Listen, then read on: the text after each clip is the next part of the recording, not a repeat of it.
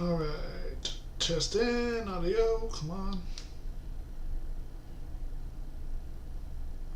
New channel. Live. Can I not do that on this one? What? SorenPlays. Shows me. Alright, audio sounds good. Alright, cool. Alright, let me change my camera. Not my camera, my phone. Display. Screen timeout. 30 minutes.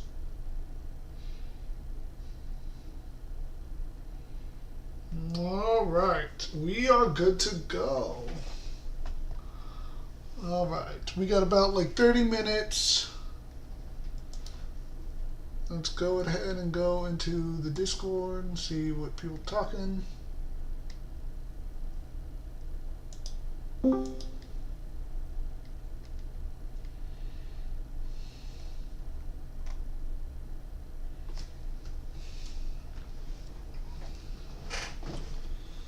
Alright, we got plenty of time, it looks like.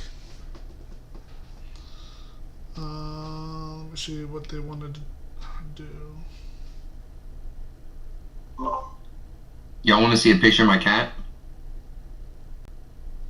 Perhaps. Yes. Post it in chat. I'll post a picture of my dog if you post a picture of your cat. Whoa, that's a cat for sure. Oh wait, is this the same cat? Hey, I post a picture of Shoebox every premiere I play in. Oh, okay. Ah, I see you also watch Team Saga. It's more of a background noise, but I was just about to call that out.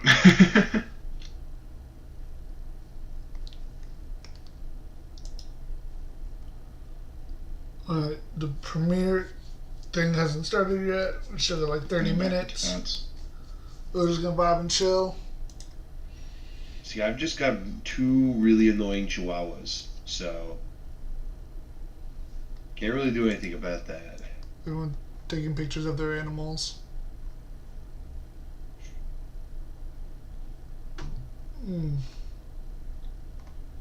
Oh, look at the animals.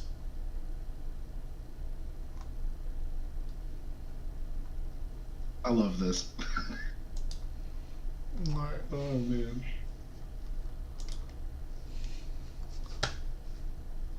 Stole Shoebox is crazy.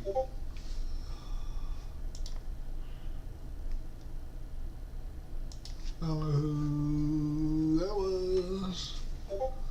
Dun, dun, dun, dun, dun.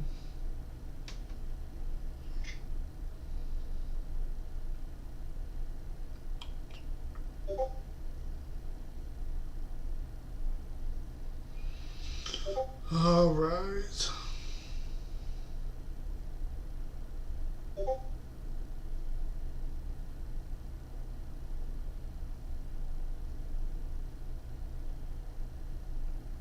Oh, are Hazy and them actually doing stuff? Are they commenting today? Is that what's going on?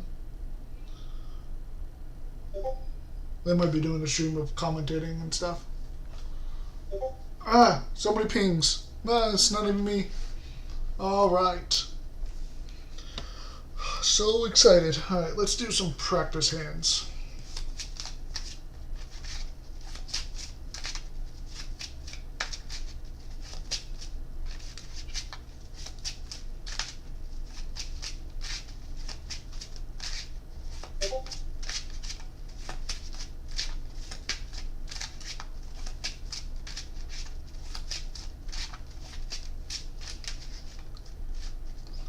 Alright, cut. 1, 2, 3, 4, 5.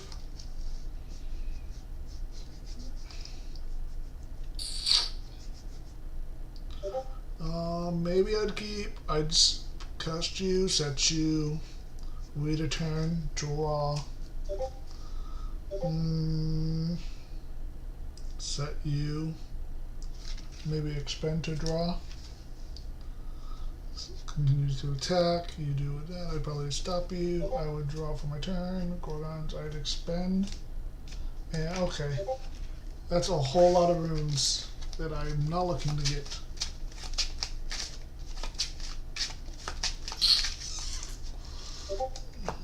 Yeah.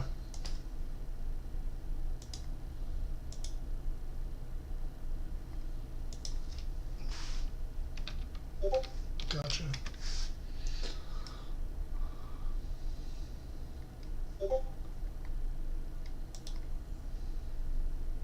Are people still posting animal pics? Jesus. They're posting animal pics. Alright. So let's do 2, 3, 4, 5, 6, 7, 8, 11, 12, 13, 14, 15, 16, 17, 18, 19, 20, 21, 22, 23, 24, 25, 26, 27, 28. 2, 3, 4, 5, 6, 7, 38, 39, 40. Cool.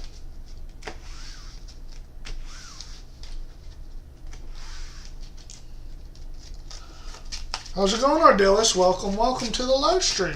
How have you been? It's been a while.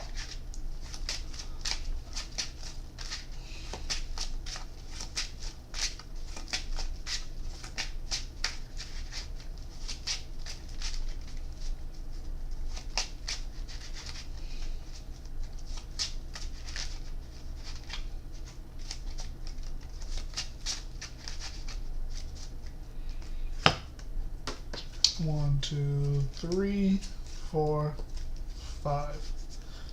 Draw? No, bad hand. Bad hand. Yep. Well, it got better after that one, but you're still waiting on your order of Lifestream? That's wild.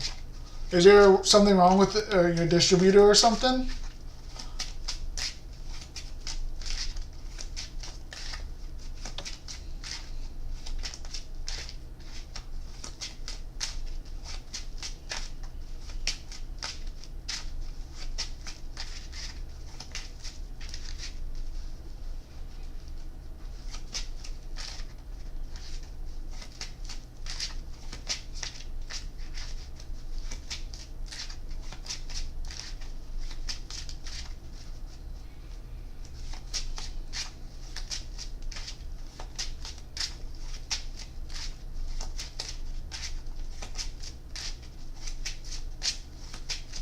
Hope you get your stuff soon.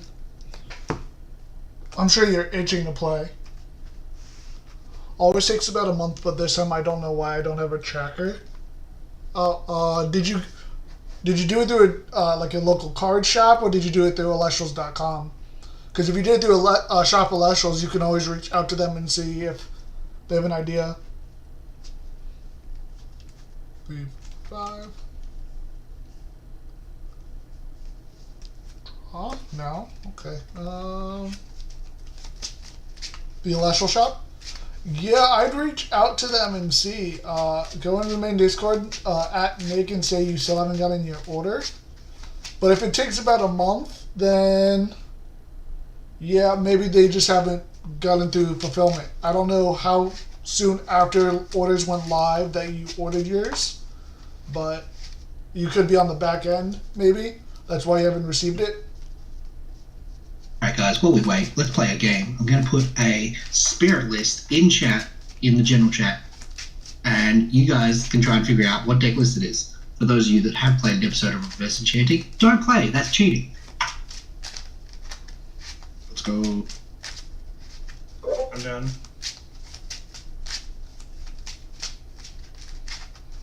So we've got 2 fire, 4 water, and 14 frost. Firestorm post-ban list. Which top 16 deck is this? Could you repeat that? So it's written down in general chat, but it is 2 fire, 4 water, and 14 frost. It is Firestorm format, and it is after the ban list. Clearly, this is Cryo Scorch, guys. 4 bronze. He said There are no top bears 15, involved. right? It's a top 16 from a premier or open event. Alright, it's Wait, what's the question? with main Clearly, deck. it's fire artifacts.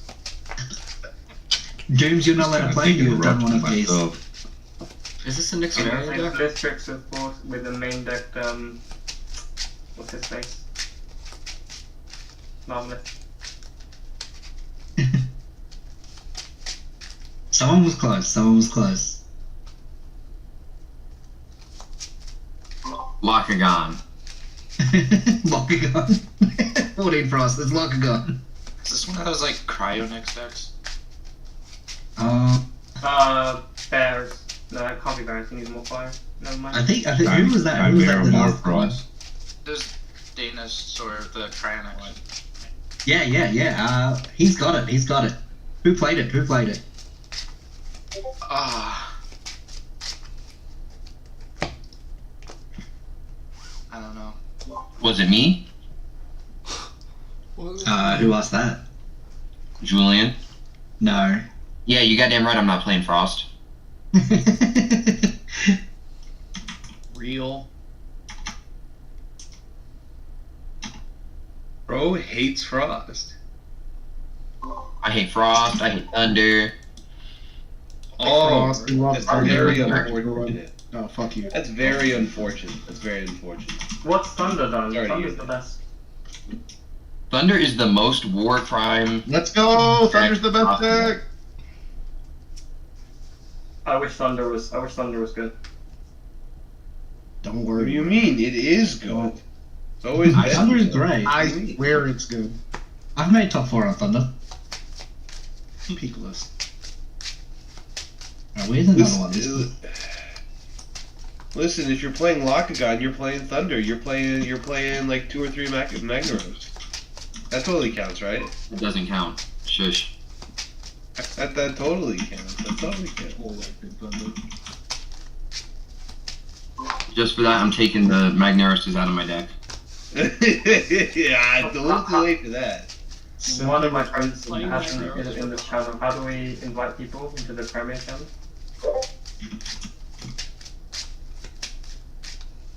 There's a link on the page for the premiere itself.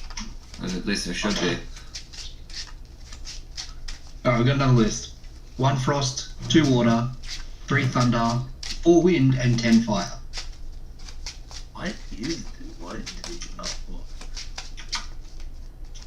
Clearly, they were playing Hurricane. How many wind was it? Is it 4 wind. This is Ooh, this is who said that? Johnny Who was that? S playing in Fornax. No. You're not the first one to think this is in Fornax, though. Cobalt, was I right? Who's asking? Spiders? Question mark. Oh, Adam? Yes, you're right. You're right. Who played it? Who played it? Me? No. Okay. Was it? Rybots! Okay. Yo! Oh, was it top 16? It's the same list. I played the same list. No, I win that. I win that. I get Yeah, but that. it was a top 16 list, buddy. Did you get top 16 with it? Yeah, that's right. I got 17th with it. Alright, we're gonna do one last one, right? One last one. Go. We have about 15 I more don't want to hear minutes, any guys. 17 jokes. That's wrong. Well, that's that. So wait. I don't want to hear any jokes about 16, 17. Julian, never talk again, please. Nope.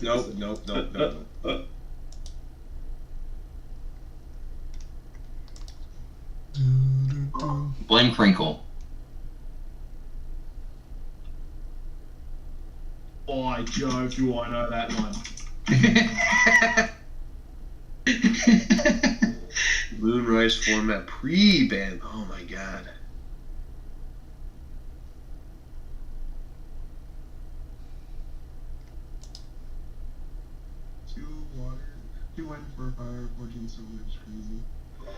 I clearly don't. It's gotta be a Draco Ray list, right?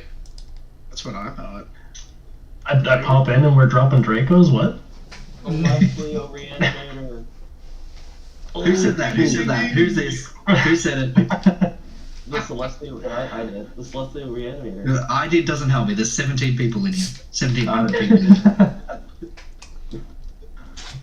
It was me. It was not. I think was it Mr. Payphone? That name lit up. If nobody's gonna say their name, it was Julian. I got it right. Give me the point. Hey, there you go. That was not Julian. Prove it. It was totally Julian. That was Mr. Payphone. I got him. I found him. That's my alt account. Alright, let me go pee in the bathroom real quick. I'll be right back, guys. I think Frasernator gave it away when everyone heard the Australian voice go, I know what this is. Yeah. As soon as we saw Solar, we immediately knew it was one of the Lumers. 6 Solar, 14 water.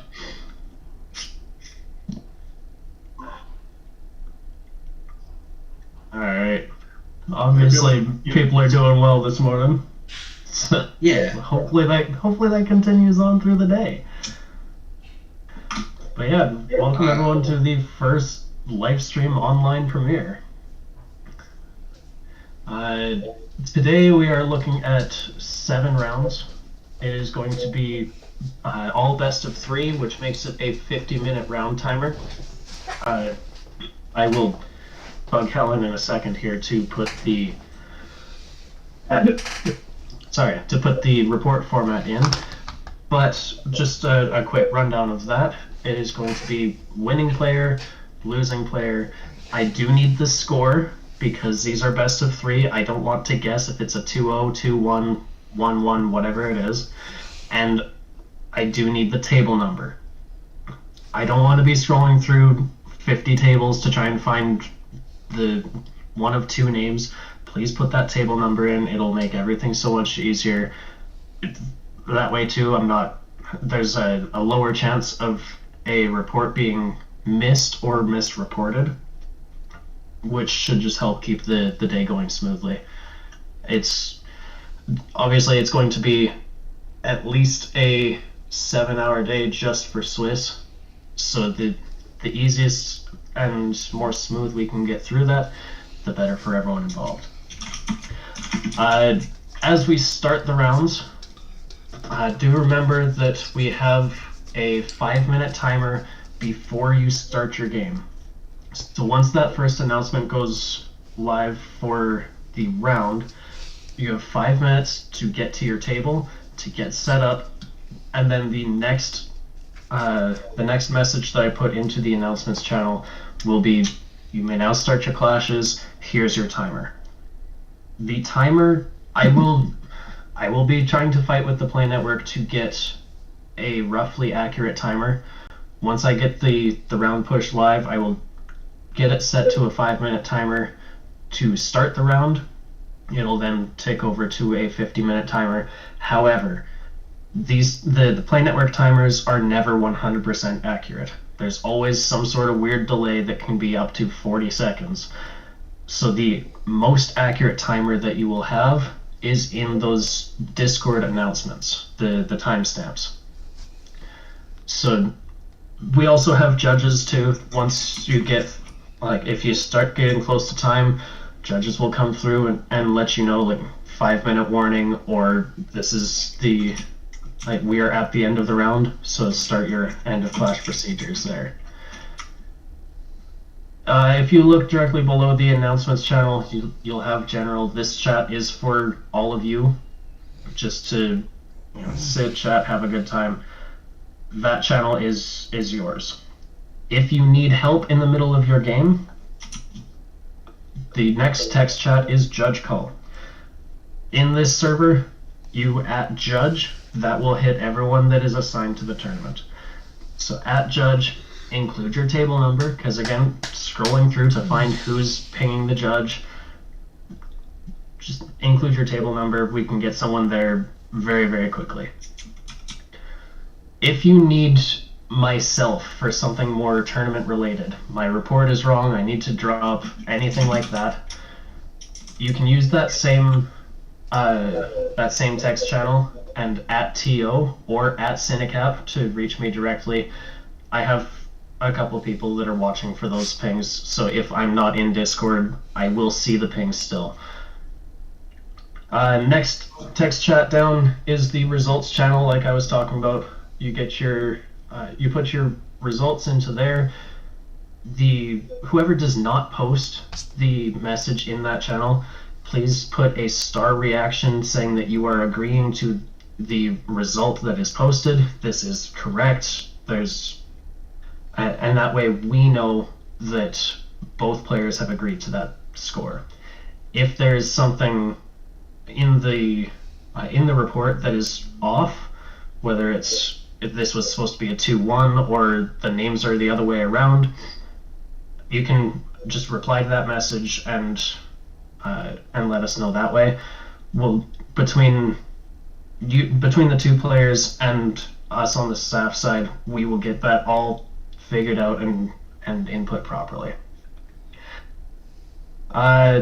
One more text chat down just to keep things neat and organized is the dropping channel. So this is where you would this is where we would request that you put your drops. If it goes into the judge call channel, that's not a big deal, but try and keep it into the dropping channel. Once you see either myself or Helen post and either directly reply, or if there's multiple drops, once you see Helen or myself reply there, we have got the drops in. Yeah, one last thing from me, if you look down below us, we should be in just the next section, tables 1 through 50. If I double check, we should be running 42 tables today. So you should just need the next section open. Your table on the Play Network will relate to the table number in that voice chat section below us. With that, I believe, if I scroll all the way back up, yeah. Alright, so I will pass it off to Skyhawk now for a couple things from his side. Nope, I will be right back. Hello, I'm Isaac, aka Giant Skyhawk, and I'm the lead judge for today's event. Cinecap covered almost everything I wanted to say. The only thing that I wanted to add is that you always have the right to appeal a ruling. So if a floor judge issues a ruling after you call them to your table to resolve an issue, and either you disagree with that ruling, you want a second opinion, or you just really want to come talk to me, you can always appeal. If you appeal, I will come down and handle your circumstance as the lead judge personally, but any ruling that I hand down is final. If you disagree with any ruling I hand down, I'm happy to discuss it with you after the event is concluded. Otherwise, best of luck to everybody today. If there are any questions, now is the time. A question. So if my opponent controls a Lustragon, and I cast Champion Galaxy, correctly painted and resolve the effect, what are the stats of my opponent's Lustragon? Sure. So Lestragon will be 6 attack and 7 defense. I have a question. Okay. Can you daze an already enraged Elestral and vice versa? What happens in that? Yes. So dazed and enraged are mutually exclusive. So if an Elestral is enraged, you can daze it, and it will become dazed. It will no longer be enraged. And the same for a dazed Elestral. If you enraged it, it will no longer be dazed. Okay. No problem. I've got one. Sure. If I control a Majesty Champion of Poseidon that has 3 water spirits on it. I love the reaction, he knows the question. And I control another Majesty Champion of Poseidon with 3 frost spirits. And then for whatever reason the one with the 3 water spirits is removed, because those spirits were treated as water at the time of the removal, is the other Majesty still correctly enchanted with the 3 frost spirits? It is not. The current ruling is that there cannot be a self-sustaining Majesty. I have a question. Yep. What are we allowed to determine with Gambit's effect? Sorry. Outside of a coin. Outside of a coin. You can use any method that would produce a similarly random result that both players agree on. So rolling a die is the easiest one, but there could be others, like a coin flip app or something. But again, both players must agree on the method. If both players cannot agree on a method, a judge will come to the table and decide on a method for you. Okay. Starting today, players are allowed to look up cards on the Play Network, correct? That started in Kissimmee, but yes. So long as you do so on a device visible to your opponent, you're allowed to use collect to look up cards. Cool. Thank you.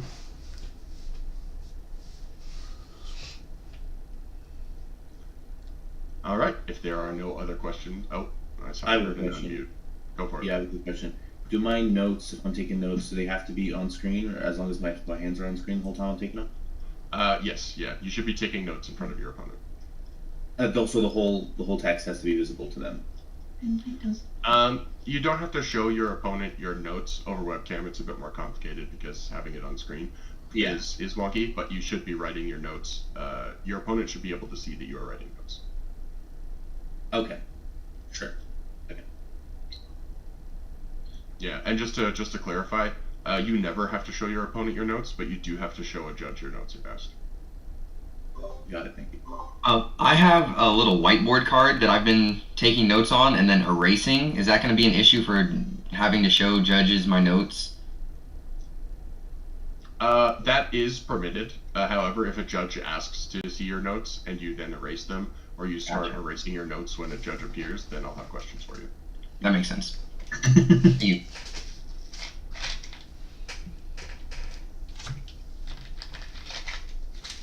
I actually don't mind that method, because then it's very easy to have a blank notes at the beginning of a classroom. Ergonomic. Mine from Cardstock TCG. Hashtag not sponsored. All right. Sorry, I just have a quick question. If we could, this is my first webcam event. If something happens IRL that we have to stop the event, should we call a judge first, or?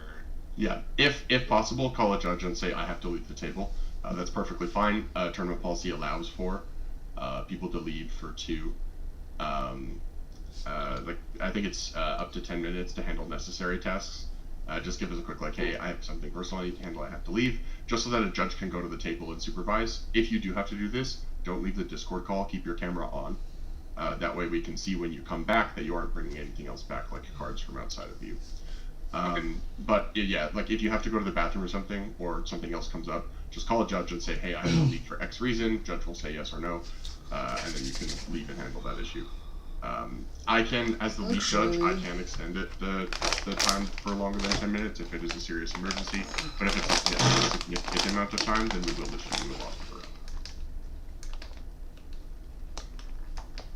round. You might not be plugged in. Whatever. That's fine. There are 2 minutes left to go. So best of luck to everybody. And if you need a judge, call a judge. One last question, as an extension to that last statement, what constitutes as a significant amount of time? It's going to vary depending on the circumstance. I guess if you look in the policy documents, it's again 10 minutes to handle necessary tasks. As the lead judge, I make a judgment as to whether or not an additional extension. That was a jump scare. So, if you want a definitive answer, there probably isn't one. It's just going to be my opinion.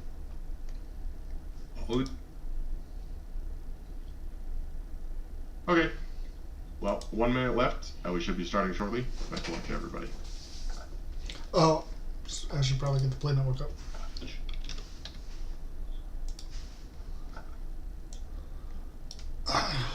Login. Oh, it shows me logging in. Cool.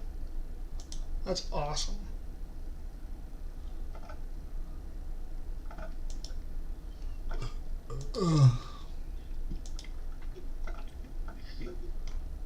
It probably helps if I have the right link too, rather than just copy pasting last premiere. All right. Round 1 pairings are now live for you. Right, Good luck, have fun. If you cannot find your table, please let me know. I will stick around in here until everyone's there.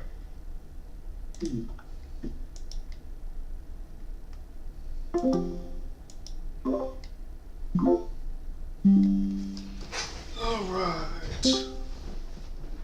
Greetings. How are you? Already into a terrifying matchup. Holy fuck. Every time I hear that reaction, it always cracks me up.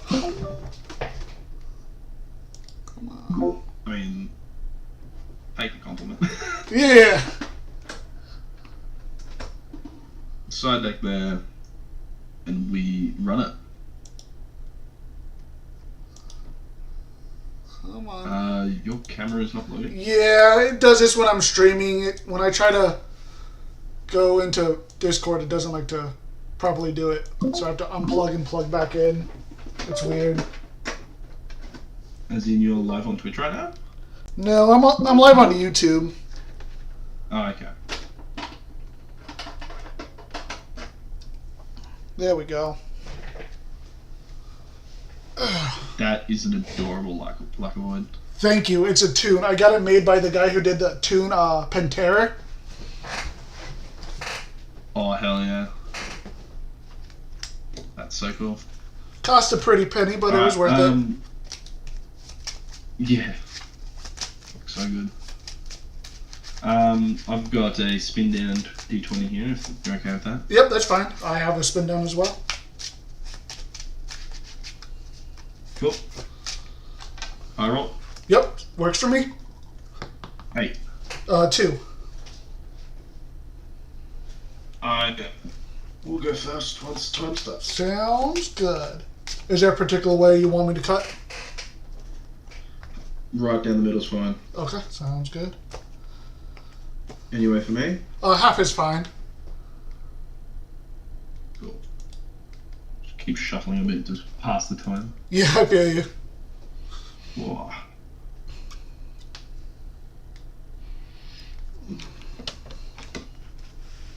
Were you able to make it to the Kissimmee? Yes, I did.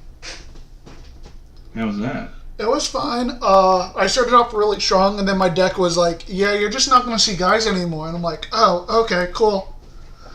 Rough. Yeah, it was. Super rough. I'm looking forward to the Sydney Open, or the Melbourne Open. That'd be nice. Yeah. I'm excited to see where they're going to have the next one, or where Worlds is going to be. Yeah, that too. Really looking forward to knowing that. Well, see, I'm at, 140 points? So I'll just get second today and I should be right. Yeah, I'm at 145 myself, so it's like, we're almost there. We just got to keep doing it. We're at the same, holy shit. Yeah. I barely made top 64 at Kissimmee to get the 20 or whatever points. I was like, thank God. Jesus. I came in at 62, so I was like, oh my God. Yeah. Oof.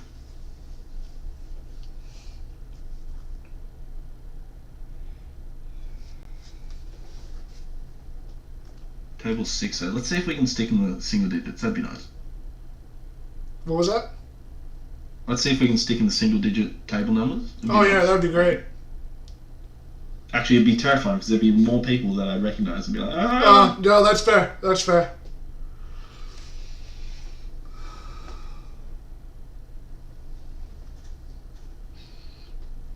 I'm excited to see what everyone brings after Kissimmee.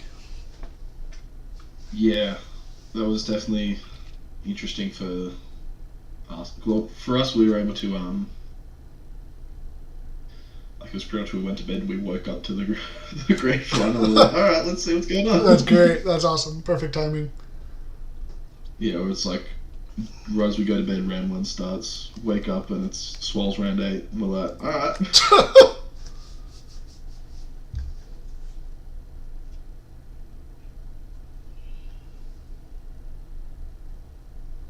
Oh, he's typing. Oh. Oh.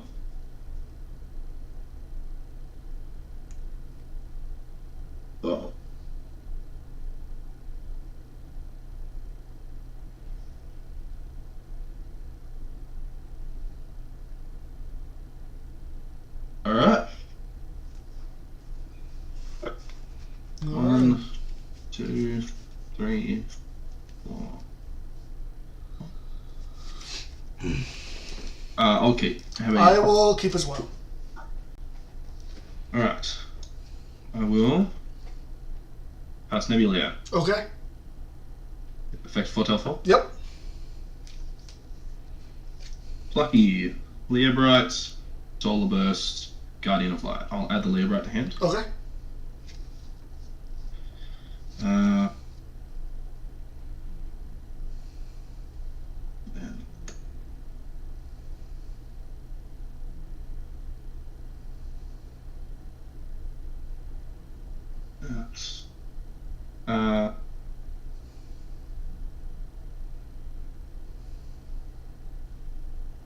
I'll Nog. Okay.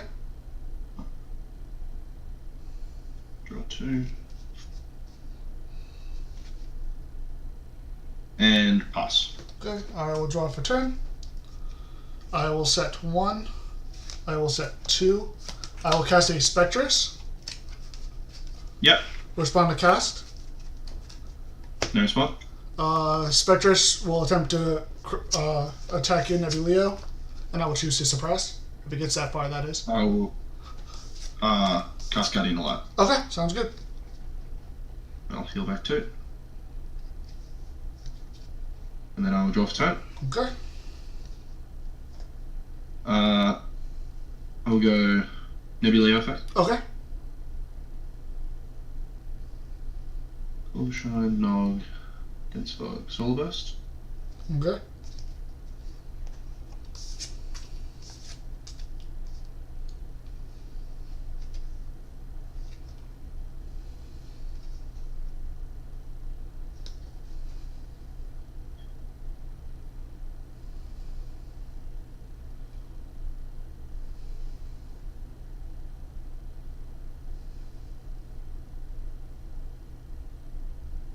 Let's see. 2 back rows terrifying.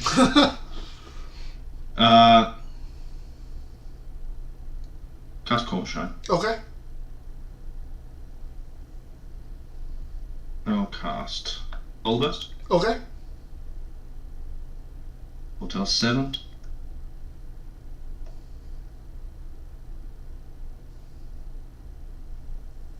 Oh wow.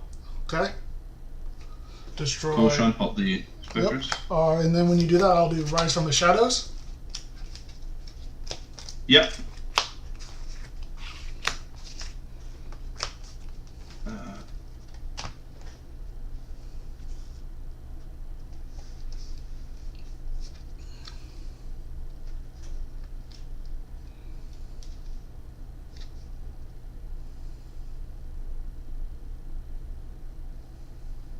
Set 1.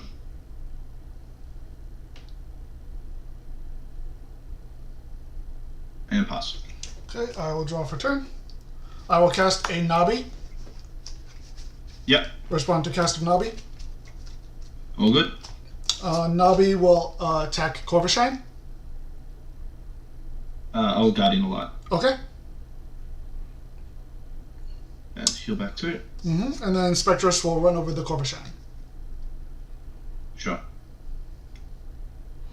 Alright, your turn.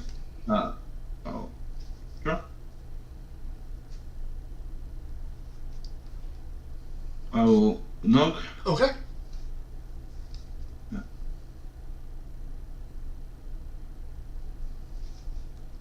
Draw 2.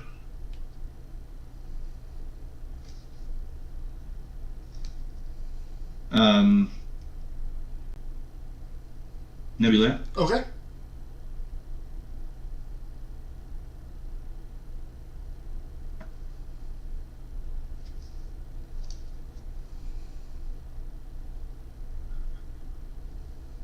Send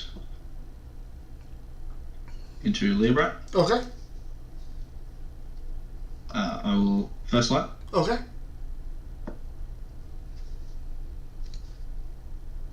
Put Celestia on top. Yep.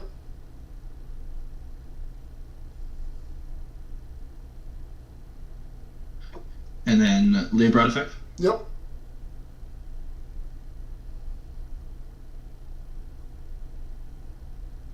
Send into Celestia. Yep.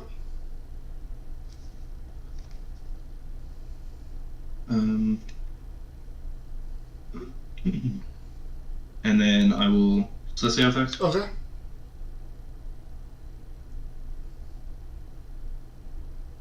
The Soul Bell, and I'll pop the face down. I will chain it with a Tsunami. You can't, because it doesn't target. Oh, okay. So you have to chain cast. Alright, well, okay, cool.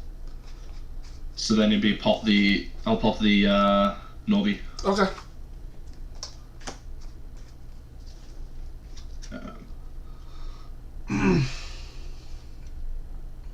And and then I will set one. So that's in defense. Pass.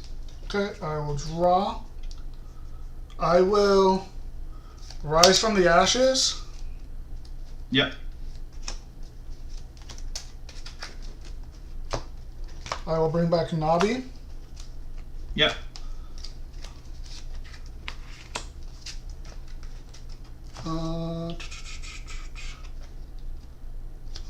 Actually, did I? Interesting. You're at 10. Yeah. Might have misplayed there this early. Let's go with a normal cast of a Cyprom champion. Respond to cast. All good. Cyprom's effect. I will go get a Dio. Bottom of my Yep. deck. God, that glare. Yeah, sorry about that. The way my lighting is, no matter what I do, there's a glare. Alright, That's Dio. rough. Yeah. Yeah, my lighting at the moment is just face the complete other way. Yeah, that's fair. I will cast Dionysus for 3. Yep. I will disenchant 1 to daze your Celestial. Yeah. Mm-hmm. And then I will pass to you. I will draw. I will cast Plucky. Okay. Effect search. Yep.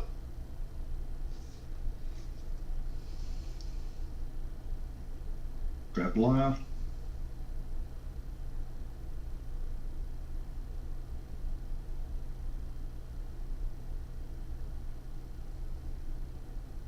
Celestial effect. Yep.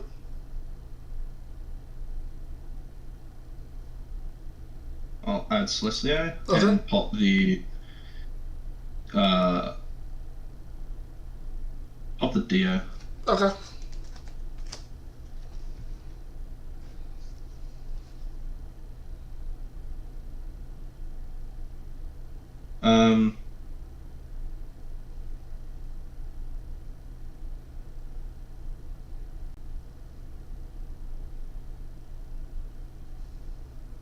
How many spirits you have? Spirits, I have 1, 2, 3, 4, 5, 6, 7, 8 left. 8. I'll change the Celestial to attack, even though it's still dazed.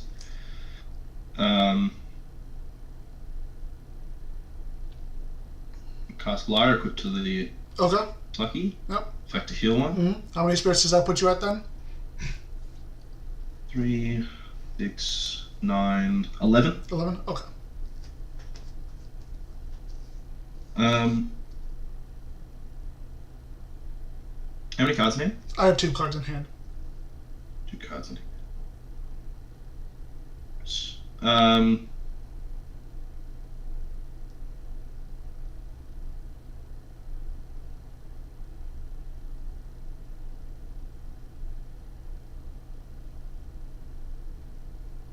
Let's see.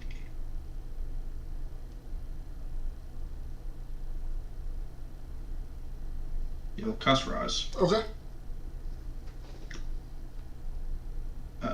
Revive Libra. Mm-hmm. So that'll put you down to 6. Yes. Okay. Yes, 6. Libra. Yep.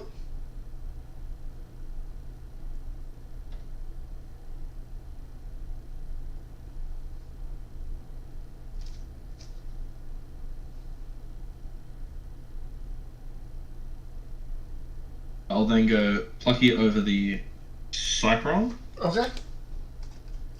And Leobright over the Norby. Okay. And I'll take 1. And pass. Okay. I will draw for turn.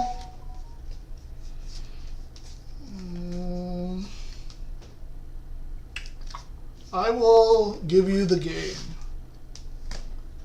Fair enough. It's kind of hard when I don't see back row to deal with your board. Yeah, very unfortunate.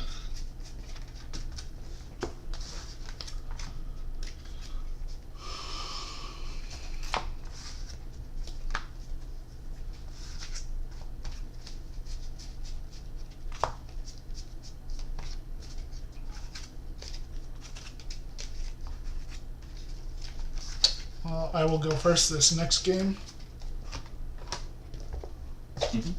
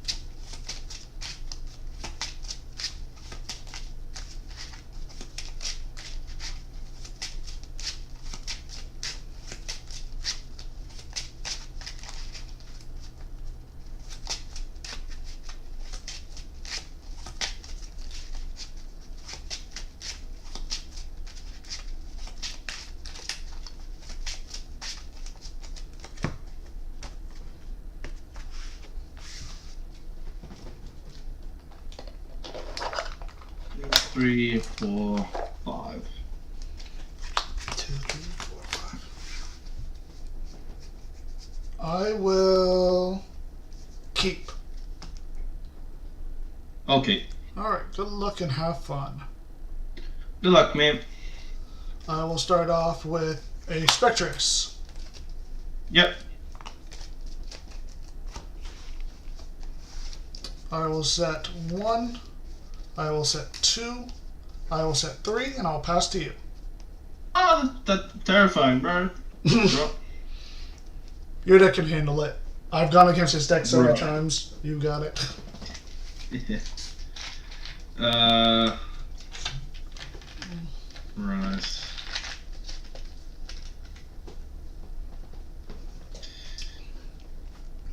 Let's see.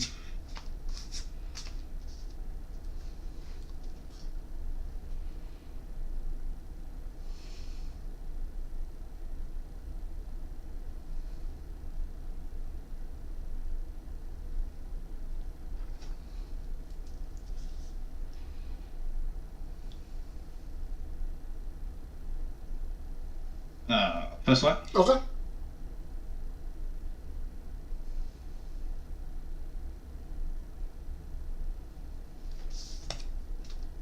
Caution. Okay.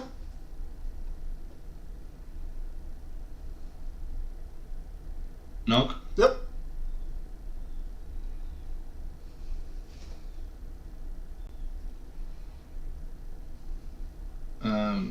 So then draw 2. Really funny. Caution. Okay.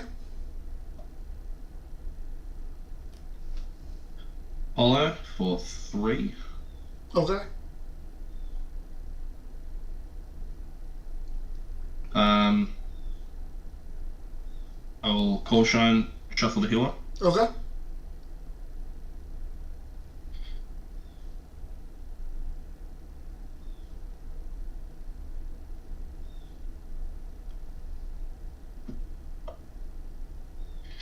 And then Apollo effect. Yep. Foretell 6. Gorgon, Nog, Apollo, Celestio, Guardian of Lights. I will not add any of those to my hand. Okay.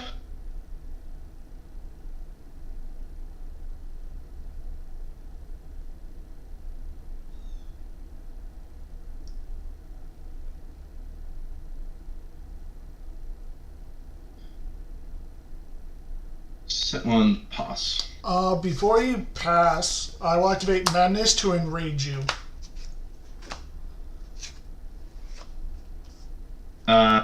In the battle phase? Sorry, no, the main? Yes, because you can't technically skip your battle phase, so... Yeah. Alright. I will equip my Gold Shine with Lyre. Okay.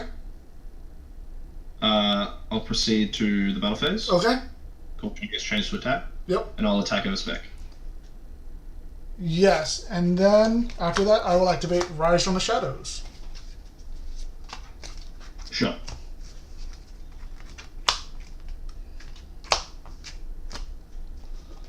Okay, my turn. I will draw. Yep. I will set one. I will expend to draw. And Yep. I will pass to you. I will draw.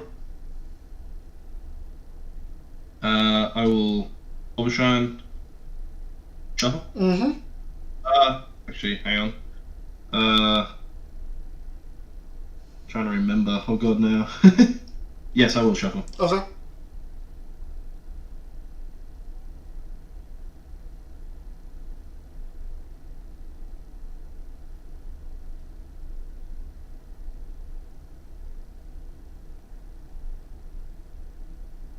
I'll then go Apollo effect. Yep.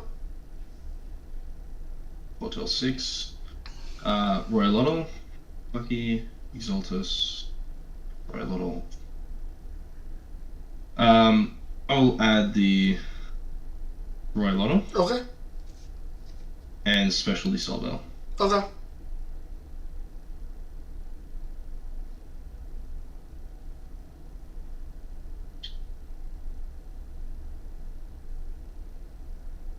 That'll go Soul Spirit over there.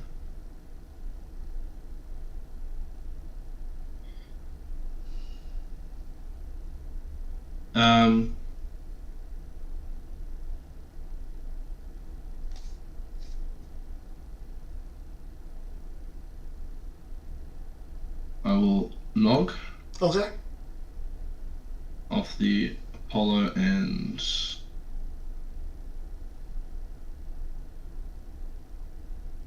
using a fire. Strut it.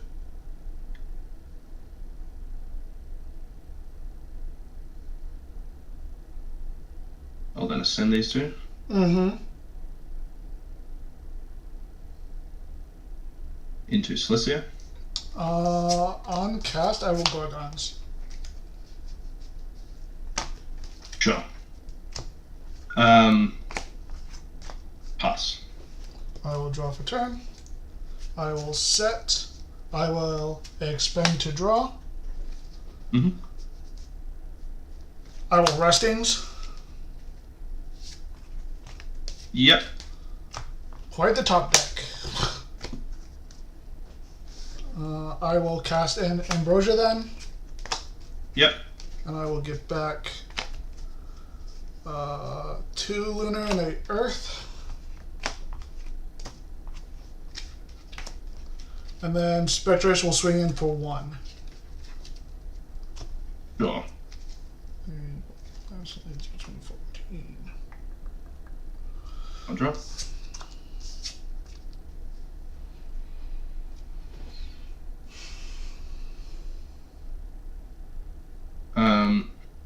I will Apollo effect. Okay. Add Royal Little. Okay.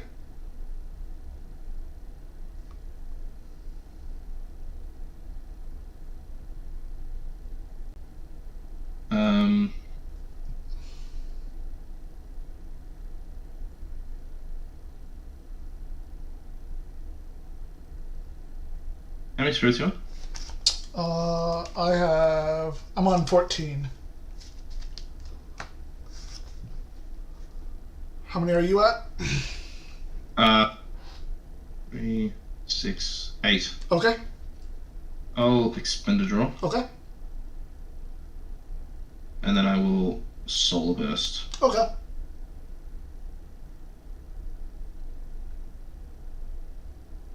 Nothing. At least you know what your next couple cards are, at least. Yes. Pass. Okay, I will draw for turn. Mm-hmm. I will expend to draw. Yep. I'll set 1, and then Spectress will swing in for 1. I'll Guardian of Light. Okay.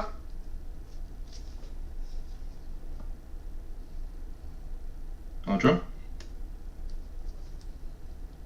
I will rise. Okay.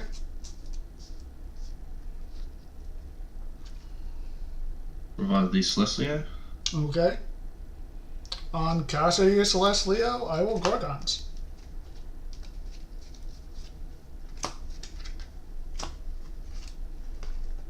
Yep. I will.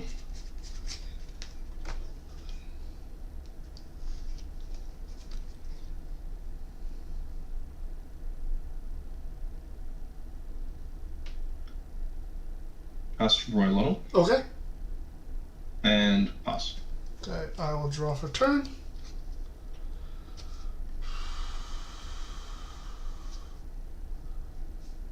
I will cast Dio for 2. Mm-hmm. I'll disenchant 1 to daze your Celestleo. Yep.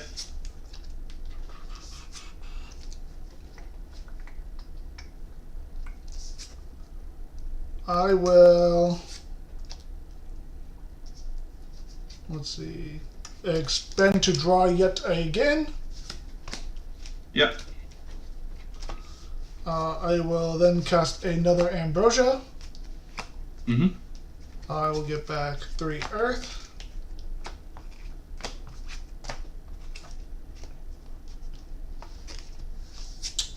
I will then have Spectress attempt to swing over the Royal Lottle. Royal Lottle effect? Yep.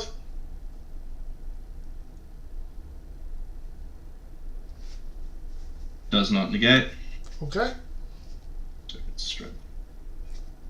And then I will pass to you. I will draw. Yep. After your draw phase, I will activate Dense Fog. Sure.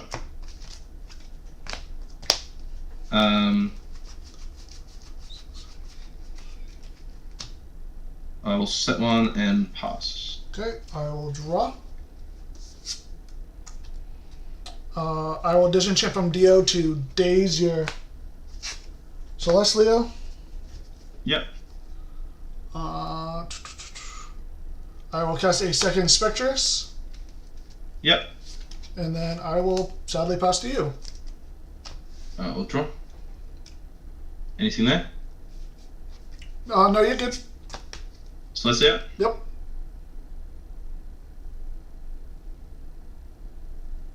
I'll add the Soul Bell and pop the face down. Okay. Tsunami? Yeah. Those go back. I will. No, it's dazed. Pass. Yes. Okay. I will draw.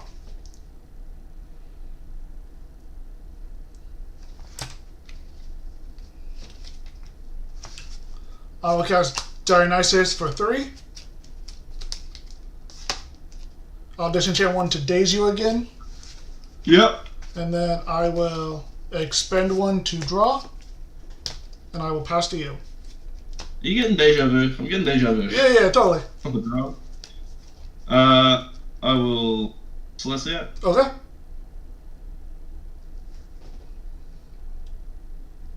Phew.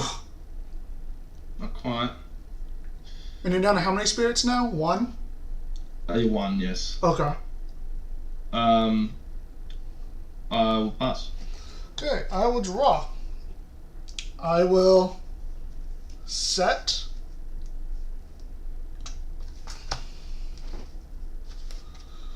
I will disenchant 1 from Dionysus to daze you. And then I will expend to draw. How can you get down to now? I'm down to 3. Okay. Almost there. Oh, hold on. I'm not done with my turn. EQ. You ripped the EQ? Yes, I did. Yep. Nice. And then my 2 specters will attempt to swing in for 2. I will Guardian of Light. Okay. Heal back 2. Yep. And then I'll take 1. Yes. I'll then drop.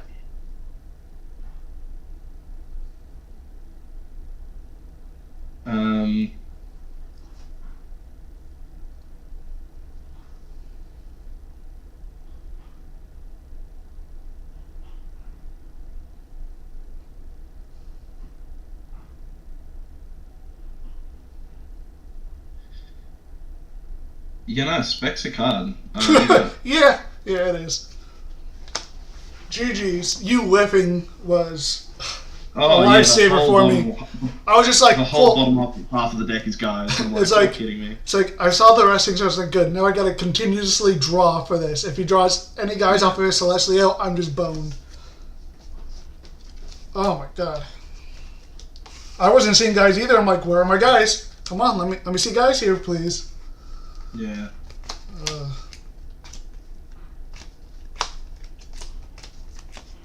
Well, then it's like any of my guys that could defend fail to do so under a neck, and I'm like, come on.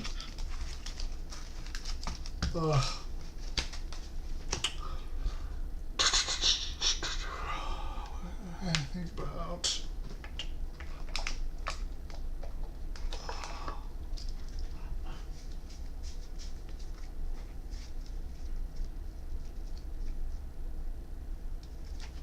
I'll go first. Okay.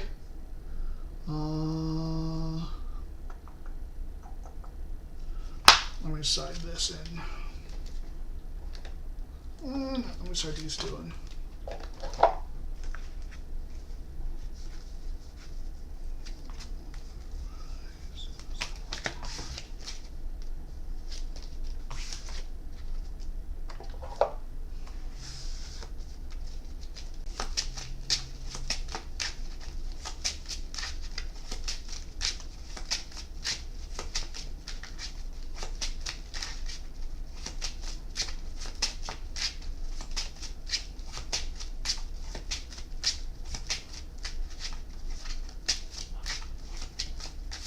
I was doing that. Still 20 minutes. Yeah, we're going through relatively fast. 5. 2, 3, 4, 5.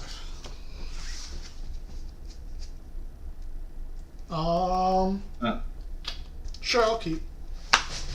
Okay. Gotcha. Nebula. Okay. Hotel 4.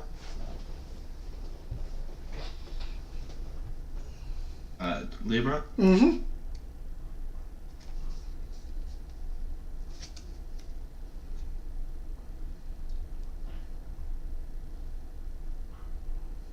Set 2 plus. Okay, I will draw. I will set 1. I will set 2. I will cast a Spectress. Dude, you gotta... Respond to cast? Yep. Nothing there. Spectress will attempt to swing over Nebuleo and suppress. I'll Guardian of Light. Okay. Alright, your turn. I'll draw.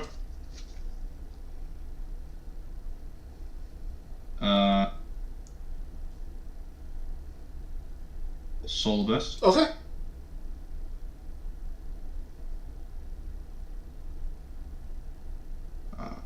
I'll dump the Plucky. Okay. No, don't worry, I don't have a Rise from the Shadows this time. Then go Nebula. Yep.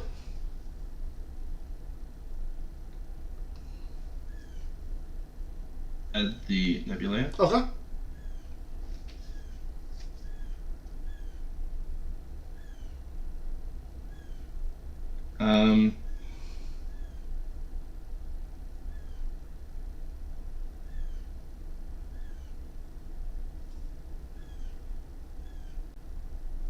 cast Royal Level. Okay. And I'll attack for 2. Alrighty, sounds good. I'll take 2 Earth. I will drop a turn. I will cast a Spectress. Yep. Respond to cast. Nothing there. Let's go with Spectress. Will attempt to swing over Nebuleo. Royal Level. Yep. I'll add the Corvishine Yep. and negate. Okay.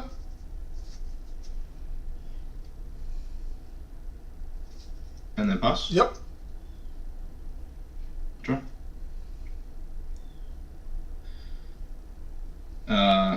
Nebuleo effect. Okay.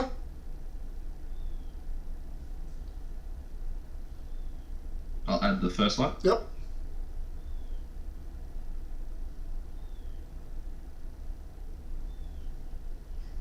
I'll then ascend the Nebuleo Yep. into Libra. Yep. First light. Yep.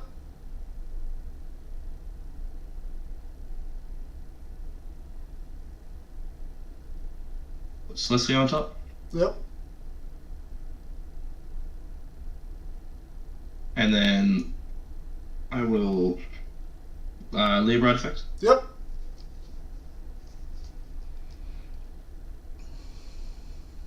Two, three, 4. Ascend into Celestia. Celestia effect. Yep.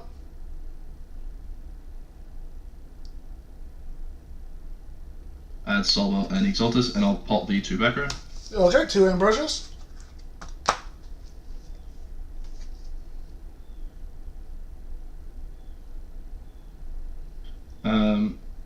Set 1,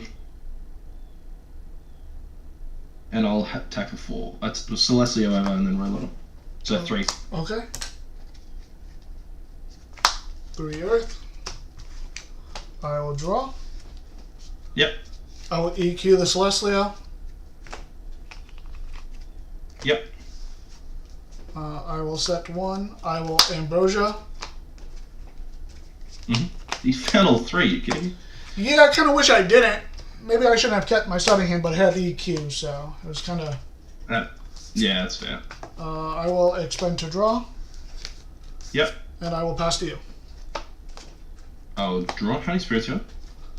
1, 2, 3, 4, 5, 6, 7, 8, 9, 10, 11, 12. Still plenty. Okay.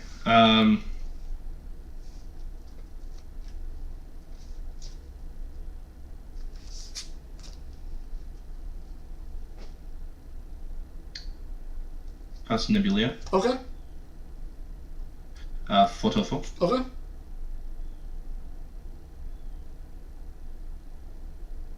Add the first line. Okay.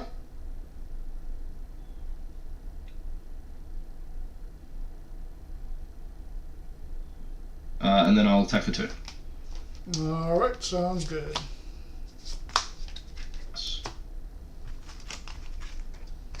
I will draw.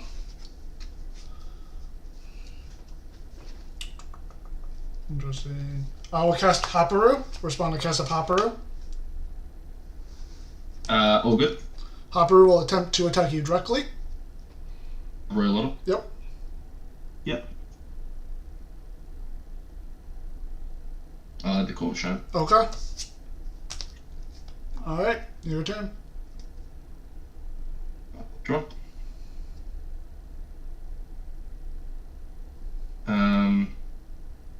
Let's see.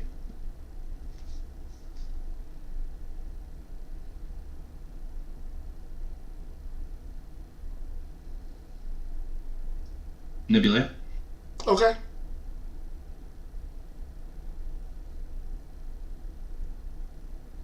Nothing.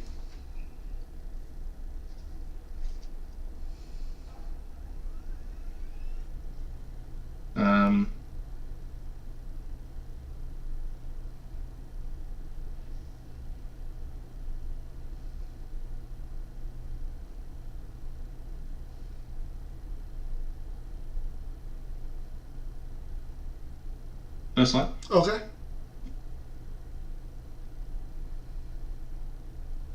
Libra on top. Okay.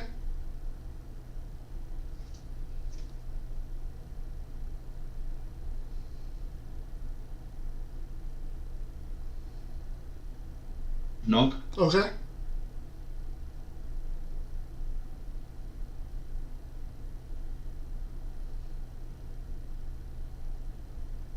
I'll send the Nebula Leo Okay. into Librat. Yep.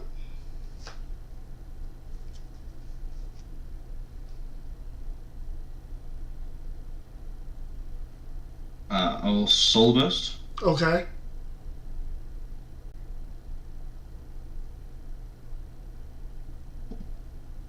Okay.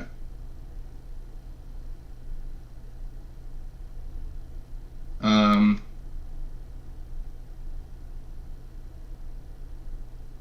many spirits go? 1, 2, 3, 4, 5, 6, 7, 8, 9. I'll go combat Libra attack over. I will Gorgons. Sure. Pass. I will draw. I will set 1. Mm-hmm. I'm pretty sure I just lose because I know what your next card is. So let's go Restings on your Royal Otto. Yep. I'll ascend Hopperoo into Lotagon. Respond to the cast of Lotagon. No response. Lotagon will attempt to swing over the Leo Bright. I'll Guardian of Light. Yep. Heal 2. Alright, your turn. Draw. I will. Yep. Rise.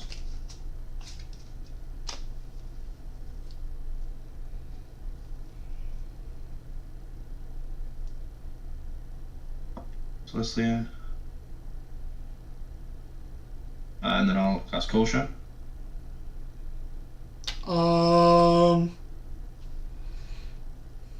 I'll just skip because this is no matter what I do, you just win. Yeah. GG's. GG. Boy. As soon as I saw the Rise as your next 4 cards, I was like, there's no point in me playing anymore. There's just nothing I can do. I literally saw no back row most of that game either. I just... Rough.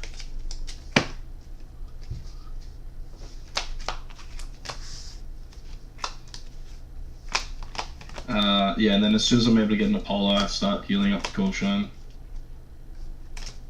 Very slowly healing, but... Like, they've overtuned Solar so much this set, and they've overtuned a lot of decks, but like they really overtuned Solar and Water, and it's like, guys, what are you doing? I mean, we've always had one guy at our locals here playing Solar, and it's been like this the entire time. It's simply just Cold Shine. Yeah. Like, Solar Burst, everybody's saying that's the broken card. No, it's Cold Shine. No, Solar Burst isn't that broken because you're forced to. Like, if you only have a 3 cost, like, you have to get rid of it. Even if I have a 1 cost. So, like, that's the downside of it. What results? Oh, yeah, main deck. Oh, yeah, main deck. Side. I just needed to see more guys in back row. That's really it. Yeah, a guy that isn't Spectrus. Yeah, I mean, Spectrus is great for the most part because it shuts down, like, your Leo and stuff, but, like, after that, it's kind of...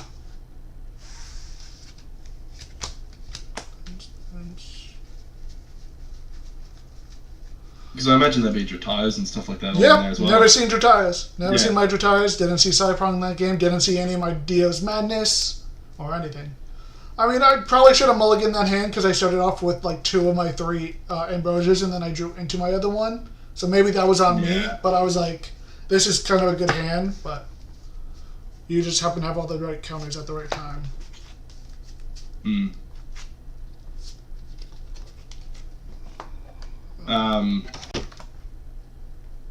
Have you seen many other versions also rocking First Light? Because that was the one. Yes, I faced a couple that were running First Light in Kissimmee.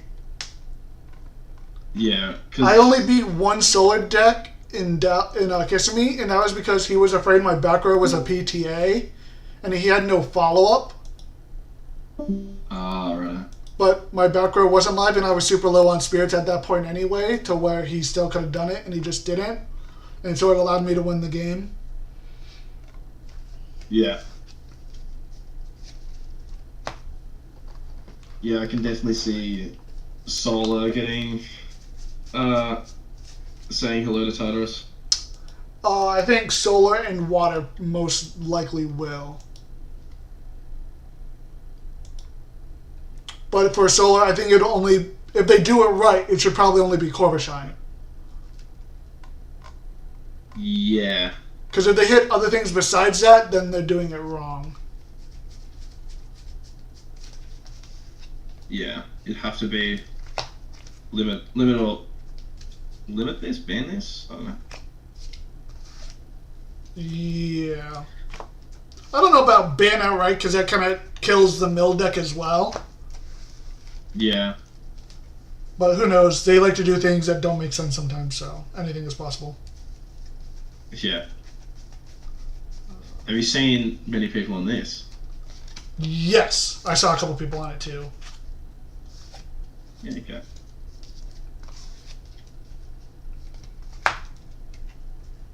Cool. Well, good luck for the rest of the event. Thank you. You I'll too. make sure to. I'll give you the good tiebreakers. Don't worry about it. Yeah. Yeah.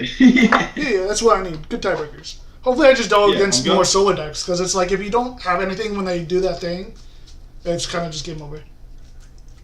I only won that second game because I top decked 2 times, and you were whipping your mills. Yeah. Oh god. Yeah, and I was down to a frost and a solar, and I'm like, oh. Yeah. Good luck, man. You too. Bye.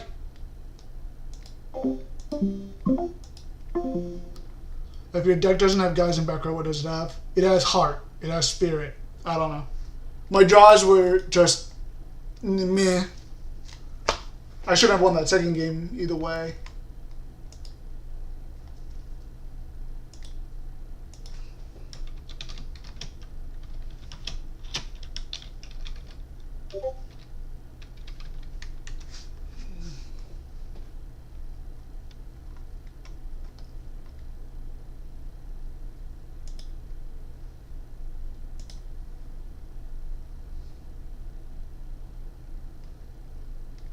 I guess leagues for ZA are being posted.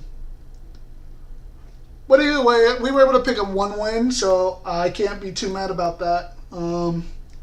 We have what? 5 minutes left in the round? Okay. I'm not mad.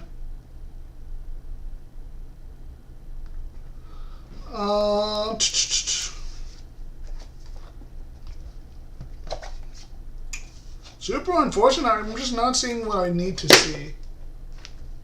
Alright. 1, 2. I think that was also on me for keeping that hand out. I shouldn't have. I should have tried to keep it for back row. And maybe I also should have set it in spoiled fruit for his guardians.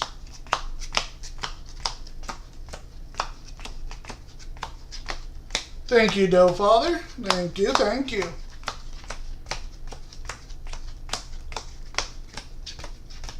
I just got to win on out for the rest. Hopefully I don't see any more Solar, because, I don't know, like we were talking about, they overtuned Solar a little too much with Corvishine. The fact that you can see like a 4th or 5th of your deck in one go is absolutely stupid.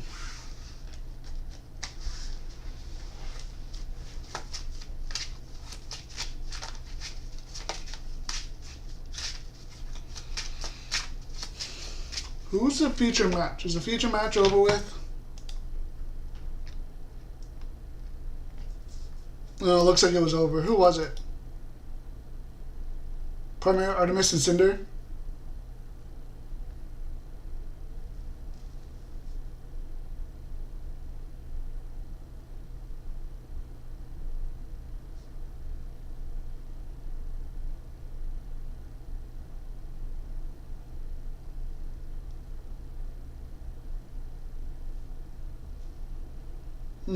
P-Box? Yikes.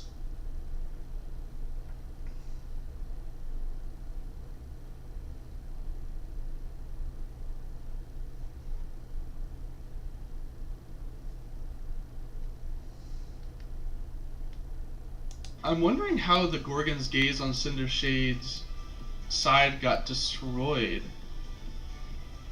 Yeah, I don't know. Maybe if it was, I don't think it could have been a chain of anything. It might have just been, as you said, it's gross set.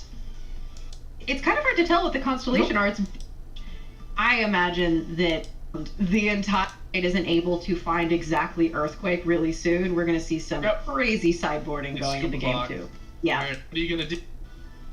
Properly, it's Cinder Shade that there isn't anything that's going to make it into the next turn. However, another Spectaris coming down from Primary Artemis. Yeah, and that does deal with the board. But it looks like we're just going to pass, which is very interesting. I would have expected a crash here. I mean, if we just want something on the board to be able to ascend over, saying, yeah, you can't get rid of this with counter runes right now, makes a little bit of sense. And we have Hopru coming out once more. That's my goat. That's my... I don't even know what it is, actually. It's like a little... Kangaroo? It's like an insect kangaroo. It looks like we're going to attack direct.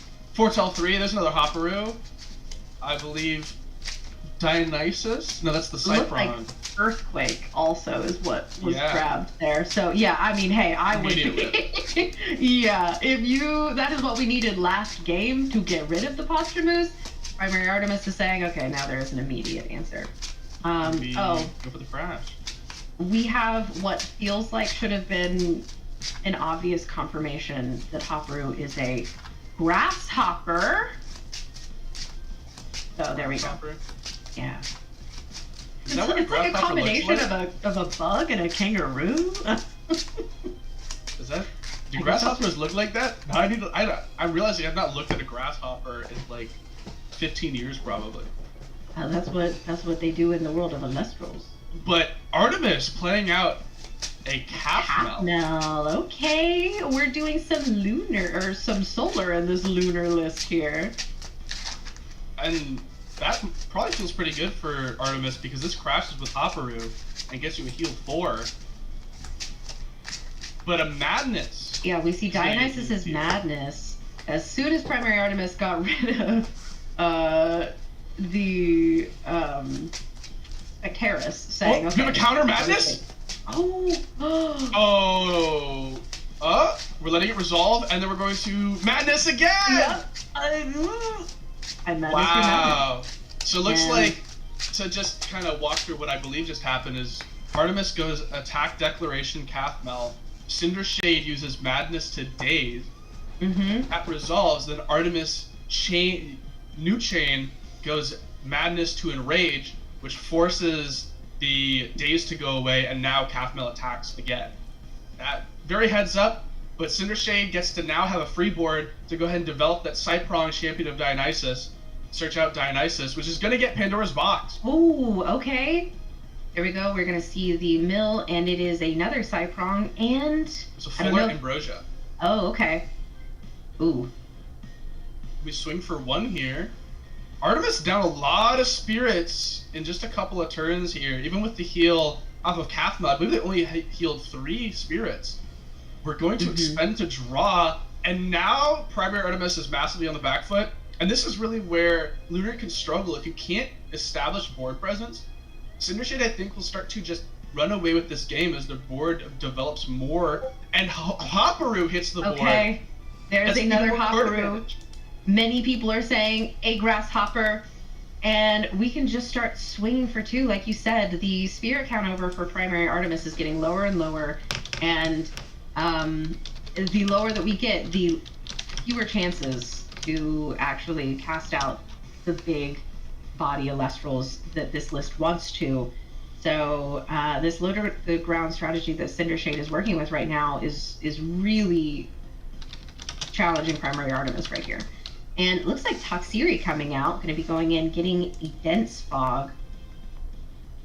Looking for denser fog here, something to deal with this board, but it's just dense fog. Toxiri is such a cool Elestral. I'm really happy that it's getting its time in the sun this set as a little anti-meta pick. Yeah, and I mean last game, it was great. It was one that felt great, but I mean, with 4 back row set, goodness gracious, we need to start seeing some action for primary Artemis. But instead... Lunar, that's a Spectaris. Ooh, the Stellar Spectaris from Cindershade. Was that one of the ones I We are traded just away? developing threat after threat after threat here. I do have to note here, Toxiri is a board wide. Suppressed Elestrals get -2/-2, meaning Spectaris, when it suppresses Toxiri, turns it to well, nothing. It doesn't change the stats because it's suppressed and doesn't give the -2/-2. But it looks like but it looks like we're gonna Gorgon's Gaze the Spectaris attack here, and we will go Hopperoo direct for 1. Yeah, I mean, listen, Hopperoo was really represented in Kissimmee, and this shows why, because it's like, even if there is something that you can't get over, you are still putting your opponent on a timer every single turn. And we see the Foretell here grabbing something that was just right in the glare. We did see a Pandora's box put to the top, though, which I think is going to be curtains for primary Artemis, as that just guarantees that they're not going to be able to get through. But hey, it's Gambit! You could always flip heads! You could always flip do heads. it! And we're going to Gorgon's Gaze that. Oh. So sorry, Kay. It is not meant to be. This Gambit is not going to be able to pop an Elestral. Not swinging in. Can't have anything in this house. Can't have pops in Elestria. Okay, and I mean, at this point, yes, if primary Artemis is able to maintain this board state, we could even possibly see an ascension into a 3-drop going to next turn. But we know Cindershade has the Earthquake. We know that this board is already wide enough that one single Elestral isn't going to be able to deal with it in time. This is a bit rough. Primary Artemis just swapped this Toxiri to attack position. I wonder if they're intending to out this Hopperoo here, using the dense fog they have set, because they know that this Hopperoo is a clock. Every turn, they will exactly take damage. And so they are going to use the dense fog. Does Cindershade have anything? They don't, and so the Hopperoo will go to the underworld. Certainly not in lock. Alright, let's go into the general.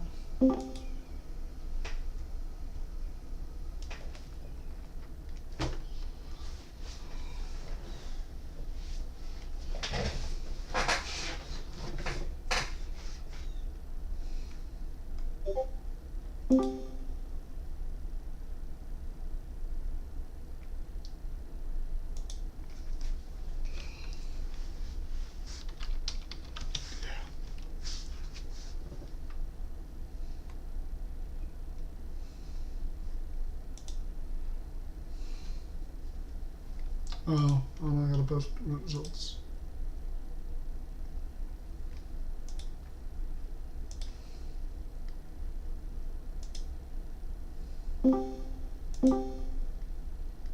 Oh, is Rachel up?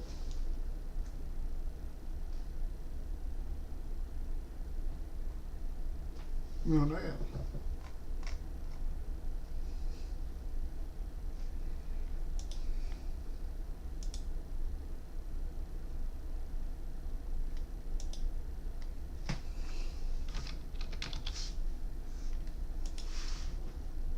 And she's still going.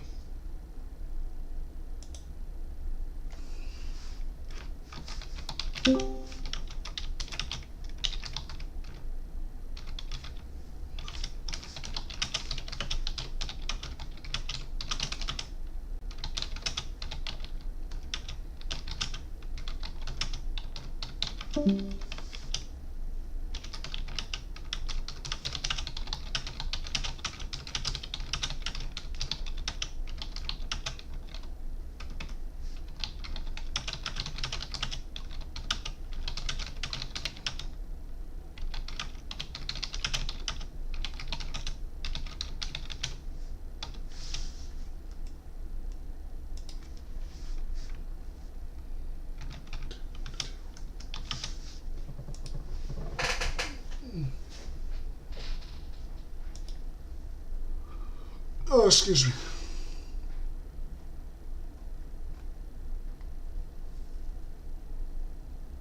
Let me turn the fan on. It's getting a little hot in here.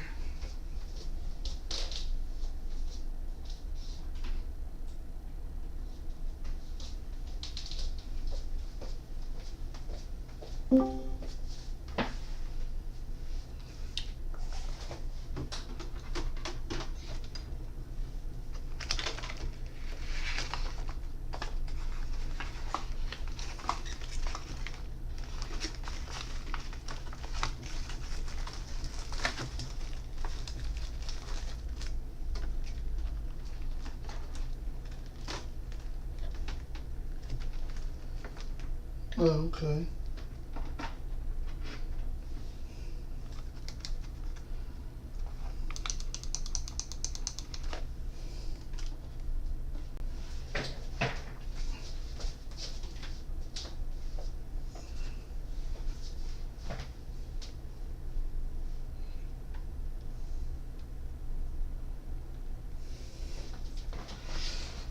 Maybe that's a little better for the playmat. I know you guys can't see my playmat, but that's fine.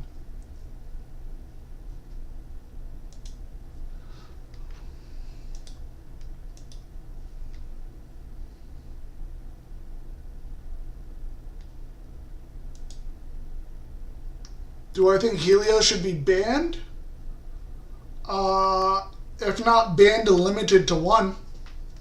But at that point, if you're doing it to one, it should just be banned altogether.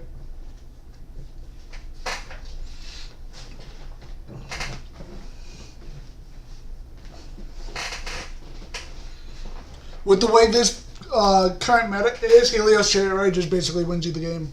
Because you do one big push and then it's just game over. Granted, your opponents are able to respond in that window of you activating Helios Chariot Ride. So it's not as bad, but it's still a 2-cost turn that shuts your opponent from having any counterplay whatsoever. Is just absolutely brutal.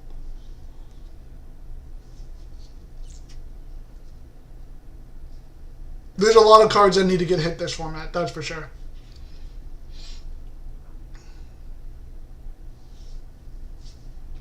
Like the new Chloroshine definitely needs to get hit. You shouldn't outright ban it because then it just kills the mill deck because then mill is just bad. But limiting it to one would be good. What other? There's some others, but those are the main ones. How's it going?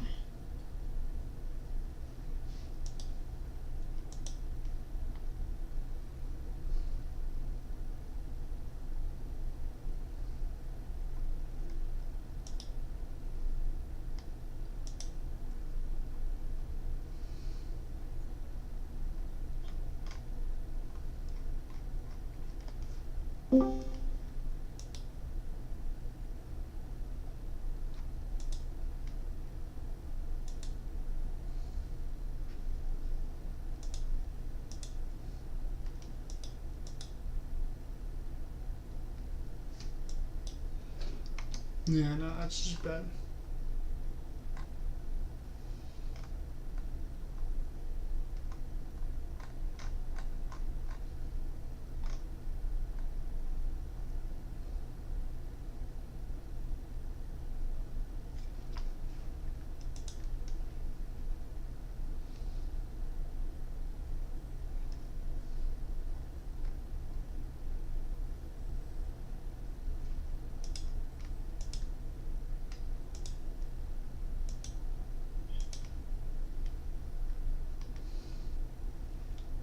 That's everyone, right?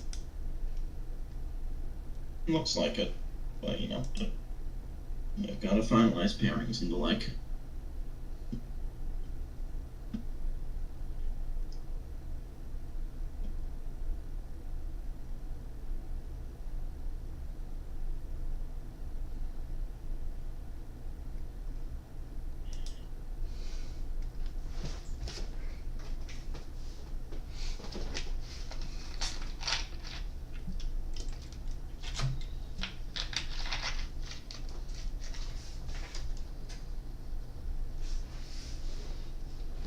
little bit better lighting. Kind of dark out. About a storm.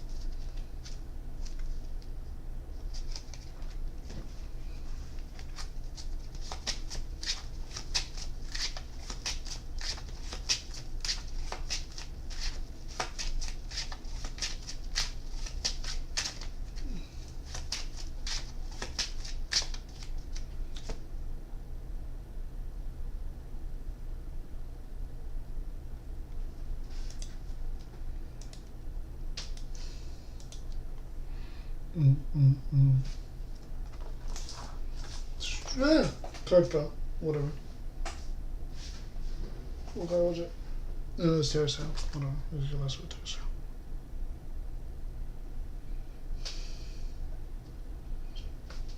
Turn of the zombie dead. Turn of the zombie.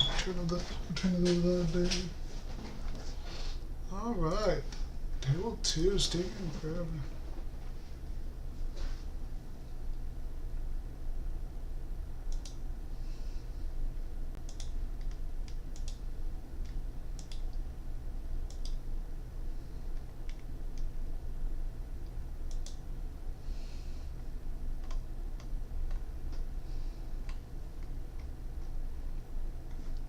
Oh, excuse me.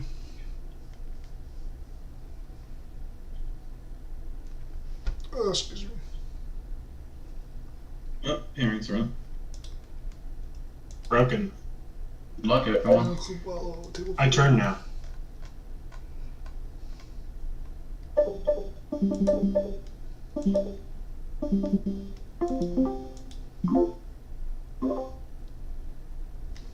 There we go.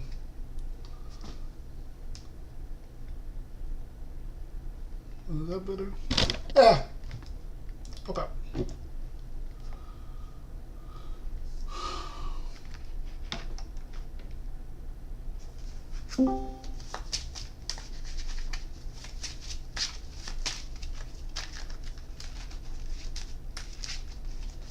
How's it going, my friend? Good, and yourself?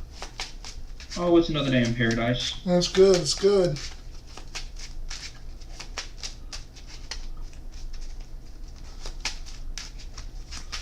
How'd your first round go?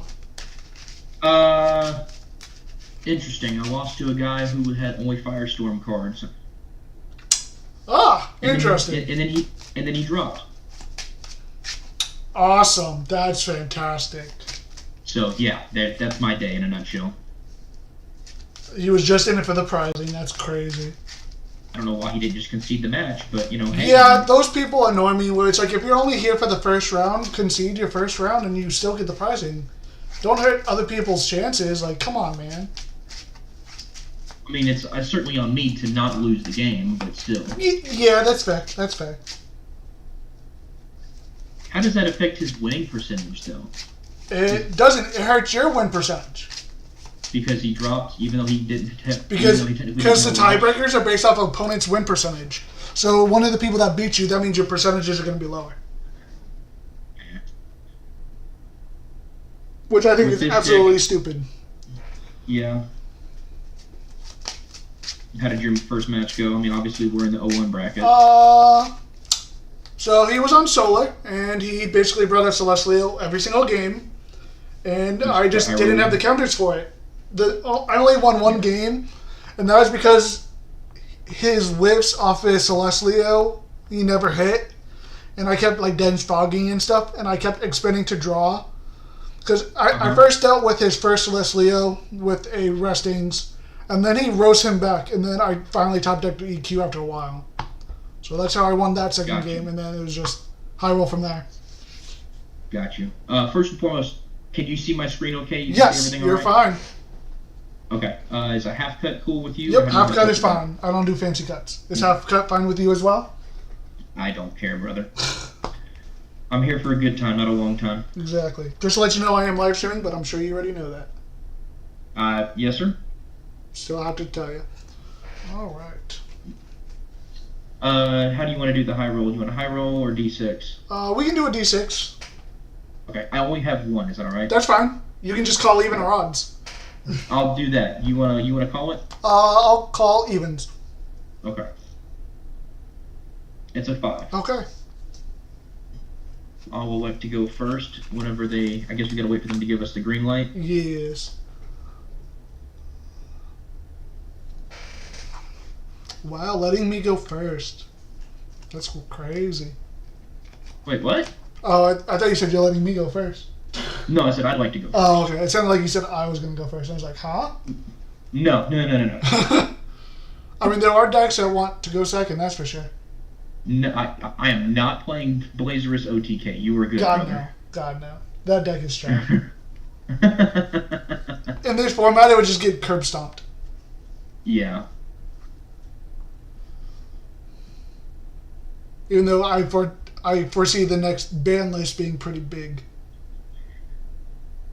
Oh, I mean, I know obviously Chariot Ride's probably on the chopping block. Yes. You think they'll finally ban Rise as well? I don't think Rise is a problem. So the main issue, especially for the Celestial decks, it's the Corvishine. They don't hit Corvishine, do they?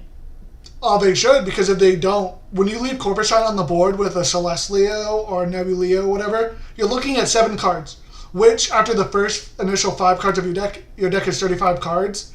Being able to see 7 of them is a fifth of your deck, which is pretty significant. Yeah, but I mean, that requires you to get into Celestial or... I mean, even if you don't go into Celestial, even the foretells off of Nebuleo, it's still 7. Off of Leo Bright, it's still 7. Off of Apollo, it's 6. So, like, you're seeing a significant amount of your cards, which allow you to take your Elestrals out, put them into your hand, and then you just top deck your counter rooms to stop your opponent from being able to do anything. Yeah, that's fair. I don't know. You could talk me into it. You ready to get started? Yeah. See. I'm going first. I will keep this handy. I will mulligan. My spirits are backwards. Let's fix that. I'll do 2 Lunar. Okay.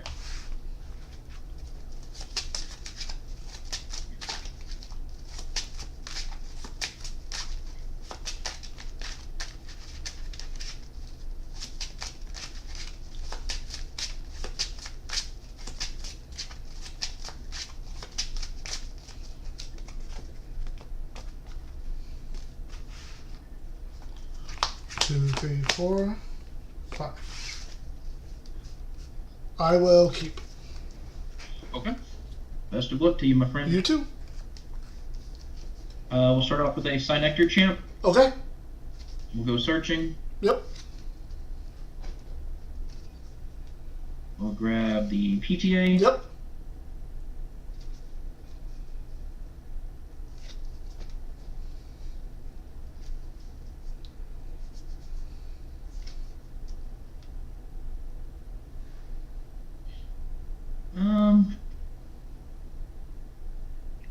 I'll set a card and I'll pass. Okay, I will draw.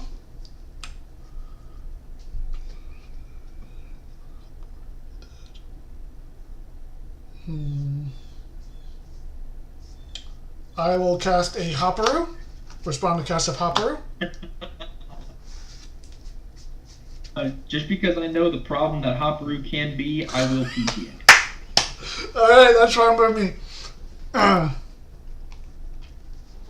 Hopperoo will attack you directly for 1.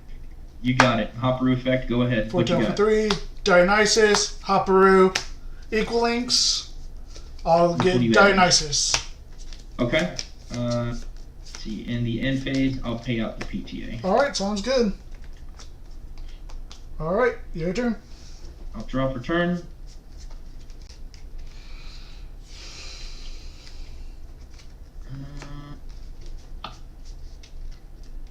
We'll go with second Ignectar. Okay.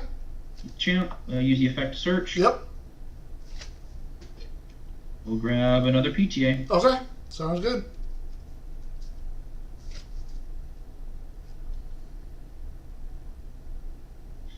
I love Hopperoo.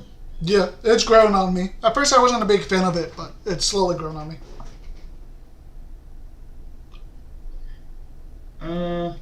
We'll set a card, and I'll just go to battle and swing for 2. Alright, sounds good. Here we go. Alright, I will draw for turn.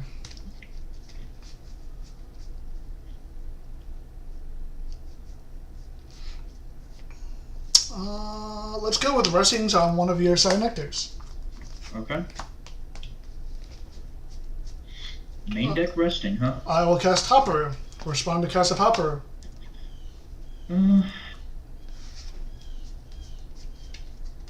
No, I'll let that one go. That's fine. Okay. I will cast Dionysus. Alright. For 3. Okay. And then I will have Hopperoo attack you directly for 1. You got it. And then Hopperoo's effect. Hopperoo, Rise, Tsunami. I'll add Hopperoo. That's crazy. Okay. We're just getting the trifecta. Got it. And then I will pass to you. I'll draw for turn.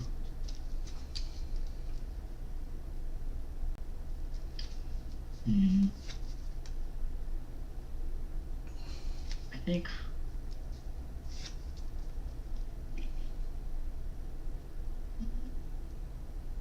probably better to go. Let's try this. I think. Yeah. Let's ascend over Ignectar. Okay. Into Autogon Champ. Okay. Let's see.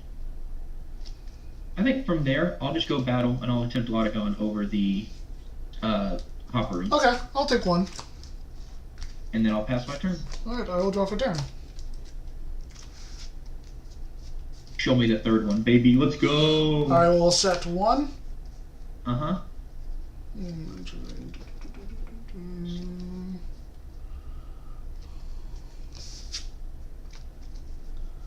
How do I want to do this? That would daze you.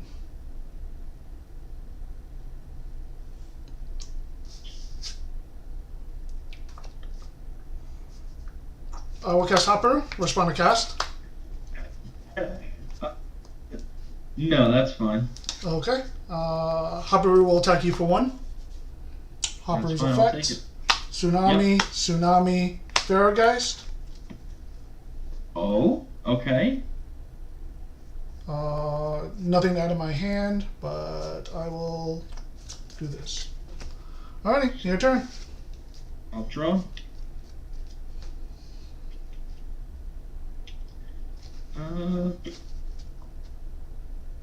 I'll just run out a Spectaris. Okay.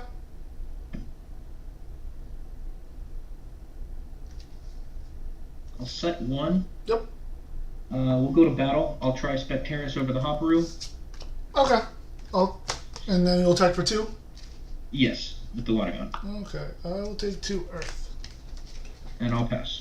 Alright, I How will many is draw. it? Look at 2. I will set. That puts me to 6. Okay, I'm at 11.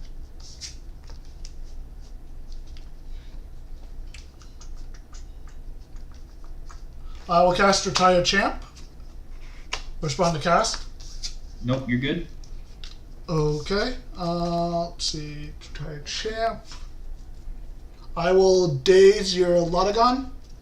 Makes sense. Let me think here. Before I do anything, polygons at 8.5. That.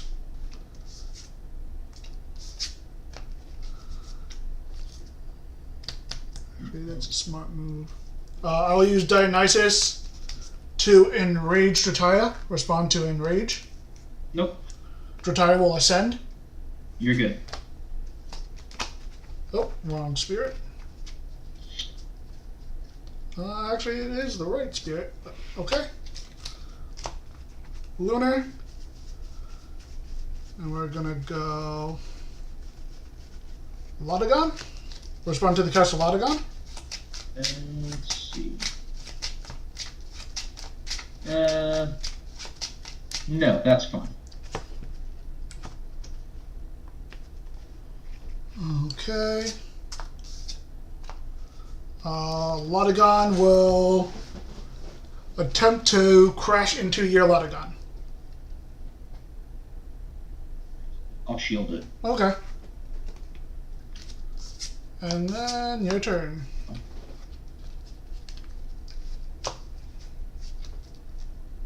I'll draw for turn.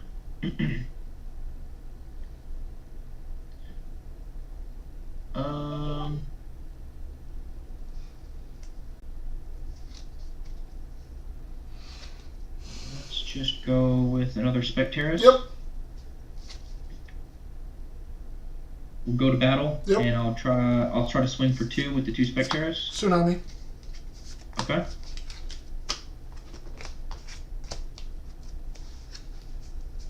Okay.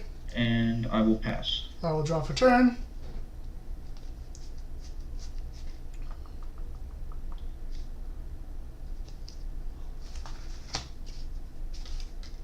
This is really...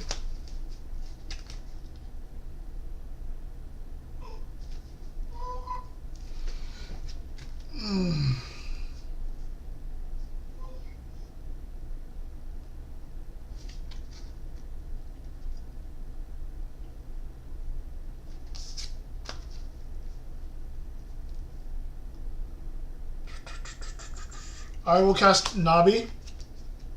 Respond to the cast of Nabi. I will PTA on cast. Okay. 2, you're all 2 defense. I will end my turn and then I'll just give you this game. Okay.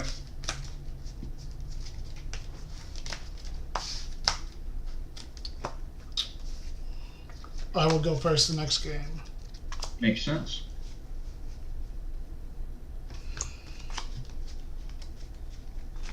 I'm gonna organize my my spirit deck real quick, and then I'm gonna go into the side deck. That's fine.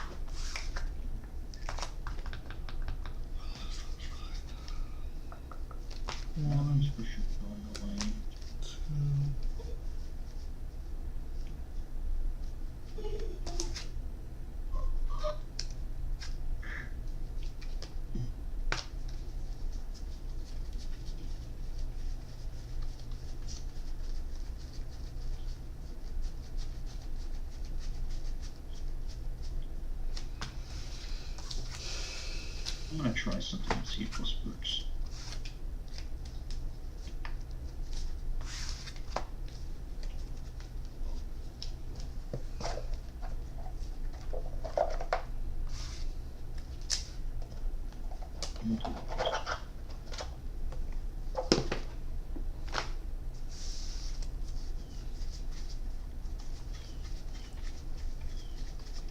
So I'm going to count, make sure I have 40 here. 2, 3, 4, 5, 6, 7, 8, 9, 10, 11, 12, 13, 20, 21, I do have 40. Good.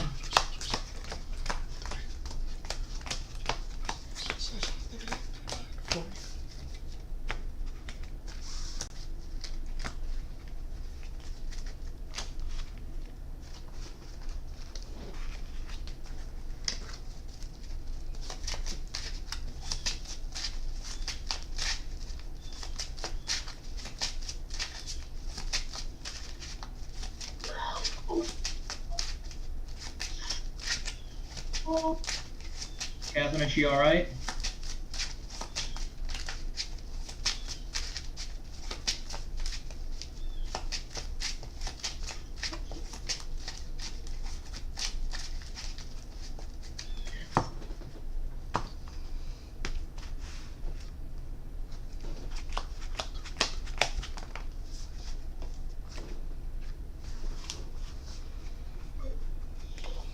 She's okay. She's alright. It's alright.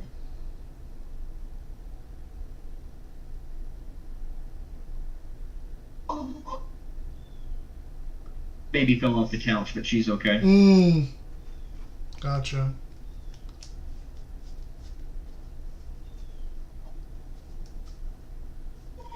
Alright. Let's see. I will keep. Yeah, I'll keep as well. That's fine. Okay, I will start off with a Cyprong champion. Yep. Cyprong's effect. Yep.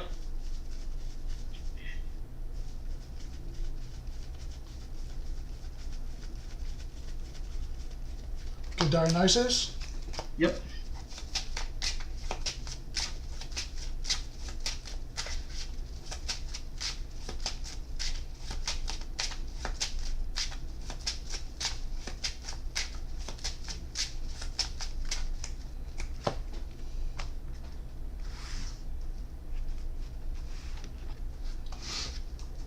I will set 1, and then I will pass to you.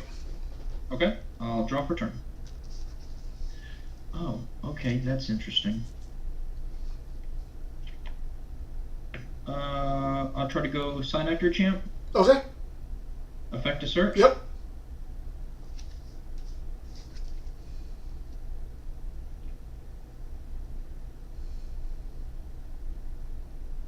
Grab PTA. Mm-hmm.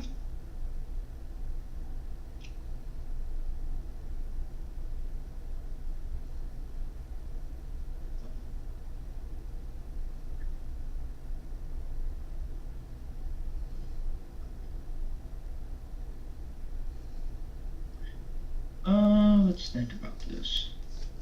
I think this might be worth doing. So I'm going to go ahead and cast a poison-tipped arrow, Artemis's arrow. Okay. To your Cyprong. Yep. I will set 1. I'll set 2 cards. I'll go to battle and try to go Ignectar over the Cyprong. Okay. And I'll pass my turn. Okay, I will draw. I will set 1. Okay. I will cast Nabi. Respond to the cast of Nabi. I'll PTA on cast of the Nabi. Okay. Nabi will crash into your Ignectar. That's fine. Alright, your turn. I'll draw. Let's go Spectaris. Okay. Set 1. Yep. I'll go to battle and try to hit you for 1. Tsunami. Okay. Here you go. I will draw.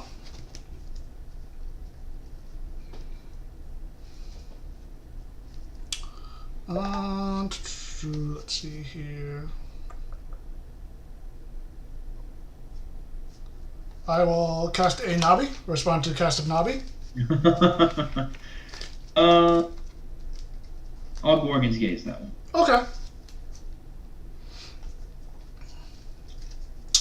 I will rise.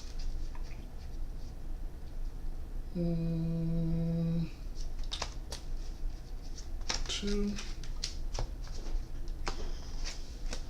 And bring back Cypron. Okay. Let me think. I'll PTA on cast a Cypron. Okay.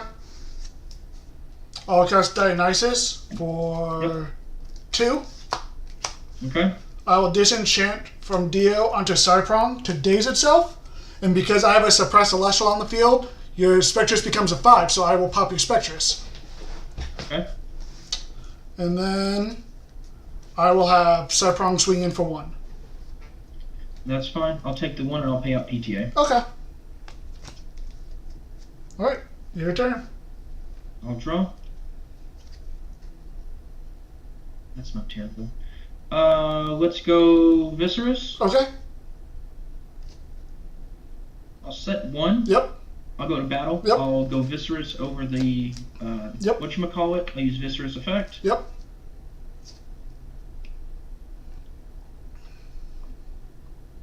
And it is your go. Alright, I will draw. I will set. I will expend to draw. Okay. Alright, now this is where problems start happening. Cool. I will use Dio to daze your attack position, and then I will pass to you. I will draw for turn.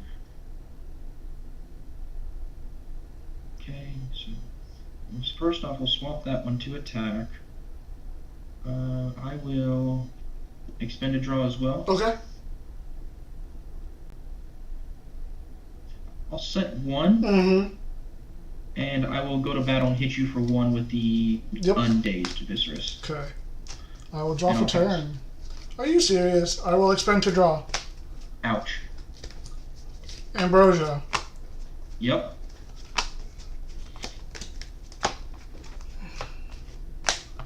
Pass to you. This is absolutely stupid. I'm at 8. What does that put you to? 1, 2, 3, 4, 5, 6, 7, 8, 9. Okay. I will draw for turn. That's interesting. Okay. I'll set 1. I think I'm going to expend a draw as well. Okay.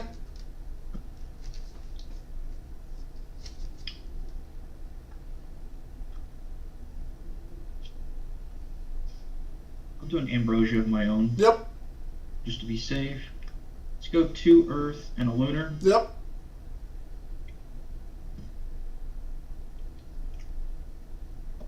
And then I'll just go battle and swing for 2. Okay. I will draw. I mean, that sort of helps. I'll cast an Ambrosia. Okay, that's the second one.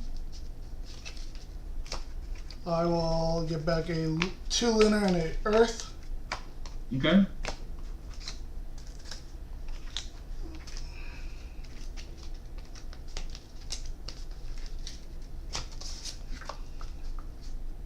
I will cast Nabi. Respond to the cast of Nabi.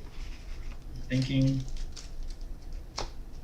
No, cast of Navi is fine. Navi effect is fine. Okay. I will cast Dio for 2. I'll disenchant 1 to daze the Viscerous in the middle. Nabi will attempt to swing over the undazed Viscerous. I will Dionysus Madness to daze your Okay. Nabi. Sounds good. Alright. I'll draw for turn.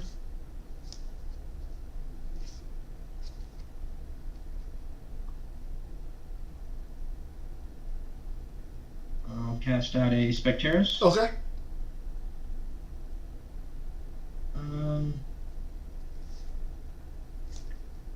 Let's just go to the battle phase. Okay. I will try to attack with the Viscerous over the Nabi, the undazed Viscerous.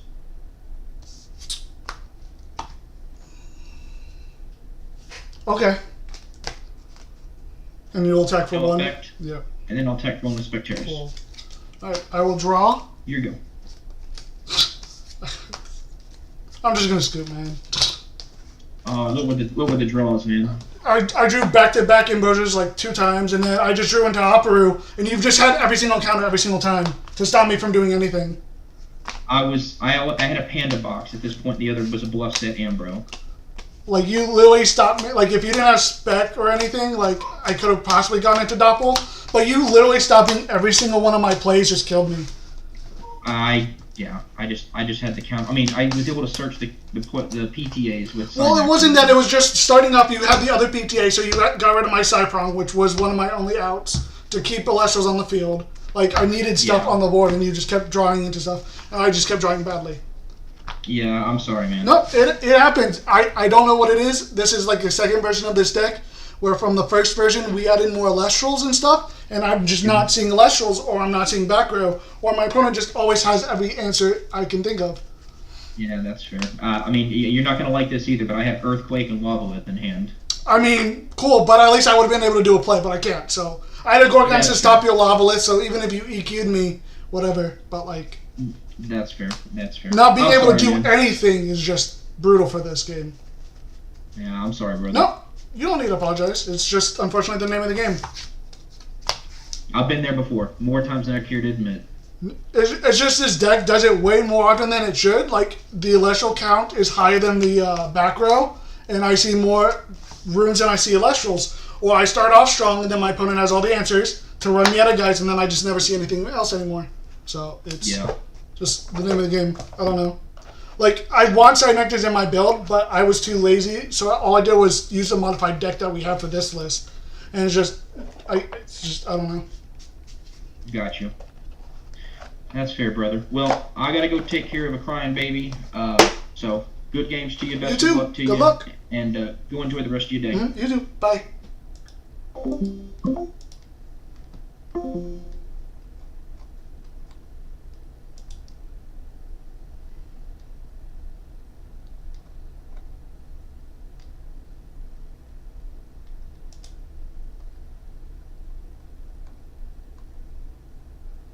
Absolutely stupid.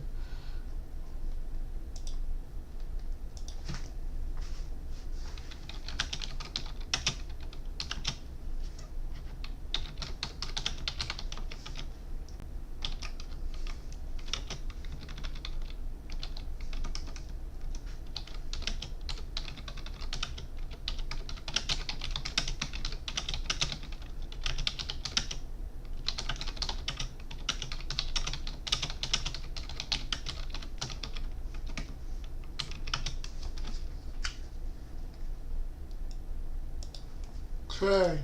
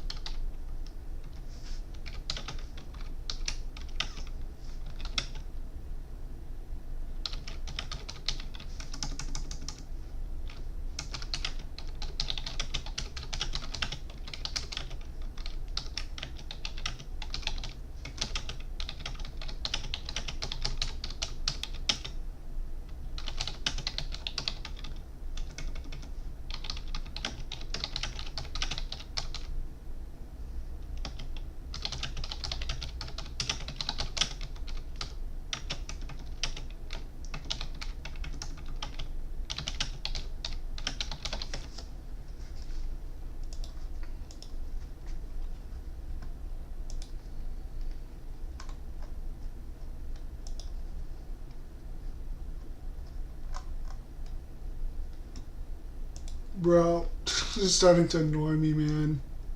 You called it outright. That one is a big card to stop this Hermes aggression. Spine here would have allowed for some shenanigans, even potentially a second Haboofin to go off here on the Tower of Winds. I think if you're a rookie sitting down in defense, you hope those 2 back row are enough to stop the extra burn coming down, if I had to imagine, from Chronic side. I would love to see Tower of Winds. That is a call out that I hadn't even considered. However, an Earthquake coming out, taking care of that Krakatuga immediately.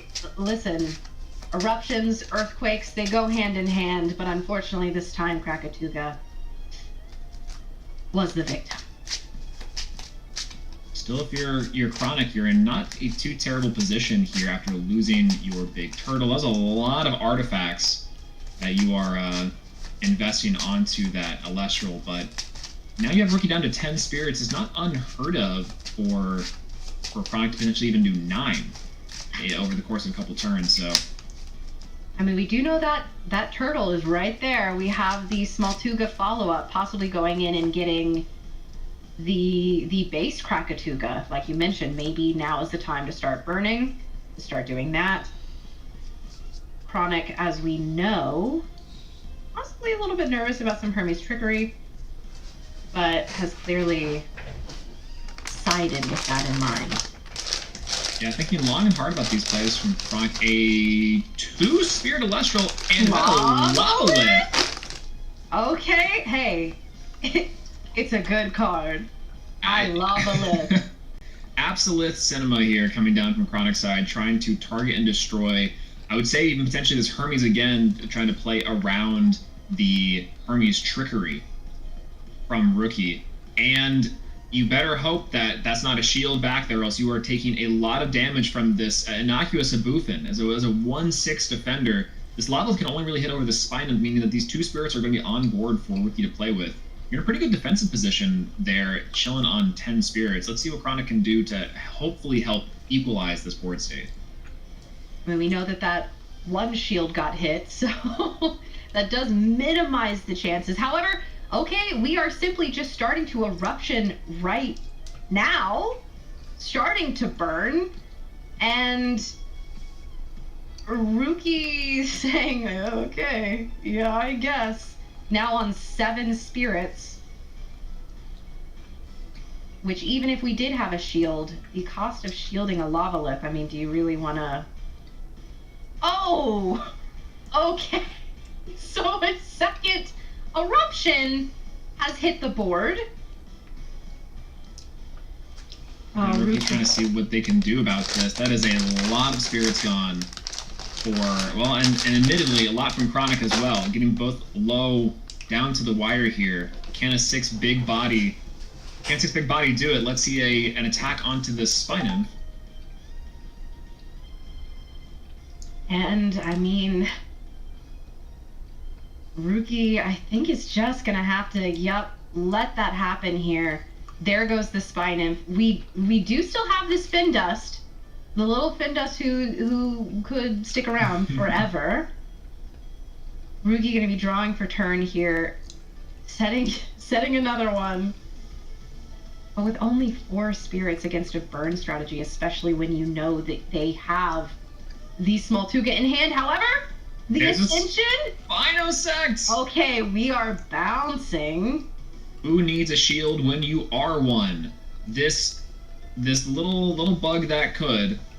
Gonna swing in here for some massive damage, putting Chronic back onto 3. This is the exact same thing we saw inside of game 1 here, where Rookie's able to sit back and relax on some of these more defensive Elestrals, potentially even buy time to set up some pieces, and then coming down with a Spinosect from the top ropes to help clear the board and swing. This is, I was hoping for some burn magic, but I think we're having to see some Firestorm represent here.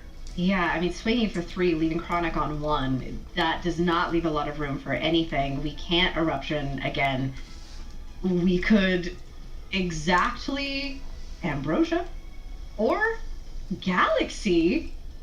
Going out on their own terms, it seems like Chronic having this Champ Galaxy. This Spinosect is a really tricky one in the meta with these stat swap Elestrals, as a Spinosect being a 7 attacker, paying off a shield here, And Rookie's just saying, I already had it in the back. Don't even worry about it. I mean, with the added spirit damage from the Spinosect, that was already game. But hey, might as well shield if you've got it.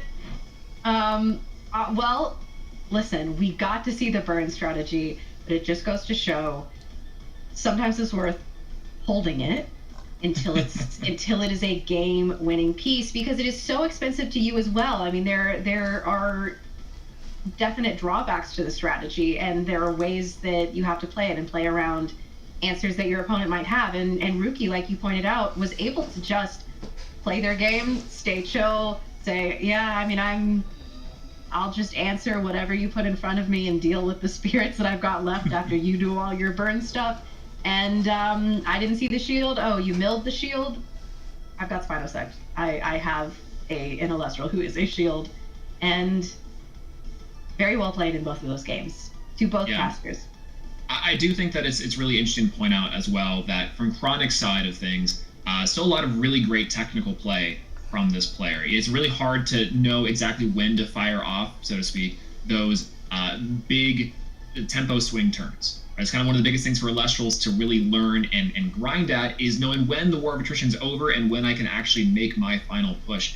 And in a deck like the Krakatuga deck, I like the idea that going for an early Krakatuga champion of Hephaestus, loading with artifacts and potentially going for some offensive pressure, and then later going into threatening the burn side of the Krakatuga is maybe the give and take for this strategy. I'll definitely have to be inside of the tank on this one, and hopefully that tank holds a lot of water, because I think that might be the key difference here. Those water Elestrals were doing a lot of work compared to the fire side, and I thought it was really, really interesting to see.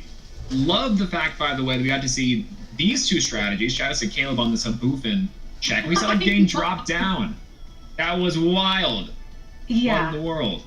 I mean, the number of bigger bodied Elestrals that this Hermes strategy allows you to play. I mean, Haboofin, Spinosect. We also saw, was there a third 2-drop? Or am I just thinking of another Spinosect that dropped at another time? But being able to see all of these different strategies in here, occasionally carry off is one that this one likes to play. And honestly, the fact that we didn't even have to see too much trickery going on, it really just had to be, I will answer these threats as you put them in front of me. And I mean, there's been a lot of conversation about oftentimes the best strategy in Elestrals is reactive, not being the aggressor, simply just being the one to say, I'm going to deal with everything that you put in front of me and then make you deal with my answer. And that's exactly what we saw in this game. Yeah, definitely. I think that's probably the perfect way of putting it, right? These two decks are Firestorm adjacent. You have the Fire Artifact list with a little bit of evolution, and then you have the Hermes deck, which we didn't necessarily see any trickery. No, I don't even know if they're playing Champ Aviolith, which is kind of the new inclusion for this Hermes list to help mitigate spirits. But even then, the new win stuff to represent the big 6 defense of that Findus and the large arms of the Haboofin as a 7 attacker were enough to bring Rookie to victory. And that's just going to show, like you were saying, a lot of decks and a lot of strategies from Firestorm are still very much powerful on their own, even if they have small inclusions and new stuff to upgrade. I think you're right in saying that I think Firestorm might actually come up today. And that was really cool to watch inside of these games between these two casters. I mean, it's just like Daybreak, right? Where it seems like every set that comes out, people just say, what if I go back and look at Daybreak again? What if Celestlio's crazy? What if Chronodile is crazy? And hey, you know what? Never count an Elestral out from the past that you said, oh, I don't think that this card really has utility right now. There are cards that lend support, lend credence to these strategies that previously weren't playable or hadn't at least been figured out. And I mean, hey, as someone who just performed very well with Celestlio, me? Yeah, you. It's really cool to see that as new sets come out, as these strategies get more support, whether it be through things like the Corvishine, which really opens up solar strategies, and the new, I mean, obviously we didn't get to see it perform exactly as we may have dreamed, but Smoltuga with Krakatuga being able to say, hey, maybe base Krakatuga is crazy now, and and certainly a lot easier to get into and a lot more accessible. It's just another one of those strategies that I think that people are going to need to revisit, cook on a little bit, and see what there is there. I can't agree more. I think that's kind of the neat part about Elestrals. Again, talking with Dan so much over at Kissimmee, over doing our silly little video, talking about the power level of some of these cards and not necessarily wanting to invalidate or try and power creep some of these older strategies. That way people can bring their favorite Elestrals into these tournaments, have a great time, and see some of these combos really pop off, while also supporting those things in the future. I remember talking to Dan back in, I think it was Daybreak format, speaking of Daybreak, where everyone was like, Thunder is the greatest deck of all time. How could you give them Phosphocell? Which is crazy to think about. You know, some people complain about anything. But Phosphocell, of all cards, they're saying the Thunder strategy has more. The Thunder strategy is there.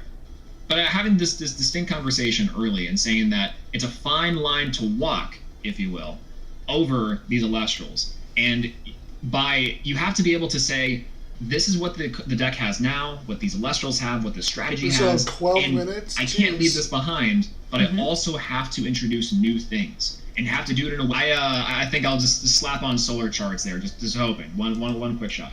Hey, there you go. Yeah. You know what? I'll pick Voldusk. But you can't go back off the classics. They're just classics for a reason. Twist my arm. Which, speaking of Voldusk, I do want to take a second to point out our community is incredible. We had the best time in Kissimmee. I got to sign so many Voldusk, so many Vol clips. By the way, the alt art that I still have not pulled, despite the fact that I keep opening Moonrise and my god, I can't get it. But also on top of that, I was also able to get, we have truly Those the were best so cute. community. And I have them right here on my desk. As soon as I got home, I was like, yep, these go here. And then they even were able to bless my pulls, and I got the Stellar Voldusk sticker from my Shattered Stars this month, which I have been hunting since I found out that existed. So, happy Elestrals Day, everyone. Happy premiere. Thank you all again so much for kissing me and being incredible. And with that, we are just still getting started for the day. We're going to go to a quick break. When we come back, we're going to get started for round 3. Caleb will take my place with Swole, and I will see you all in a bit.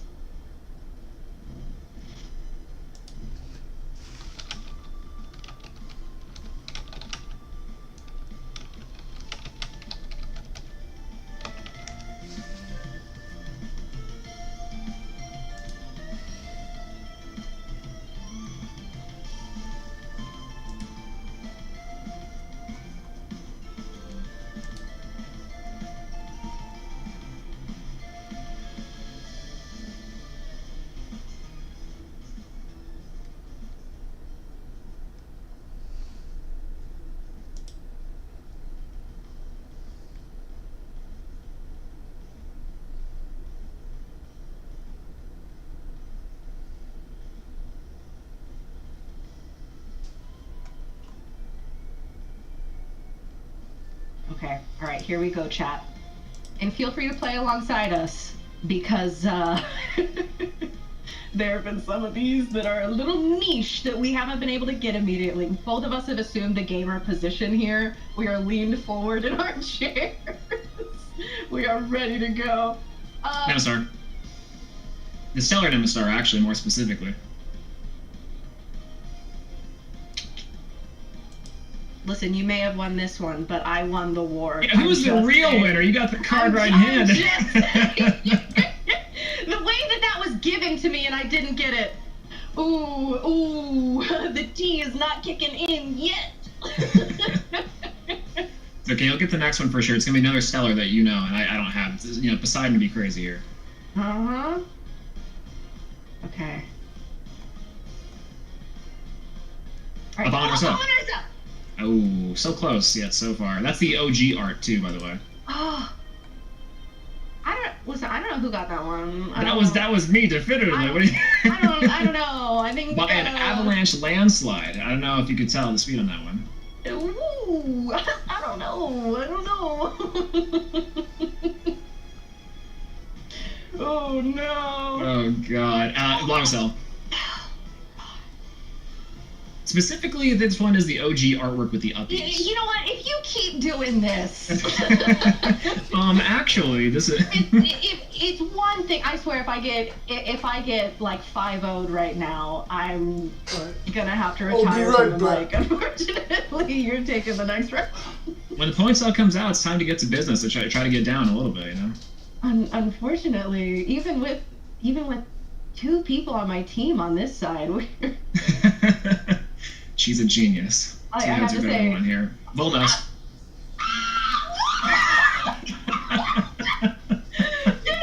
He's trying so hard to give you to me. Wait, no. Volumbra? It is Volumbra, the tail. God! Yeah. There we go. There's no way. The way that these have all been directed specifically at me, and I'm still missing it. It's okay. No, that one was close. To be fair, a little bit that one was close. Well, listen, I got it wrong, and I don't think we had time to really go back into that one too. To be fair, I thought it was Voldusk 100%. If I had been looking at the tail, I would have known. Champion. Ooh. I think that was me. That was definitely me. What? What? As foretold. Whoa. As foretold, and then special cast. Unbelievable. I think that I specified champion first, at least. Ooh, we're gonna have to go to the judges panel on that one. So you know what? You put up a good fight, but unfortunately, Oh well. Okay, we've got a few more here. Okay. It's okay. You can bring it back. It's currently what, 3-1? But who's counting? I think you might be. Yeah, a little bit. Galbi, champion beside. Galbi. I don't. Ooh, Galbi? I'm gonna need in the form of a question, please. Okay, see, now we're just attacking my character. Well, I would never attack. Listen, Demeter is very strong. Oh, it's okay. Listen, that one's not in my pantheon. Okay.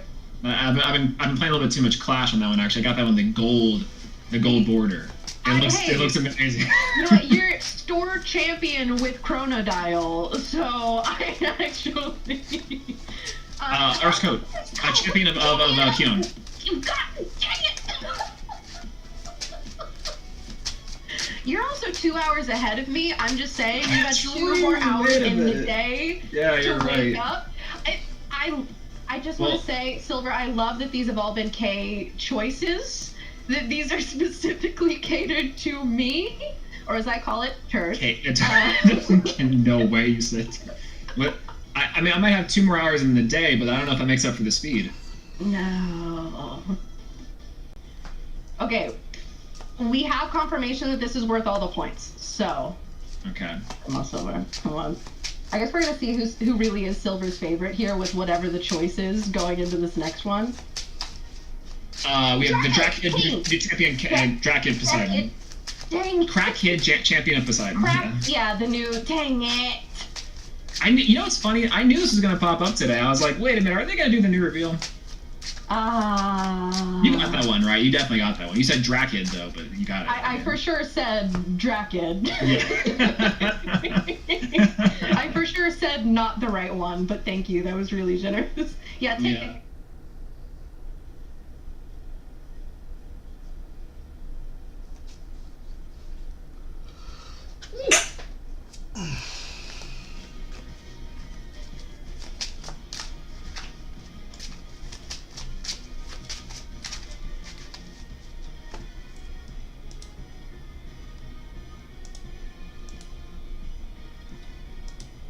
I'm in the trenches, dog.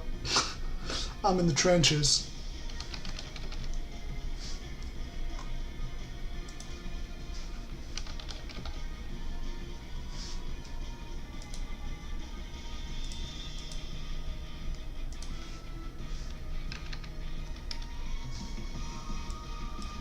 And good morning, Alestria and beyond. I'm joined back here at the desk by the wonderful Caleb. Caleb, it's good to see you again. Hello, by the way. How you doing between the rounds? I was just here hanging out, watching the stream, and you know, has there anyone ever been as right as I have about predictions, and then the layup prediction after the fact? Like, I gotta be LeBron or something. Call me Michael Jordan. I just be nailing every single one. I gotta think of another one now because I haven't been wrong so far. Yeah, the tournament bingo already, quite legitimately. If y'all weren't watching this at home, Haboofin had hit the board.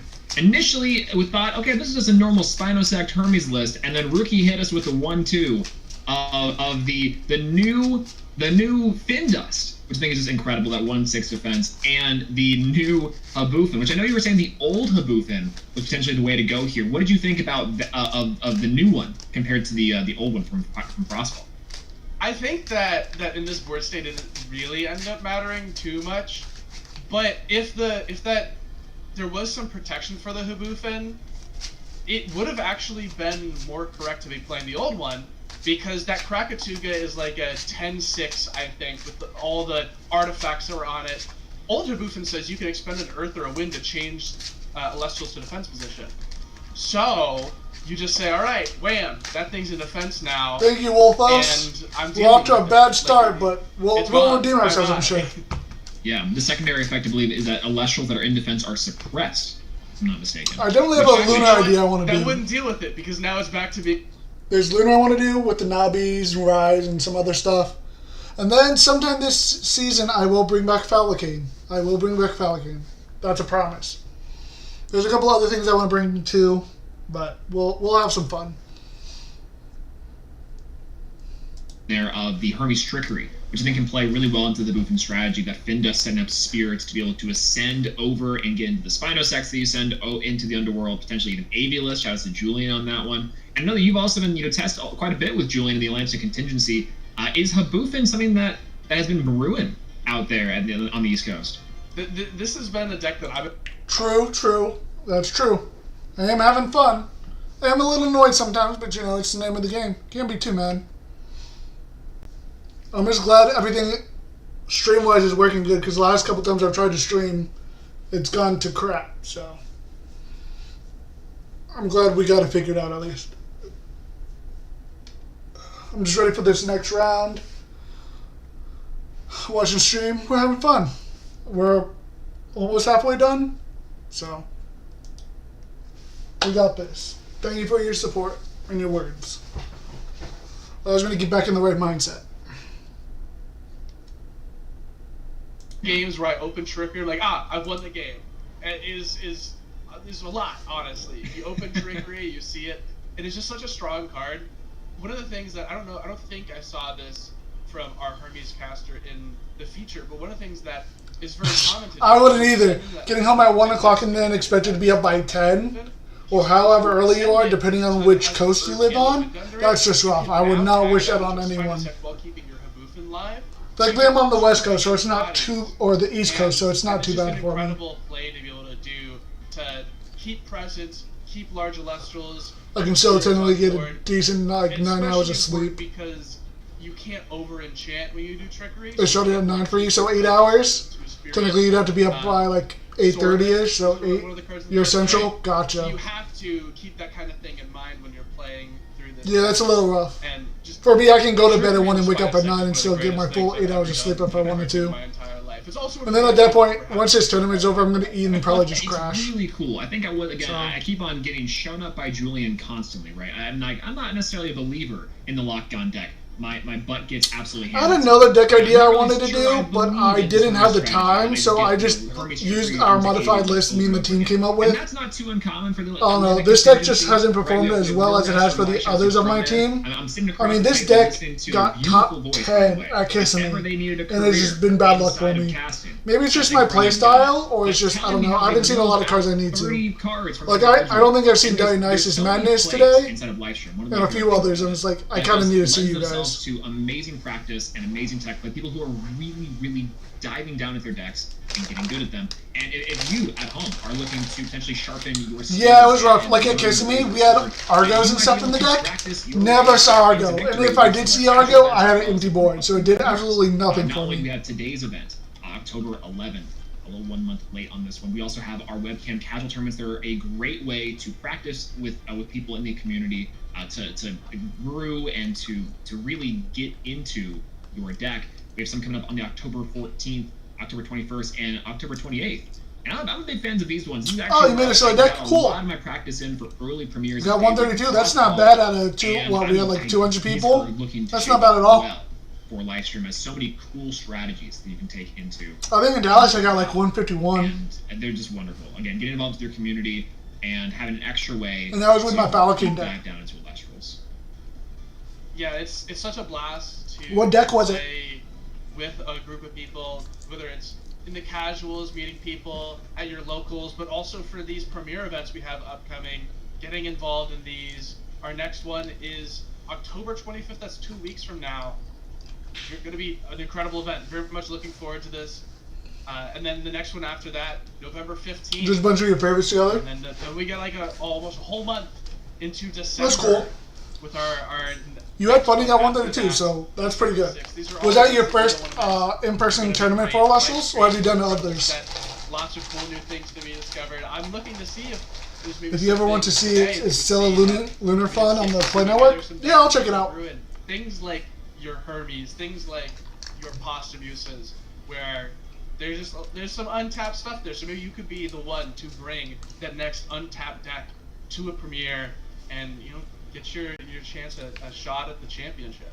Yeah, though that Centaur, I know Helen is absolutely losing it at that Centaur, and the Foamy is beautiful too. While I would love to say maybe 3 more tables left for this premiere, would have been a dream of mine on Solar or on a goofy deck like Terrasail. Really trying to brew that. Oh, one. nice! 132 for your first big one. That's impressive. Going into our round 3 sometime soon. We saw first one before that was a pre-release that Sunday before Livestream. Nice. Dionysus list, which saw Dionysus was the second most represented deck inside of the room for Kissimmee, which I thought was very interesting. Going into the day, Lockdown I think we knew was kind of a known factor. The starter decks were really common. This kind of really fun, explosive strategy that can play some of the older cards like the Whales, and the new Ephros is nice. Dionysus was one that I knew was going to be good. I just didn't know it was going to be that good. And I think that speaks to these amazing casters utilizing the individual cards like the Ignectar Champ or the Cyprons, but then also, I know we saw some integration here with like attacking out the decks with main deck Densfog and deck Pandora's. Could you speak to that a little bit in terms of like how players are cooking? Because I also know from the Atlantic contingency and talking with Ash that there is some targeted hate inside of these main decks for some meta strategies. The Dio decks are definitely the best decks to use for those kind of tournaments. It was just unfortunate. Artemis is, once you get Artemis out, you just suppress the board and just get wiped. Which deck did you go with for your pre-release? I'm guessing based off of the losses, possibly Aphrodite? Oh, the other 2 Artemis decks. You were on Artemis. Got it. Yeah. I misread and didn't see you said the other 2 Artemis. Reason playing Lockdown, you put your OG lock in attack position, the Death's Fog. That's on you. That's on you for making that mistake. Don't do that. That's the only instance where Death's Fog ever punishes you as a player, because it does affect all Elestrals that are not Lunar Enchanted. But it does such a good job into these matchups where even like when I was early on testing the Lunar deck that I mentioned earlier on cast with Kay, we were able to take this deck, which I do not think is particularly strong. It's not one that I would expect to do well into these higher end decks, but just because I was able to search Densfog so consistently. Really? No one played Aphrodite? That's impressive. In hands. I know some people didn't play Aphrodite because they didn't have the Aphrodite decks in stock because if there was an error or something with distribution. Yeah, we were going over the decks, the cards that could be good for this upcoming, for the Kissimmee, tournament. It's funny because the consideration was always like maybe Lunar with the sauce with Toxiri, which is the Densfogs, either or. Both Densfogs do have their place, and I like the fact that we are again getting not only just straight up support in the form of new cards, but also situations and game states that potentially older cards and older cards that have been seen less than stellar value can now really shine. We have 2 tables left. And if you guys at home 2. want to see a particular deck or player shine, let us know inside of our Almost Twitch there. and YouTube. We're both simulcasting to both right now. And so, a good morning and good afternoon wherever you are in the world watching this. Thank you for being here. And you can also let us know at the hashtag #PlayElestrals on all socials, and we will be looking through that throughout the day. We've been seeing some incredible memes and incredible posts from you, and that has been, I've been loving it. I've been between rounds and the sneaks that I can, I'll just be searching for that hashtag, and this community is amazing for a few different ways. And so we'd love to hear from you, the players, our casters, and our Squids of all Nexus forms, what you'd like to see from the day.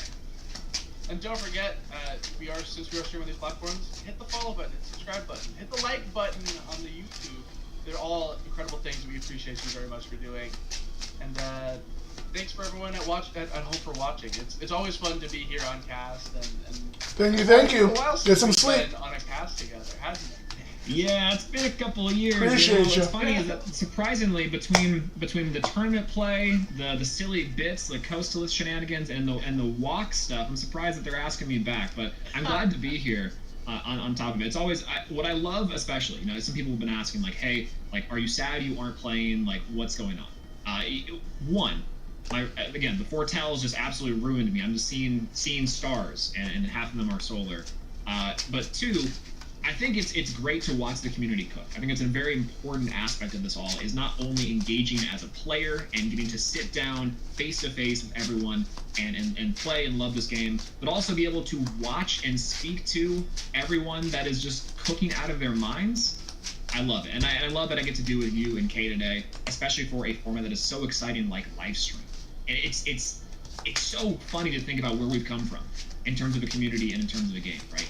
Back in the day, years ago at this point, hearing Dan say, "Yeah, no, this is the best card in the game, and it's called Aster Rabbit," to now, where is Aster Rabbit?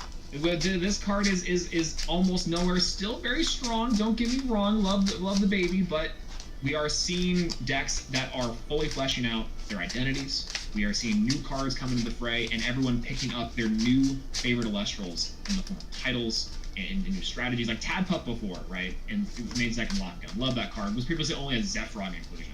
Holy. It was a water reanimator card. That was probably the best version that we had. And now I've got people saying, I'm not a big fan of that card. We gotta take it out back. Like, no, my little boy! Tadpup is so cool. Yeah, shout out to Soren on that one. I think it was the top 16 or top 32, I want to say. Top 8 even for the Water Reanimator list on those ones a while back in the day. And now that card blazing the trail for casters like Ash and for Evo. This little guy. God, I love it. Yeah. It's beautiful.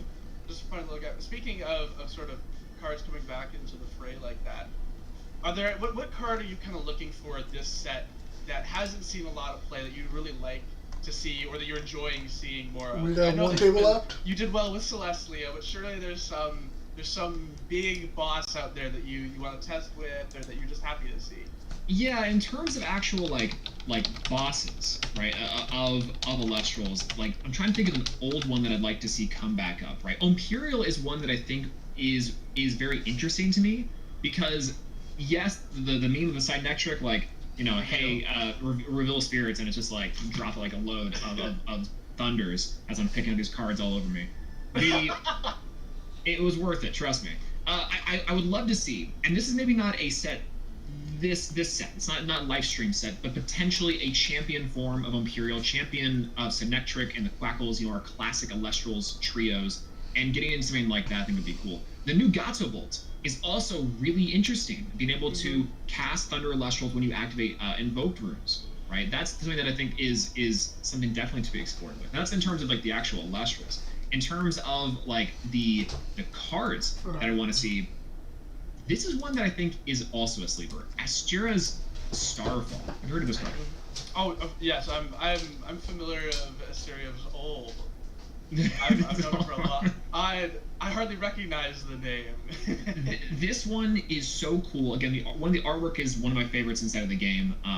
Definitely would love a playmat of this. But the second thing is that this card to me reads a deck with crazy when receives. is just going to be value catching and ascending. So I would be really curious to see how that card as an individual shapes out into the meta as like a niche option. Very interesting card. I love the fact that, again, these Omni runes have a lot of different dynamic effects. So those are probably my 2 or 3 so far as my thoughts go. Maybe not super interesting, and definitely, shocker the professor's choosing the weird stuff. But like, I don't know. What about you? Is there a certain strategy or card that you haven't seen yet that you were hoping people would dig up? I mean, a lot of the stuff that I wanted to see, apparently everyone's bringing to the premiere, because Hibufin was my big one. Like that's been my pet deck, and I think that Lunar is the other one, which also is in round 1. But if I had to like dig through the annals of my mind into something else, I think it'd be really cool if, now that we have some more water support in the form of the Aphrodite stuff, to see some of the Firestorm water stuff like the Majesty, the Globby make a resurgence. It was something that some people played in Firestorm. It didn't do all that well, and obviously Majesty as a boss wasn't going to do much into Lockagon. But I think that there's always been something there with Globby, Searching Atlantis, or Rise from the Depths, bringing back Water Reanimator. That was one of my favorite decks of all time.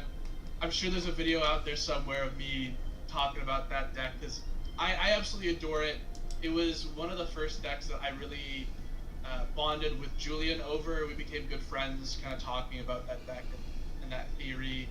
And so I'd love to see that deck really make a rise. Oh, you're cooking! I'd love to see it. I do think that it'll be harder for that deck to be playable with only 1 Rise from the Ashes. But there's got to be something out there. Maybe there's something funky with like Joblin you could do. You get to play Rise from the Shadows, just to have more cycling through Elestrals and getting to larger and larger bodies. A 15s kind of strategy. There's got to be something there. I swear, there's got to be something there. Yeah, absolutely. I think that's kind of the neat part about, again, as we're going into these Divine Champion sets, right? The new cards and the new titled forms, how they interact with the Divines is all so cool. You mentioned the Globby, and you mentioned the Majesty line, and you don't tell a certain Saiyan of the Super Caliber, you might just freak them out a little bit. Between that and the Posthumous, I think there are some really big 3-drops that are scary. They're super scary. I love the Champion Globby. There was a pet deck for a little while playing on Clash. Speaking of that, that you could just go into the ascend over an Eddy, ascend over a Galaxy, get Rise, get Atlantis, and fully flesh out what I love about Elestrals, the mechanics of them, utilizing the different counter rooms, the stadiums, the invoke runes to progress a game plan. And from what I hear from Josh, this is such a beam soldier game state. It's like a 21-7 Globby under Atlantis. There's something on some level. If y'all don't know at home, Josh will send pictures of board states that's like a Frigicub and a Chivalror. It's like 13 spirits on deck, and you're like, how did you do that? And Josh is like, I don't know. It just happens. You'll always see it. Victorian child if they saw it. I do think actually that the Frost is a good shout. We were mentioning Millmaster Mike Fronet earlier. He's got a very, very cool Chivalror Blizzard deck that I've played against and played myself. I would love to see that deck make its way to the forefront, because I think it's super, super cool. It's some of the closest we've ever had to a counter rune speed pop is Blizzard pop your back row or something like that because you targeted my guy. I think that there's something there. There's gotta be. The Frigicub stuff is so cool. There's gotta be something there. There's gotta be. I swear there's gotta be. No, there's a lot under the surface that just feels like it's right there. And it might just take a couple cards outside of the elements, or maybe like an older set or an older piece of tech option to really manifest at home. When is it Charon's Obel's time to shine? Where is that titled form here inside a little bit? I'm manifesting a lot of these things so that later I can clip this and be right, by the way. If Sharon's Obel is ever relevant, I will cry because that sounds horrific. Like, oh my god, that's scary. Yeah, shout outs to Base Set Draft, by the way, one of the MVPs of Base Set Draft. That's true. It's incredible. If you're joining us for the first time here today, as we're between rounds and just yapping about what we'd like to see, again, Well, it's almost time. It's almost time. Oh, there we go. Table 36.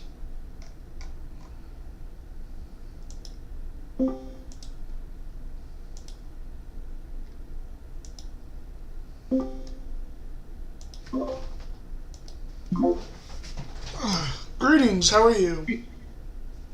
I am good. How's your day going? It's going alright. It's going alright. Could be better, but it's the name of the game. Sometimes you win some, sometimes you lose. It's all about having fun. Yeah, I'm having fun, but I'm more on the sometimes you lose side of things today. Yeah, my deck is not performing as well as it should, but it's, I don't know. It's been like this even for Kissimmee. Like, Kissimmee, I started off 3-0, and then after that, my deck was like, yeah, you're just not going to see guys, or you're just not going to see back row. Which poison would you like? And I'm like, cool, awesome. Hey, let's mulligan 3 times against a Lakagon deck. Yeah, sure. It's like, I see. Okay, cool. I hear ya. And then last round, my opponent just always had a back row to deal with whatever play I wanted to do, and I'm like, cool, fantastic.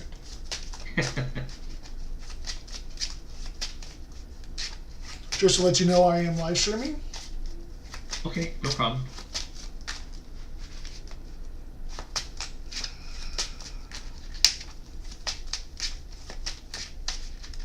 How would you like me to cut?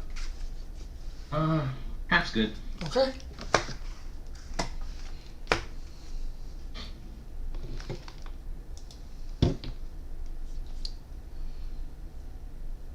You okay with half too? Half is fine.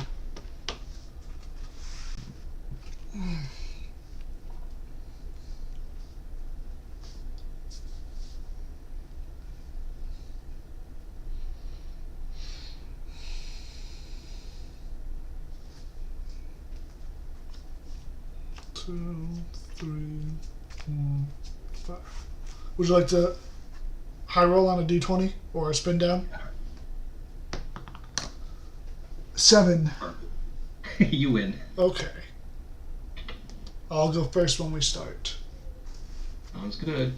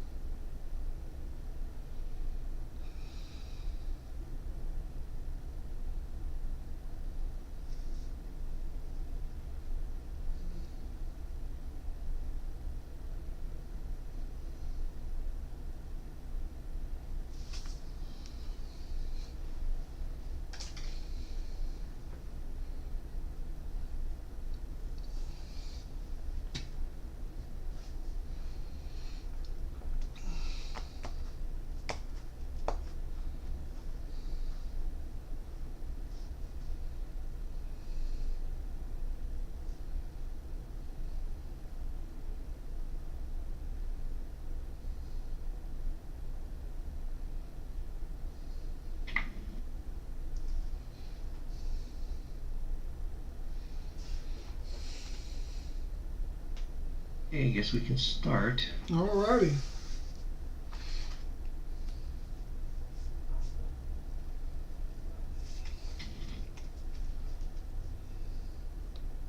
I'll keep. I will keep as well. Good luck and have fun. Good luck. I will set 1, and I will cast a Hopperoo, and I will pass to you. Right. Draw for turn. A Nog. Okay.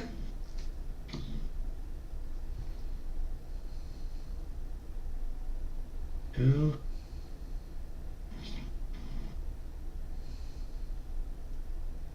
No. Unglow. Okay.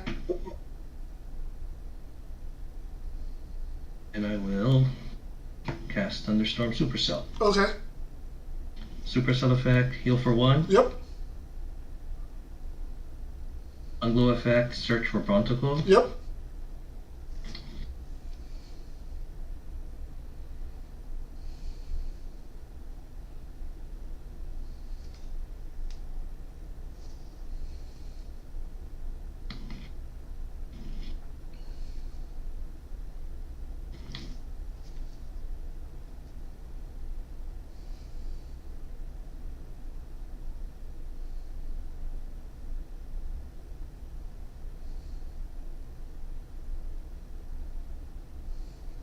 Special cast.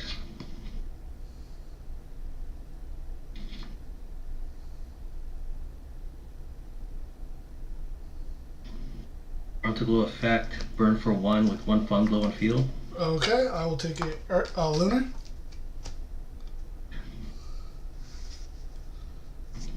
And I'll move to battle. Okay. Unglow's at 4.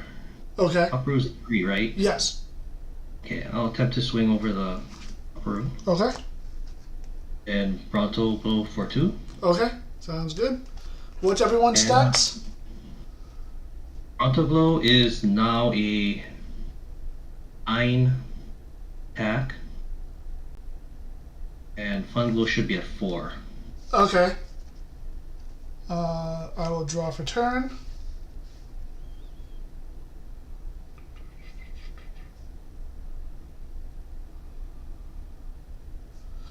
I will cast Retired Champion in defense.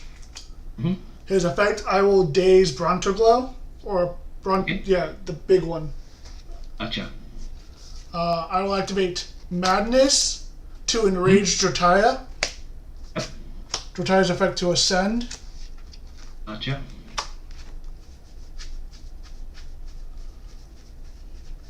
Lotagon. Drataya's effect will enrage him. I can't use Lotagon's effect because there's no face downs to pop. Lotagon will swing over the Fun Glow, and you'll take 1. Okay.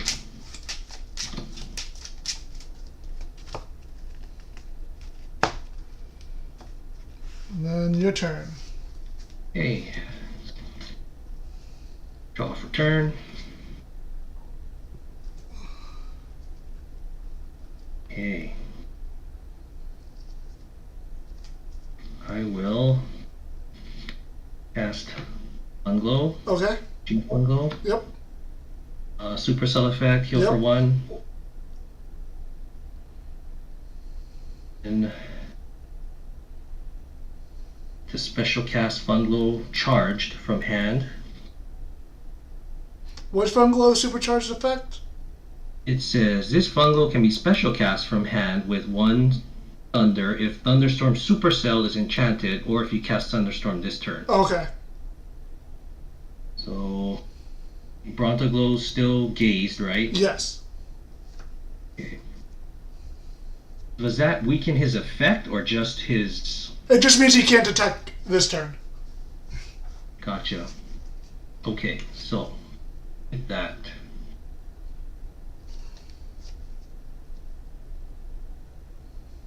What is Lotagon's at 8.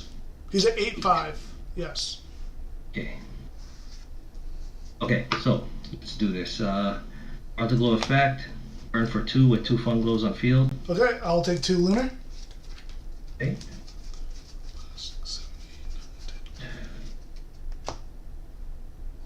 I will to pass. Okay, I will draw for turn. I will cast Dio for 3. What's everyone's stats now? Because it's the original Funglo is giving them plus. Yep, so they all get +1 from the original Funglo. Uh-huh.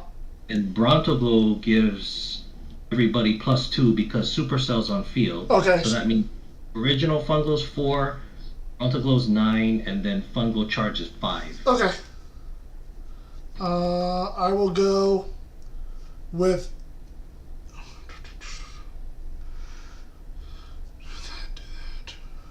Drataya Champ in defense. I will daze your Brontoglow again. Okay. I'll use Dionysus. I'll disenchant 1 to enrage Drataya, triggering Drataya to ascend. I'll go into a second Lotagon. Alright. Lotagon 1 will swing over the Funglo that's giving +1. Okay. And then the new Lotagon will crash into your Brontoglow. Okay. And then Lotagon's effect, when it's destroyed, I get to search for an Ambrosia. And then it'll be your turn. Off return. Okay. Set 1.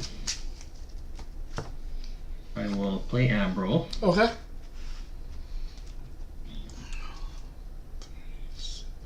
Three.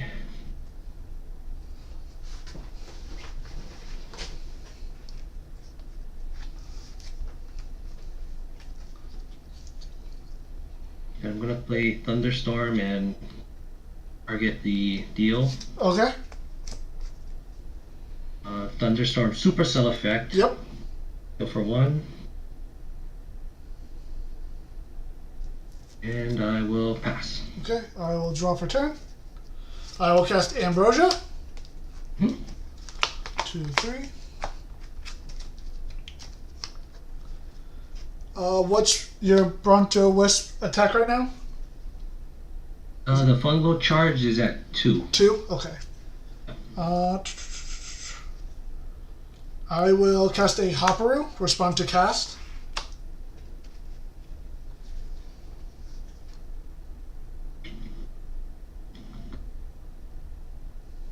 Yeah, I'll PTA. Okay. Yep. I'll have Lotagon swing over the Funglo for 1. And then Hopperoo will swing in for 1. And then Hopperoo's for Tail Effect. Yep. Equalings, Madness, Madness. I will add a Madness. Okay. And then your turn. Okay, I'll pay out the PTA. Okay. I draw for turn.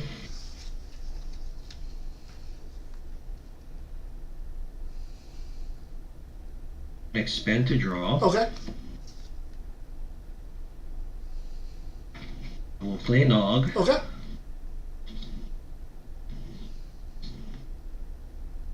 God. I'm going to put you at how many Play another- spirits? I want to play another Nog, and that will put me at 3? No. Okay. 4, sorry. Okay.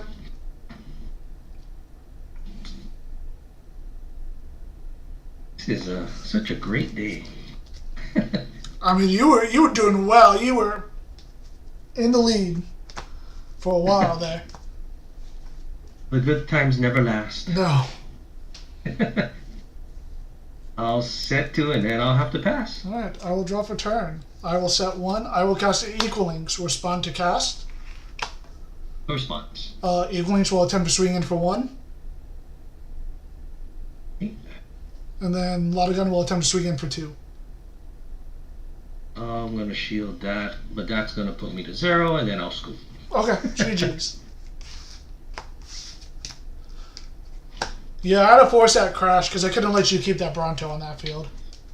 Burning every single turn? No thank you. Yeah. The thing with this deck, it's kind of predictable.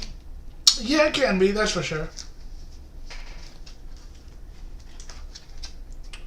Okay, what do I want to side?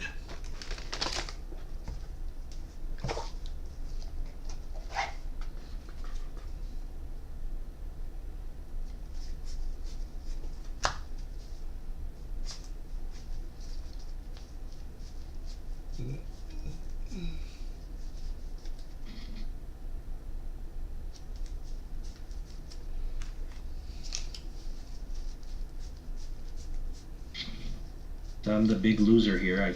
I'll go first next turn. Okay.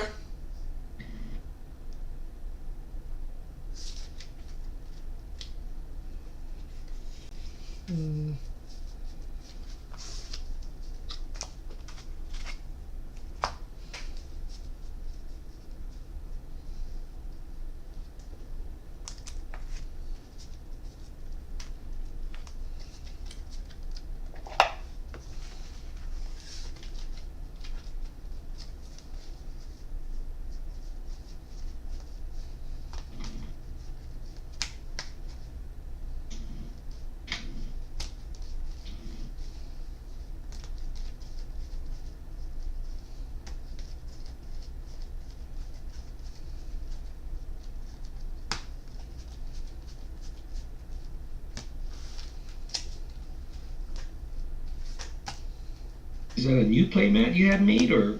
Yeah, I had it made. Yeah. Nice.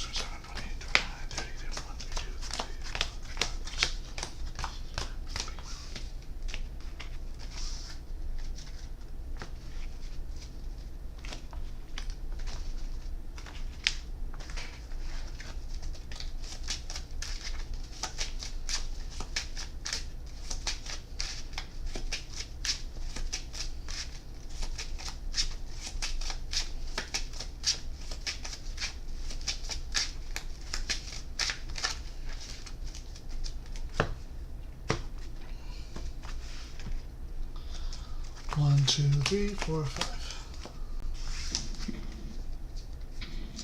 Okay, I will keep. And I think I'm going to mulligan. Okay.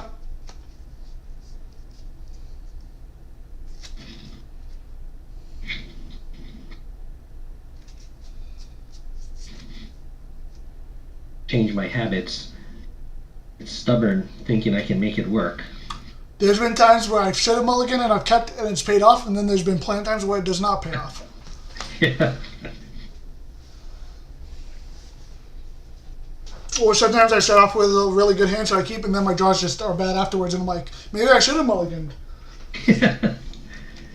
Sounds like me.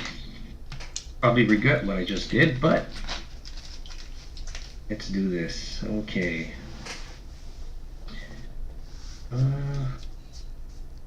Set one.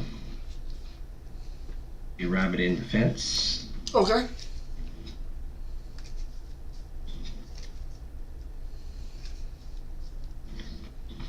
That one.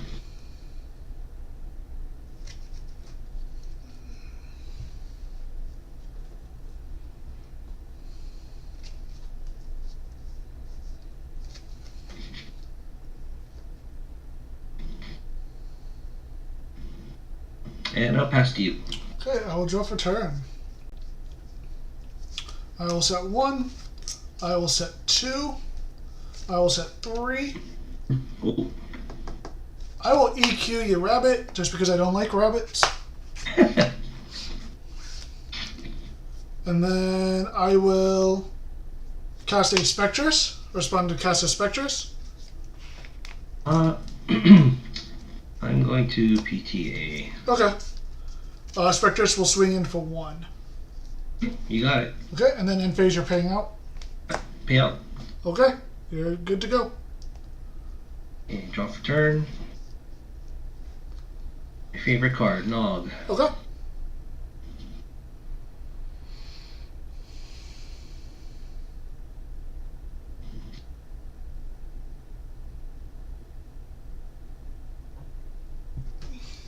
Okay, I'm going to set Flungle. Any response? No, you're good. I will play Thunderstorm. Okay. Targeting your leftmost card This one? on your left. Alright, it was a Pandora's box. Okay. And with that cast, Glow effect. Can you read Funglow's effect for me real quick? It says Thunder Enchanted Elestrals get +1. Mm-hmm. The player casts Thunderstorm. You can special cast a Brontoglow from your hand or deck. Cool. So you're triggering it. I'll activate my second Pandora's box to negate that. Okay. And then you mill the top 2 cards. Yes. Bronto and Titanosaur. Alright, cool.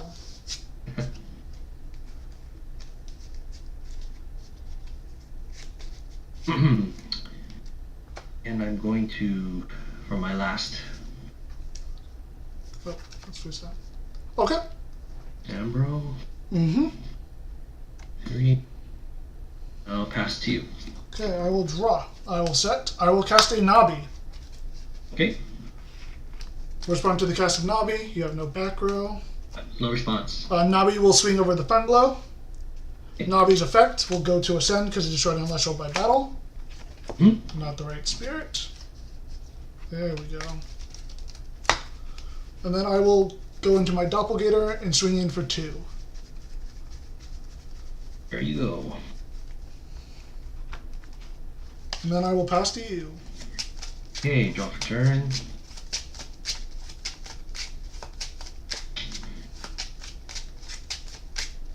I'm going to unfortunately expand to draw. Okay. And another Ambro. Okay, that's your second one. Cool. 3, 4, 5, 6, 7, 8, 13. I'm going to have to pass. Alright, I will draw for turn. I will set. I will expend to draw. Okay. And then Doppelganger will swing in for 2. Yep. Alright, your turn. Draw for turn. Og. Okay. This is hilarious. I'm just going to do this because... You nogged into another nog? Yeah. Yeah, I love when that happens. There was one game where there was one game where I nogged into a nog and then I nogged into another nog and I was like, alright, cool. Oh man, this is crazy. Okay. Set 1. Mm-hmm.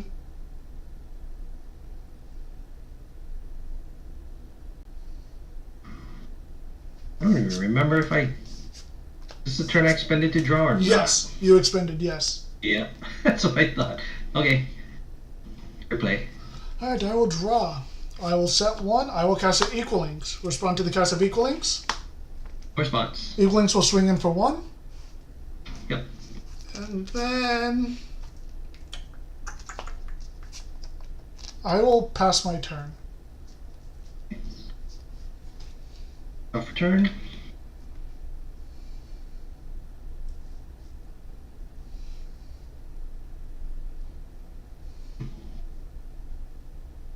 That sucks. Okay. Everybody's favorite rabbit. A rabbit, you say? Yep, you're good with the rabbit. Okay.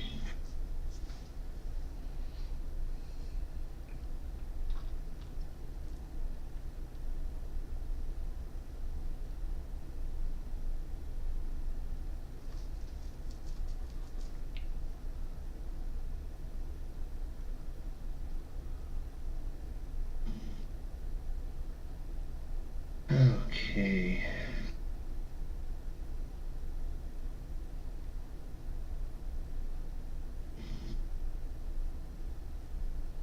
And then I guess I'll have to pass. Before you pass, I will activate Dio's Madness to enrage you, forcing you to enter your battle phase into attack. Okay. Which one am I attacking? Well, if you attack Doppelganger, you would take 1. If you attack the Eaglings, you wouldn't take any spirit damage, so I'd probably attack the Eaglings. Yeah, I wasn't even sure if I get a choice, but okay. Yeah, you get a choice. Yeah. Okay. I think Dio would be too busted if you didn't get to choose. Yeah, that would just be too much fun. Yeah, alright. I will draw for turn. I will re-enchant the Doppelganger with the Earth Spirit. Uh-huh. And then I'll use Equalinx's effect to nexus that spirit off of him onto Equalinx to pop your face down. Shield. That's what I figured it was. Yeah, it didn't matter. I only got 2. Yeah, then I'll swing in for 4 and that'll be game. Alright. Alright, GG's. I sided in 12 cards against your deck. Spoiled Fruits, Dense Fogs, Pandora Boxes. That was a good move. I mean... Oh yeah, that like completely shuts down your deck. Yeah, I didn't... And I just kept drawing the wrong things, like Nog after Nog, which gave me nothing. Yeah, that's the unfortunate part. It's like seeing all those Nogs you expect to see good stuff, and then it's like, no. And you're like, alright, cool. Totally the cards I do not want to see. And then I even set it in some Talk series against you. Ooh. That way I can search for my Dense Fogs and then give you minus stuff. Yeah. Would have been cool. Alright. Well. Let me post the results real quick. Okay. It's time for me to go back to bed, I think. W at Soren.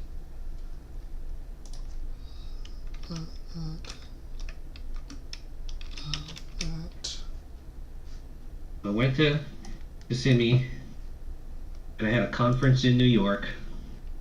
I just flew back yesterday. Oh, jeez. Oh. Alright, results are posted. Cool. Well, you have a good one, and I hope you do well. Thank you, thank you. Good luck on the rest of yours if you're still going to compete. Alright, bye. Alright.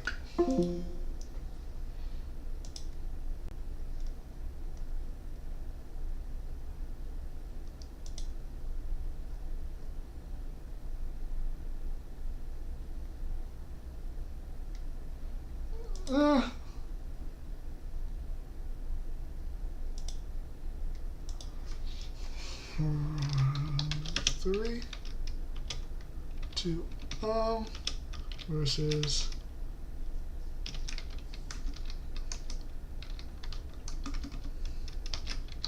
Render Shrooms.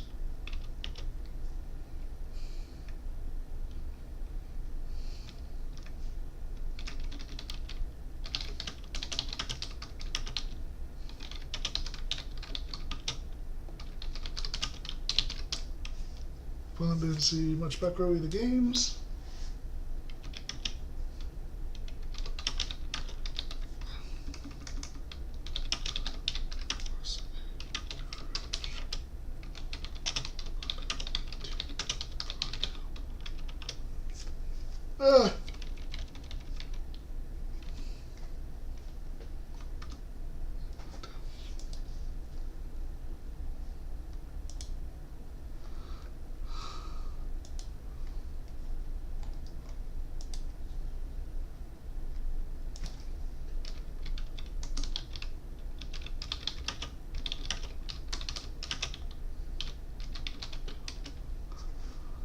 Let's see what's on Premiere. Cobalt and Hazy. Ooh, Hazy's on. This Hermes player, search out a bug Elestral from your deck to your hand, and I think that might be the Champ Specterus. That's Champ Specterus, the full art from Shattered Stars this month.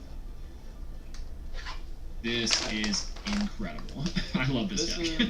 This is looking really 3, scary now 6, for 9, Cobalt. 12. 1, 2, 3, 4, 5, 6. Now the Aardvarm's lunchtime. Go ahead and munch up and opting to keep the bodies. And Tsunami is going to absolutely hose this board. Oh no! Wow, if you're hazy here, you gotta imagine. I can't think to myself unless the Aardvarm is trying to cast from deck or from hand. Go to the Antitan there. Try to pop the board a little bit. Be safe. Well, it might be that they don't have any bugs in hand to discard.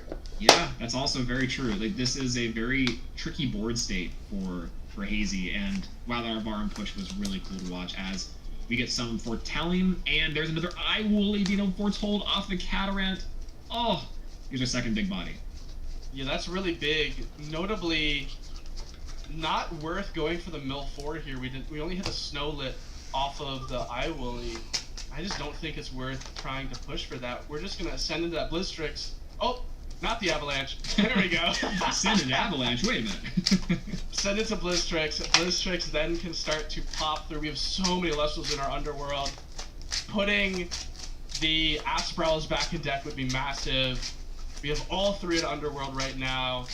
We have a Snowlit on the top of our deck, so it could be really good depending on the cards we have in deck to put those back.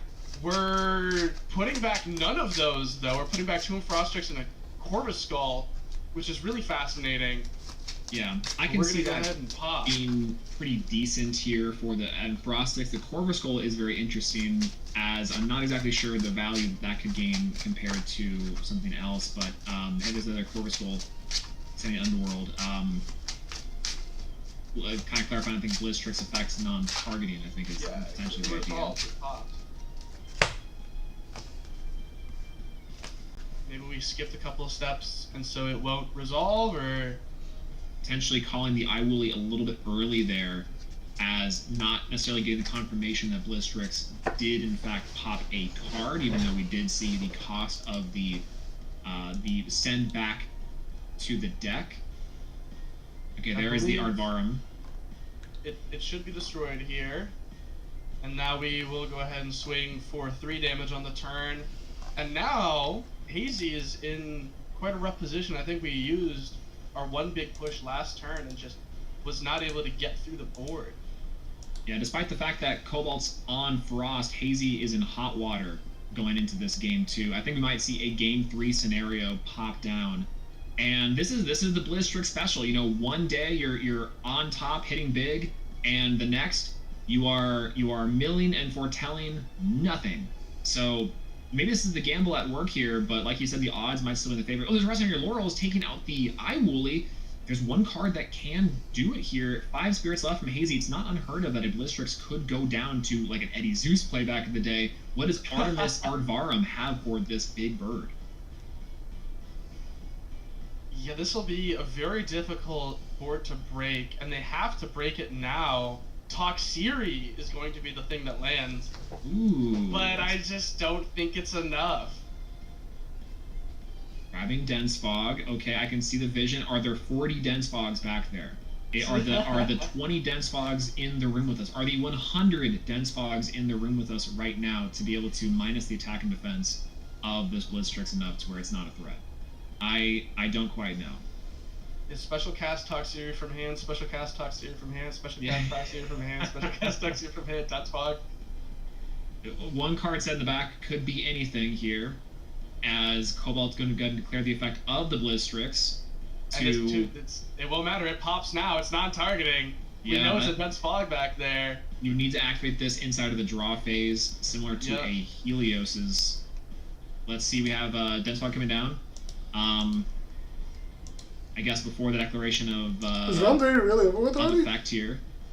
The thing is, anything that can break a stat line does it. I guess we're just gonna swing it for 1, put Hazy down to 2 spirits.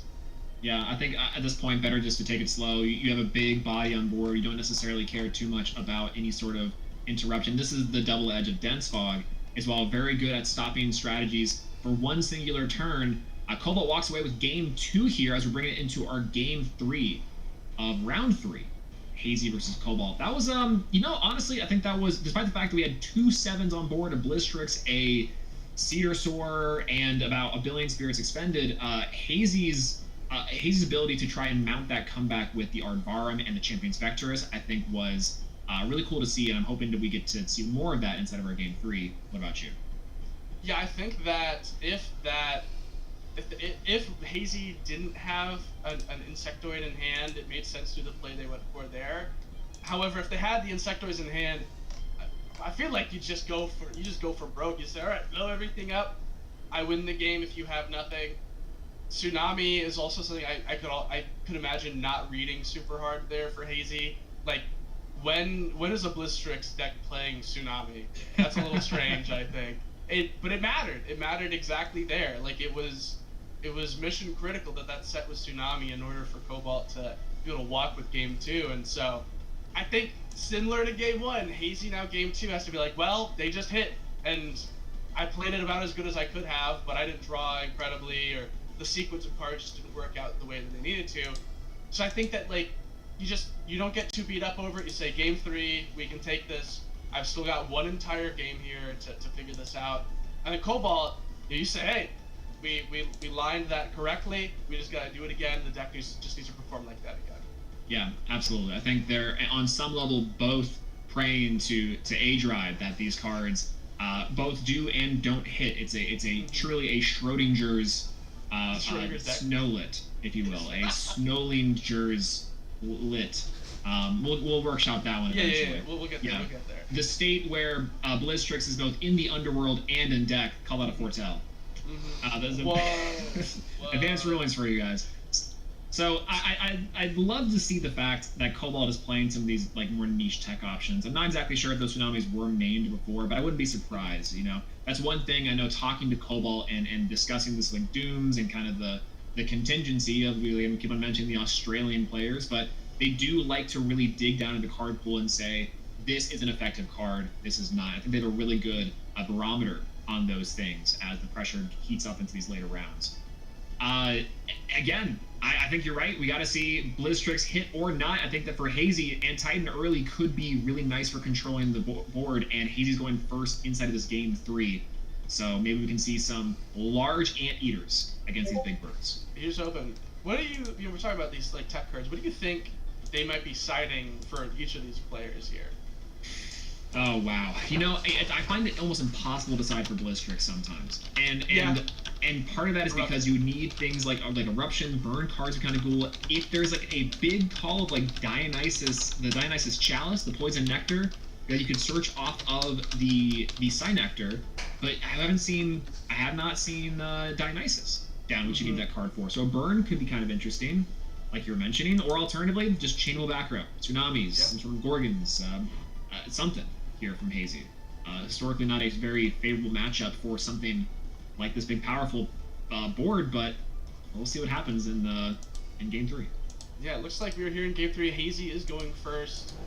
I like Cobalt citing something like Pandora's Box here. I think that could be a really, really solid interruption for Hazy's game plan. Being able to Pandora's Box and Aardvark, something like that. Yeah, Pandora's Box, to much of my chagrin, as a looks like it's going to be a mulligan from Cobalt here.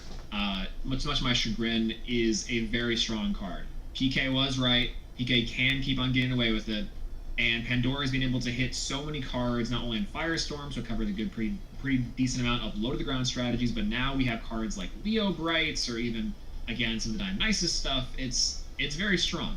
And I would not be surprised if we see that more throughout the day, as Hazy goes for a set 2 and a Navi lead. Interesting. Turn 1 Navi makes me concerned about the state of Hazy's hand. Maybe kept just because the back row is that good, but here's a Snowlit from Cobalt. El Diablo come down here. Diablo Mill 3, Narpoon, Avalanche, Cryoblast. That's a good side option. Yeah, talking about those side techs for each other. You forget sometimes that this deck's a Frost deck with how just much it's Elestrals focused, but the Frost runes are equally as strong. I wouldn't doubt if Cobalt potentially is on an Ice Age, including there's a Rise, bringing back the Navi. This is such a cool play. We aren't seeing it here, but this idea that Navi can cast out here, Navi receives the Lunar and minus Elestral's attack again, potentially a play is really nice. And a Fawnlet from Hazy for turn 2, searching their heart maybe, Artemis? We haven't seen Artemis yet, have we? We have. It's on the board regardless. You gotta think back to game 1, it's been so long. Let me put yeah, this it back comes on down for to you here. guys. Hazy might have even smoke screened out of a lot of the Artemis package for game 2 to play again that Ardvarum package and the and Titan stuff. And a Artemis comes down here. I don't think you're in immediate danger to cast that Artemis if you're Hazy, just because you are going for the attack fun list. This tiny deer is going to go in for just a little bit of damage. I do think that pro activating Artemis could be good, because if you have Deadshot, you can set it up so that if your opponent ever gets into a big guy, you just blow it up. But here goes a Frostix. Bring back this Snowlit and then Snowlit Mill 3. We're going gambling. And we hit Iwoolly, Tsunami, and that is not an Aspral. That's a resting on your laurels. Not going to be enough. Do we have an Ascension here that we could go for? Second Iwoolly, I think, would be probably the most favorable, unless we have another one cast drop of a Catarant. We had a Catarant. We needed to have cast that first to check the top 3, I think. That's really rough from Cobalt, because we would have hit if it resolved. And sure enough, this is how the way it goes. There's going to be a Aspral here. You will win! You mill win. You mill win. Oh, and this is a disgusting 2-turn setup. Do you see what I'm seeing here? This is gross. With the PTA coming down, such a big body like the Iwoolly. PTA is nice here, do not get me wrong. But, like you were mentioning, this could have been an Artemis's Deadshot, taking care of the Iwoolly before it can activate its effect. And now we're about to see Iwoolly potentially walk away and cast out a couple more Elestrals. So we know the top 3 right now are not 1-drops. And so what we can do, what we can do here is we stack the Rise from the Ashes and put Blistrix at the bottom. So as long as we have any way to mill, we can mill Blistrix and rise it back. Yeah, it's a classic Celestlio moment. Yeah. Solar Burst to Celestlio and then rise it back. And now Hazy has got to be sweating right now, knowing a Blistrix is in his near future. Yeah, one of the things I think I really like about the Foretell into Rise and some of these one-of options for decks like this, similar to Solar like you were mentioning, is the fact that you can just showcase to your opponent, hey, I'm putting you on a clock, and sometimes that can mess up your mental state, and you have to then figure out ways to play around them. And can you even play around this? I don't really know. Potentially, if you have to have a Gorgon's Gonna Extend to draw from Hazy, that is a big turn for Cobalt. Oh, we're going for the Artemis Arrow special cast Specteris from hand?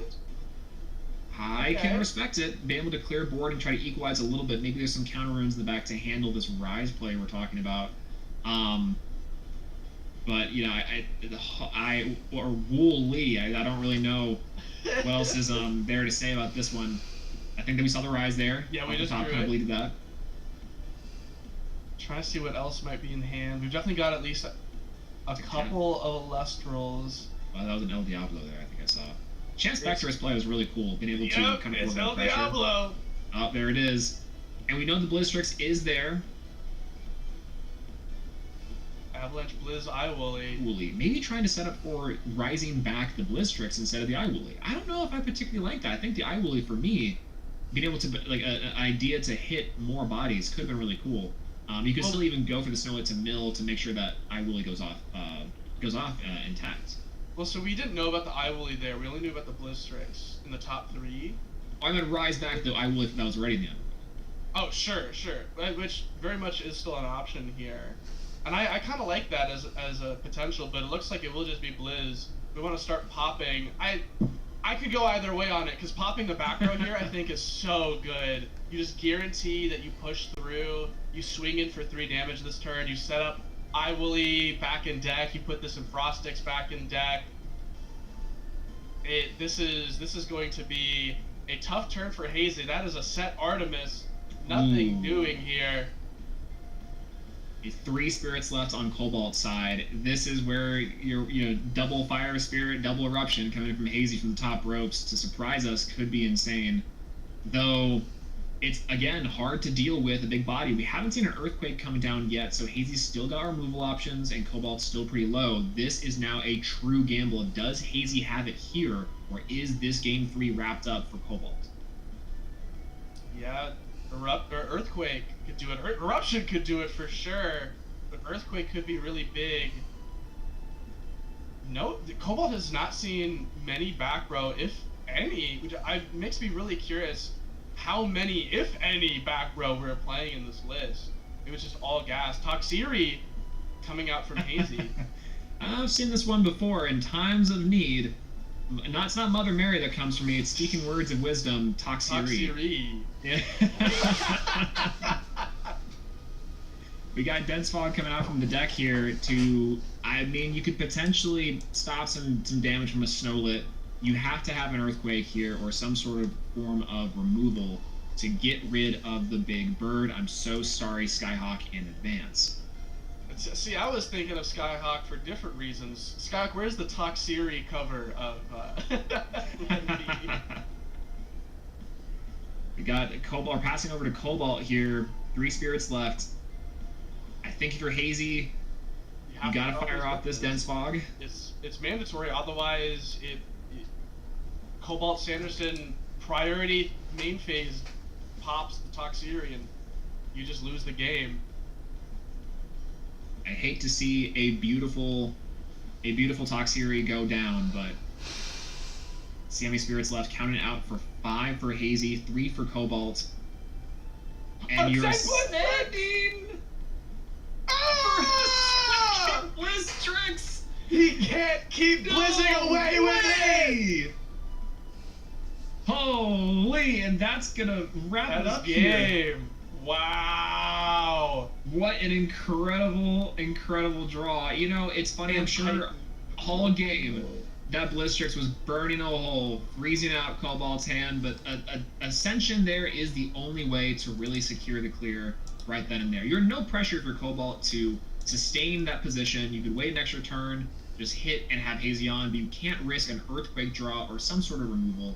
And instead, it's not Gorgon's Gaze. It's a lot like it if you squint, but it's not quite the same, and that is a showcase of why.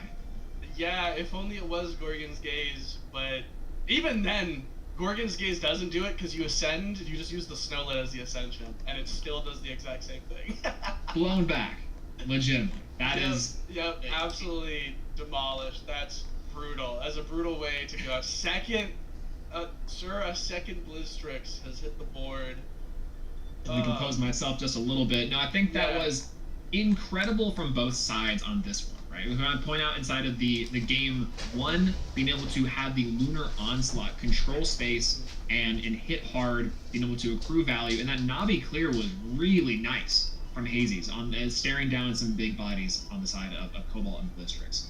But again, like you mentioned previously, sometimes the hypergeometric calculator is very much in your favor, and those hits were crazy. Game 3, they weren't necessarily super spectacular. I point that out, that like those plays, I think, in the sequencing from Cobalt potentially could be tightened up, but just goes to show the power level of this Frost deck. Absolutely crazy. I'm sorry, production's showing us them signing out, as tends to happen between rounds as we're prepping our next round. And I just gotta point out, I'm seeing Rock in a hard place on the field. I'm not going to elaborate any further.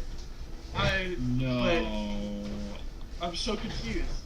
I think on some level it makes sense. You are massive amounts of removal. You're playing the Lunar Spirits anyways. It's a classic to give amounts of cookie deck building.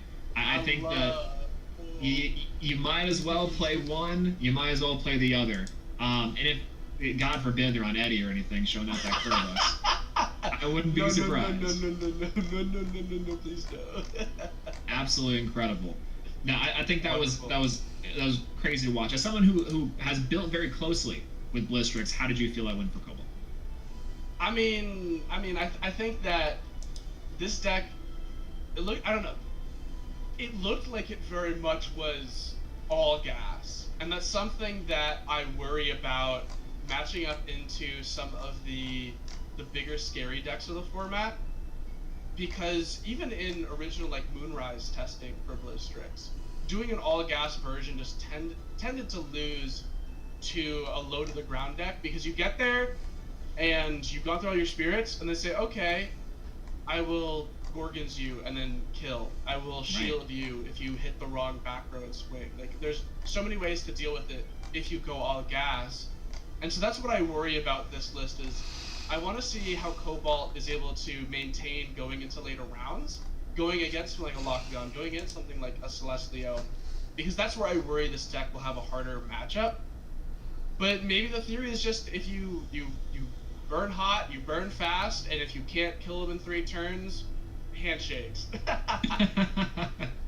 Yeah, I think that's probably about right. The one thing that Josh, Bean Soldier, always said was Blizzstrix will never win a tournament. And you know what? He was wrong and also correct. It is so crazy that Josh consistently sits in a Schrodinger's box, right? And I think that's the state of Elestrals constantly for that man. Because, 1, they'll never have it, but he always does. Always a beautiful one. And 2, yeah, Blizzstrix is one that over the war of attrition of an 8-round, 7-round tournament, going into top cut, you do chance your odds of just not hitting. And Cobalt there, I think, definitely showed the case in the first game of that, and then the second and third game, showing that you can hit even moderately well and still perform. And to Hazy's side, too, utilizing those suppressions and the Champ Vectorus effectively, I think, was a big key to help control space and mitigate some of the damage, but then also to help pop off with the Arbarum there in the second game, which I thought was really cool. I love the inclusion of the Ignectars to search the suppression tool to get the Champ Vectorus, and I'd be really curious to see Hazy's run in the future here. And again, congratulations to Cobalt here, but Hazy is not out, and definitely I will be seeing Hazy soon, because these 2 casters are very strong, and these 2 strategies are incredible. So that was a great game. Ascension over the second Blizzstrix. Crazy. You hate to see it, but you love to watch it happen.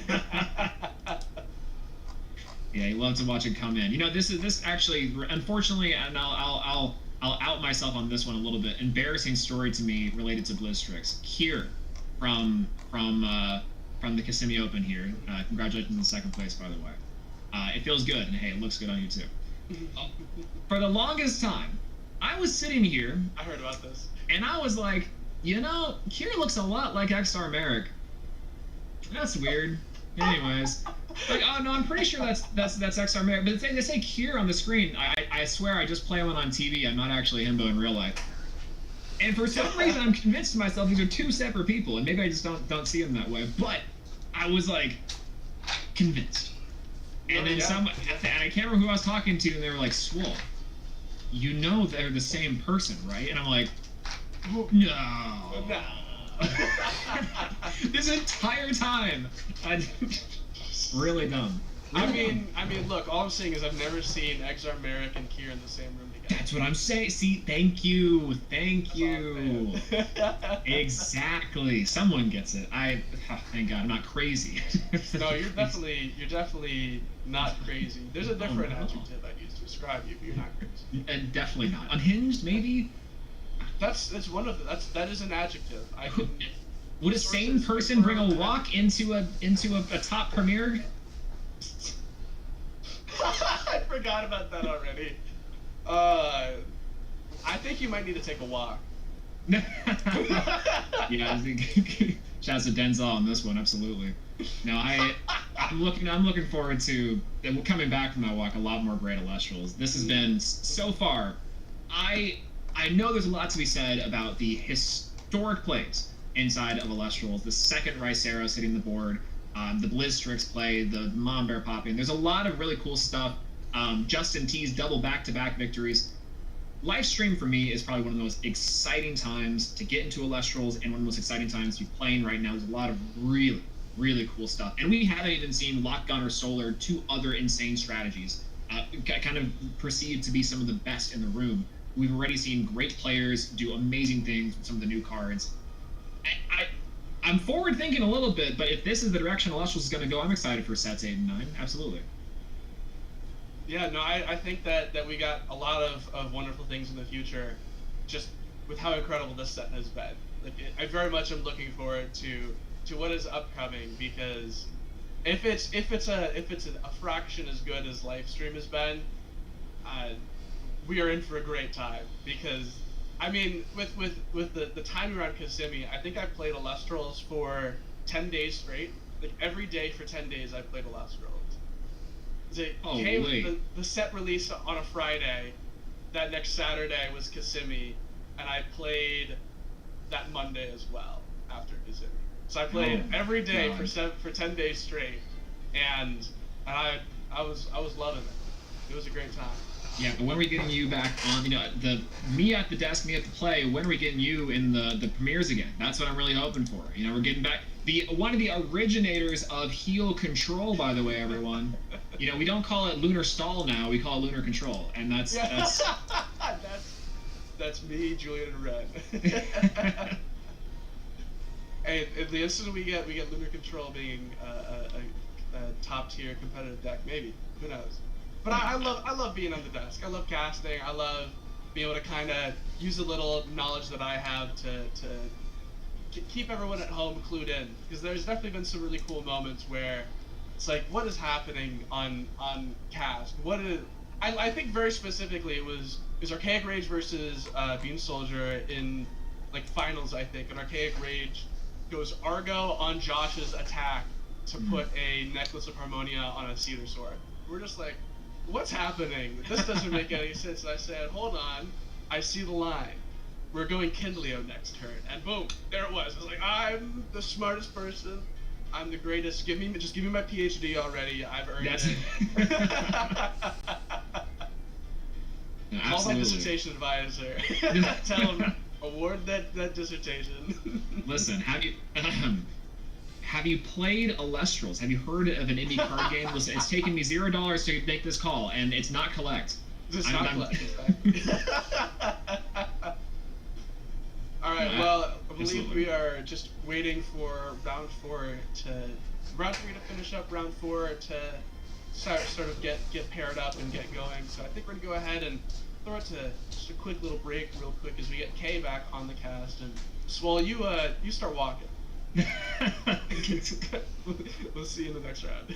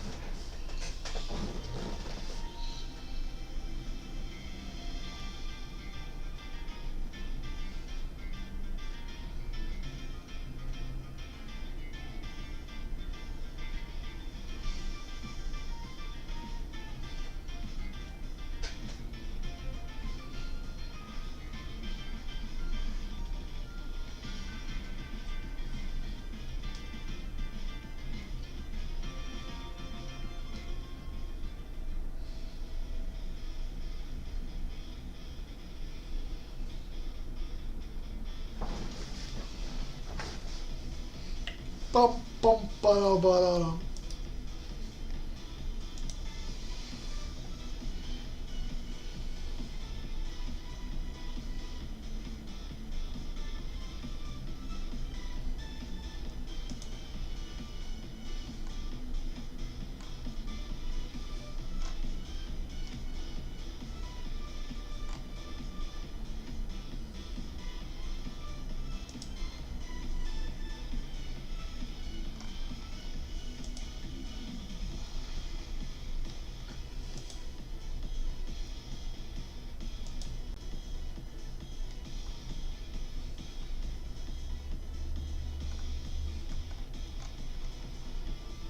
It looks like we have 3 more rounds. Or not 3 more rounds, 3 more people for this round to end.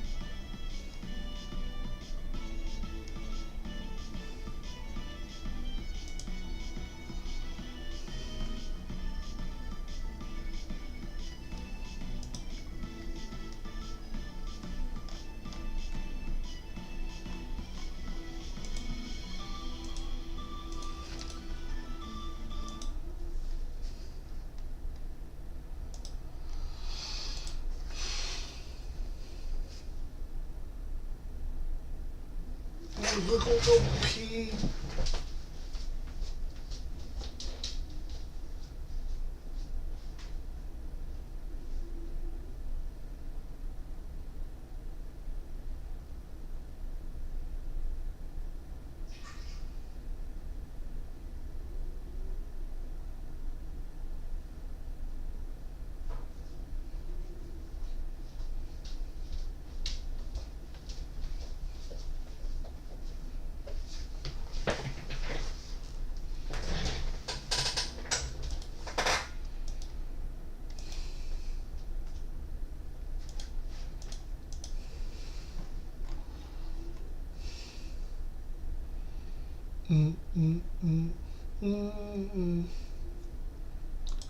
Say hello.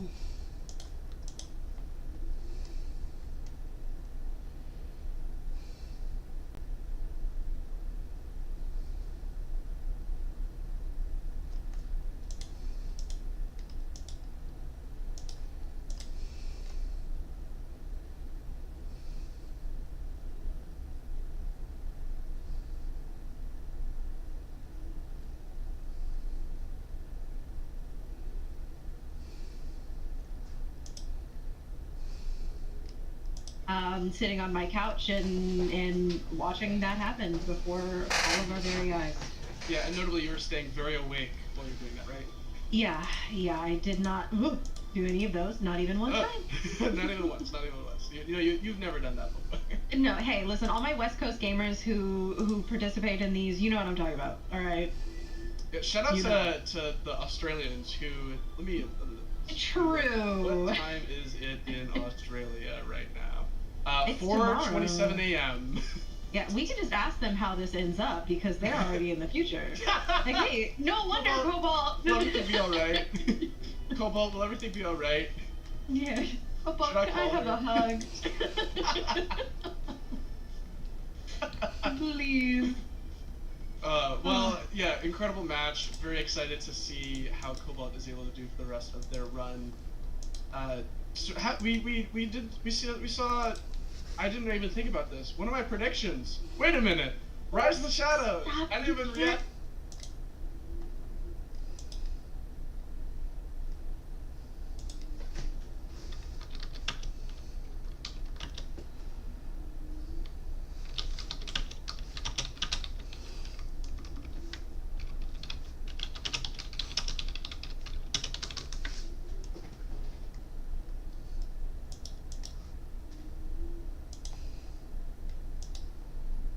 We're just waiting.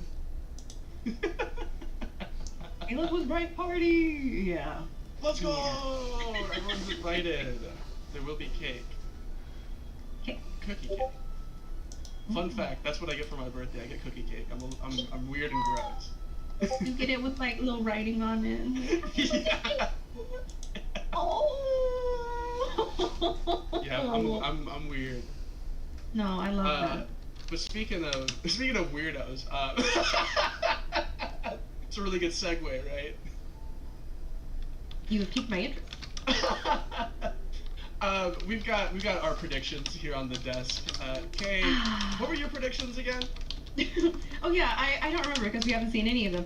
Yeah, so Gigaflora Champion of Demeter. I am telling you all, this engine rocks. It's really good. I don't know why people are looking at it. It's super, super cute, and I think that we should simply be pitching giraffes. Yeah, just go Giga mode. Yeah. Simply go Giga mode. My other prediction here, Guardian of Light, is one that we saw quite a bit in solar lists specifically, but I also think that it's a card that could easily be a staple splashed in many, many lists because, again, negate an attack, heal, yeah, all good things. Very strong, very good card. Yeah, I agree. I'm surprised to see. I'm surprised that we haven't seen these already, and I would imagine by round 4 we should see.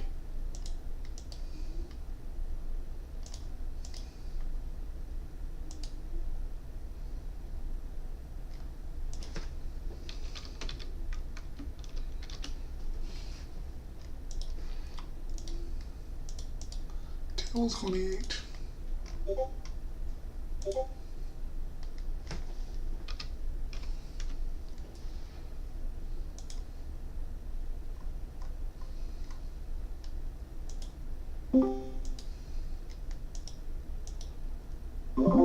Greetings, how are you? Good, how about you? Doing alright, can't complain, having fun. That's what matters, man. Even at the end of the day, as long as you're having fun, learning, that's what matters. I'm also live streaming, just to let you know. Alright, cool. I just spilled my cards on your live stream then. Oh no! It happens. At least it wasn't all over the floor. Yeah, thank goodness. Oh, so you live stream? Yes. Well, hello chatters, how are y'all doing? Hope you all have been enjoying the Elestrals gameplay. If you haven't played before, you should play. Oh yeah, super fun. I am not allowed to tune into your live stream till this is over, unfortunately, but I will drop a follow. Awesome, appreciate it. Slowly Your making name my is way the to same as 500. your Discord. Yep. Cool. Slowly making my way to 500. There we go. What are you at right now? 452. Hey, there we go. I'll make you 453. Yeah. You stream Elestrals content? Yes. Gotcha. Yeah, I've been I just started the YouTube journey with it. Yep, that's what got me into it. I've been wanting to do it for ages, and I was just like, I don't feel like it. Then Elestrals was like, you know what? I will make content. Might as well, man. In my opinion, I wish more people would because there's not a lot out there. Yeah. I mean, I'm not on the Twitch scene. I'm on the YouTube scene, so. I gotcha. One day I'll try to start dual streaming, but haven't figured that part out yet. I have no idea how to do that. Real quickly, I'm just gonna flip this way so I can get your thing full screen. Yep. There we go. Had to do this last match too. Problem is, my setup is so jank. I like almost break it every time. It's not bad. How would you like me to? I mean, I don't know how people have their setups so clean, and I'm just sitting here like I'm struggling. I just have webcams. All right, how do you want to determine who goes first? Spin down D20. That works for me. I rolled a 7. That got blocked, so I'm not even gonna use it. Can you see that? Yep. That's a 7. All right, re-roll then. All right, that's content. 14. 13. 12. All right, cool. How would you like me to cut? What's up? How would you like me to cut the deck? I don't worry about it. Okay. Same for you. Yep, that's fine. All right. Did you go to Kissimmee? Yes, I did. Got 62. Say that one more time. I'm sorry. Oh, I got 62. 62? Yeah, I got 62nd. My deck performed really well for the first 3 rounds, and then after that it went, nope, I'm done performing. And I'm like, all right, cool, all right. If it makes you feel any better, you did double about as good as me. I got 1/16. That's not bad. My first one at Dallas, I got like 1/50th. Yeah? Yeah. And that was with the Falcane deck that I won a premiere with. Literally the week before. So you've been playing for a while then, huh? Yes. I've been playing since Frostfall came out. So I just started playing, I started playing a week before Kissimmee. Oh, nice. So, I mean, that's honestly not bad. 151st for your first big tournament, you've only been playing for a week. That's great, honestly. Yeah, I got 1/16. 1/16, yeah. That's still pretty great. Yeah, I was pretty happy with it, and right now I'm 1-2, so I'm about to be 1-3. Maybe. Who knows? I would hope so. Would you like to go first or second? First. All right. Very few decks like to go second. All right. Shoot.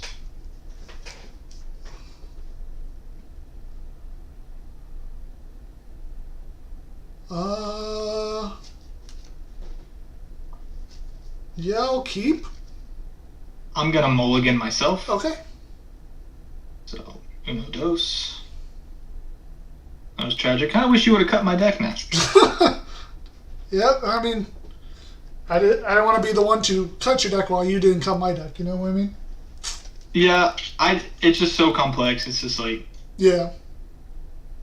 Oh, with the webcam. I'm not used to this. This is my first time ever doing like a webcam kind of battle. Yeah, so it definitely takes a while to get used to, that's for sure. Yeah, like right now I'm having to stand in order to play. Ooh, really? Yeah, so that like I can see my phone and everything. That's Gotcha. My back is feeling it. Oh, I bet. 3, 4, 5.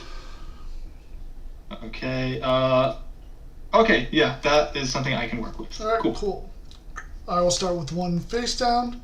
I will cast Cyprong Champion. Cyprong's effect. I can go search for Dionysus. Oh, I just played this deck. No. Who'd you go up against? I'm sorry. Who was your opponent for the last round? I don't know if it's pronounced like Zosh, Xosh. No, I've never heard of him. We were in a 0-2 battle. Both were like, we're gonna drop if we lose. That's fair. All right, and then I will pass to you. Okay. Let's draw for turn. Let's cry a little bit. We're gonna set this face down. I wish I had a combination of my 2 hands that I drew. Right. Because I might be in a good spot. Okay. I'm sorry. You're a 4/4 in attack. Yes. Alright. Thank you. What I'm gonna go ahead and do then is I'm gonna play Titan Strike, Champion of Zeus. When you cast it, search your deck for Thunderstorm, add it. Does that go through? Gorgons. That's what I was afraid of. That is so mean. And with that, I will just go ahead and end my turn there. Okay, I will draw for turn. I will cast Dionysus for 3 myself. Okay. And then I will cast a Cypron Champion. Respond to cast. What does that do again? That's what allows me to search for Dionysus, yep. Yep, I'm just gonna go ahead and do a poison PTA. Okay. In that case... Just showing you my other hand. I'm just moving my camera just a little bit so you don't keep looking at my foot. Yeah, you're fine. Alright, I will end my turn. Will you pay out PTA? Yep. Let me make sure I do this properly. There's that. Okay. So 2. Your turn. Alrighty. So let's go ahead and draw for turn.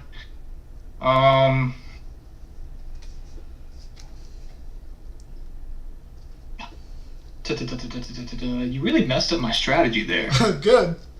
Trust me, I've played Titanic Strike so many times, I can tell when to mess it up. Yeah, I mean, I just love being the electric guy. I haven't played anybody else who doesn't run just Ash Rabbit. Alright, we're gonna go ahead.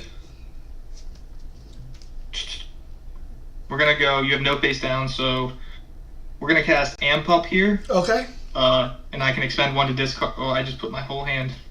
You can expend 1 to discard. Yep. Yeah.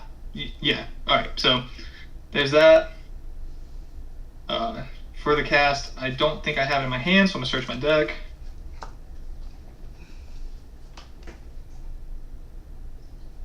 There he is. Go ahead and shuffle up, I guess.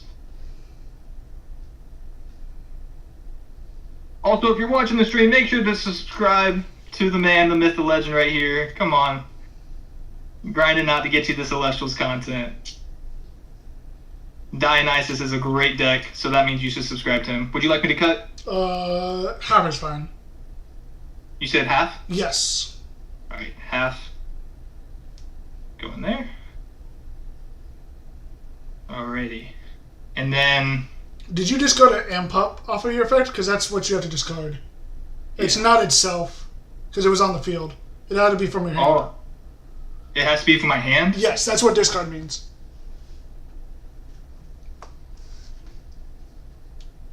You expend 1 and discard an Amp Up in order special send. This Amp... Oh! And it has to be from my hand? Yes, for the discard. Then that is a complete misplay. No, I did not. Okay. That's what I thought, because I was like, I'm pretty sure you had to discard Amp Up from yourself, because the way the whole engine works is you use the old Amp Up to add more Amp Ups. That way, that's how you get your effect off. Gotcha. Okay. So what would you like me to do? If it helps, I will just push amp up down, put Like a Volt in my deck, reshuffle everything, and then just put this back. Because that's the thing. Because you already shuffled your deck, right? Yeah. That's what the part that makes it up interesting, because you already finished shuffling your deck before I caught onto it. So the game is already in a different state than what it should have been. So we might have to call a judge and see what they say on that matter. Okay, that's fine with me. Okay. Because I messed that up. Let me ping a judge. I don't even know what table we're at anymore. We're at table I forget 28. it. Yeah. I apologize for that. All good. It took me a second to think about it. Judge. Table 8. There we go. What can I help with? So, I messed up my turn. I played Amp Up, and I went ahead, and I thought it was a discard for this Amp Up to ascend into Like a Volt. I already shuffled my deck, had him tell me how to cut it and everything, but I did not discard one from my hand in order to do the effect properly. Okay, do you have one in hand? No. Okay, so we're going to roll this back a little bit. We will. So you expended one spirit, and did you do the expend one thunder? Yes. Okay, so you can go ahead and shuffle the Like a Volt back into the deck. Okay. Has anything else happened? No, that was literally just it. Okay, awesome.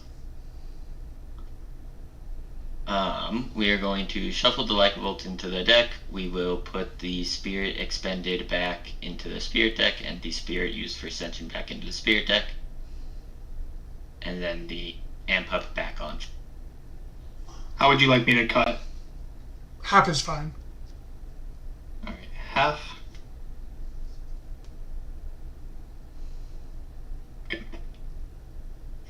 Alright, I think we are good there. I am going to issue a Game Rules Error Minor for that, though.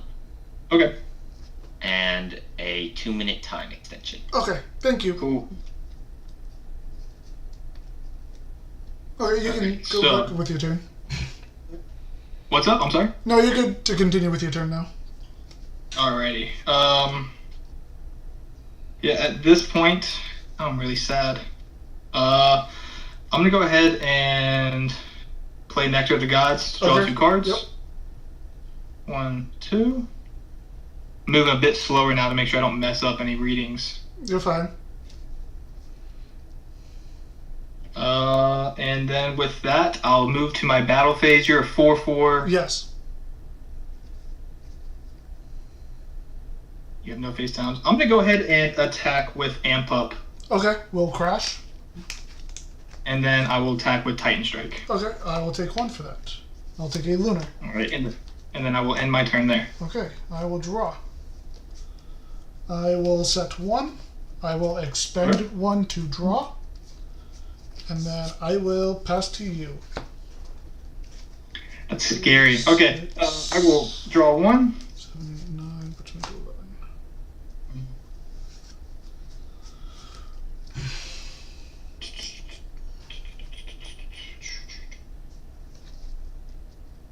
Okay, so what I'm gonna do, I don't know what I'm gonna do. Kind of in panic mode now. I'm gonna cast Ash Rabbit in defense. Okay. Does that go through? Yes, you're good. Alright, so 1, 2, 3. Okay, so I will add this to my hand, and I will shuffle these 2 back in.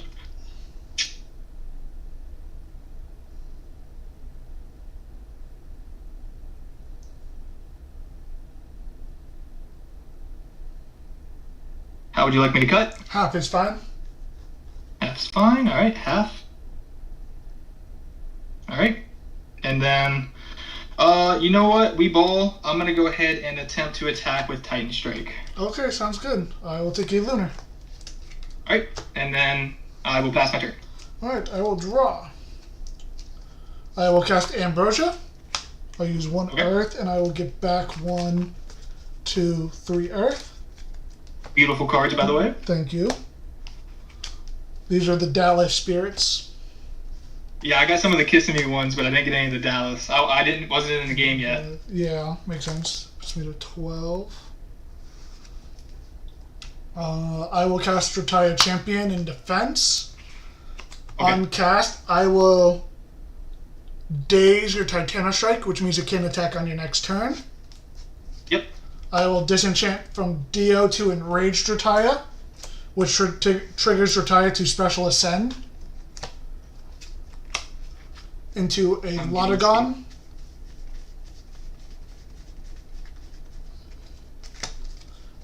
Retire's effect will enrage him. There's no back row for me to pop when he's enraged. So Lotagon will then swing over Astrabbit.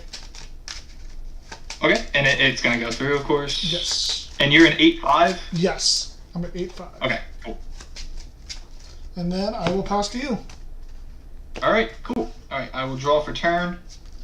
I'm a big sad boy with that pool. So what I'm gonna do.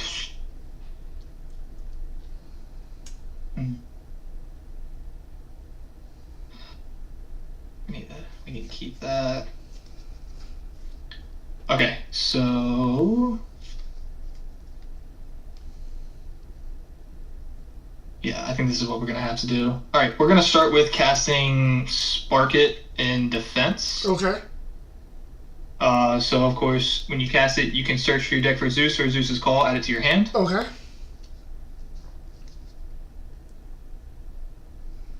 All right. There's Zeus right there. Okay. Do a little shuffle up against here. And how would you like me to cut? Half is fine. All right, half. Those cuts are working in your favor, let me tell you. And then we're gonna go ahead and we're gonna play our Zeus with 3 enchants underneath. Does that go through? Yep. Cool. All right, and then we're gonna panic a little bit because we're scared.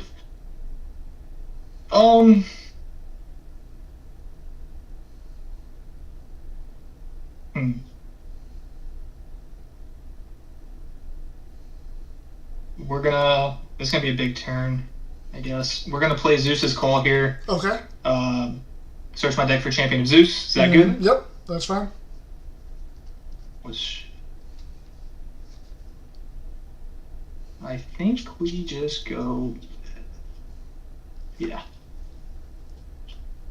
And pup. Okay. There. So shuffle up against again. And then how would you like me to cut? Just half.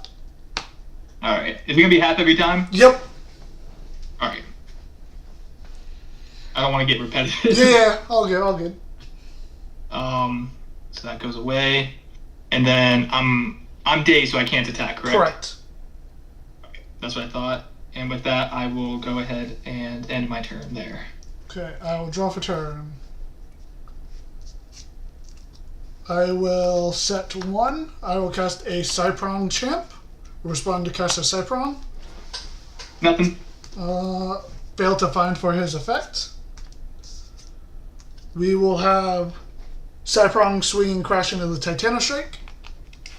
Okay. And then Lotagon will swing over your Spark It. Alrighty. And then it'll be your turn. End turn? Yep. Alright. I'm in a sticky wicket. Alright, draw for turn. So what's your creature at? I'm sorry. He's at 8/5. 8/5. Cool. Alright, so we're gonna panic a little bit here. I think I have one option here. We're gonna go Amp Up. Okay. Right? And then you can expend 1, Does that go through, by the way? Yep, you're good. All right, so let me just look in here.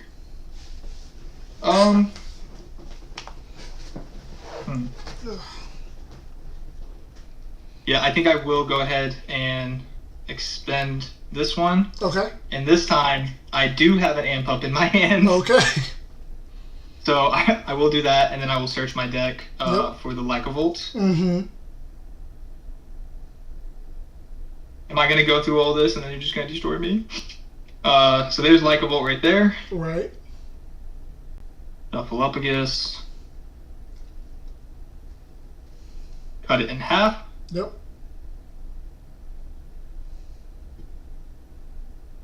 So this one goes here. And then I'm going to go ahead and give your Elestral -2 based on Lycavolt's ability. Okay. And I'm going to go ahead, because that makes you a 6/5. Yes. I'm going to attempt to attack with Lycavolt. I will Madness to daze you. And then Madness's other effect with Dio on the field, I get to re-enchant it with the Earth from my Underworld. That's awesome. Like, that's a cool card. Yeah. Right, yeah, with that, I will end my turn. Okay, I will draw for turn.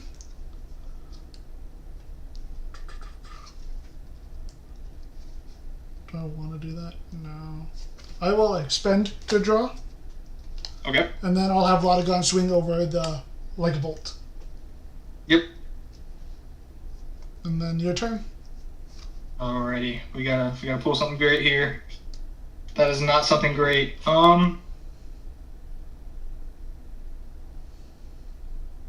Shoot. All right, we'll cast this face down. Mm-hmm. And then, all right, I think I clarified this last time. Wait, no, never mind. I got clarification last time, so I'll be good there.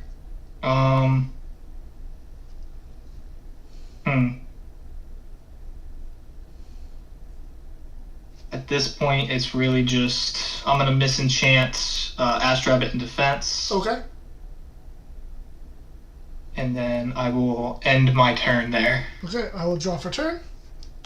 I will cast an Equal Links. Respond to cast of Equal Links. Nothing. I'll use Equal Links as effect. I will Nexus one off of Dio onto Equal Links to pop your face down. Dang. I'm just gonna wipe there. I'm gonna wipe my board there. Alright, sounds good. Ready. Yeah, yours is you're just playing out a lot better than the last one I played. It plays differently, if that makes sense.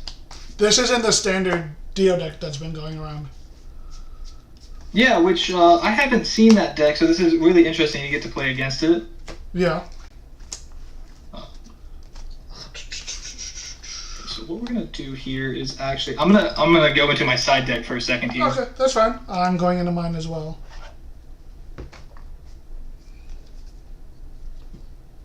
Throw my cards on the ground. Do that.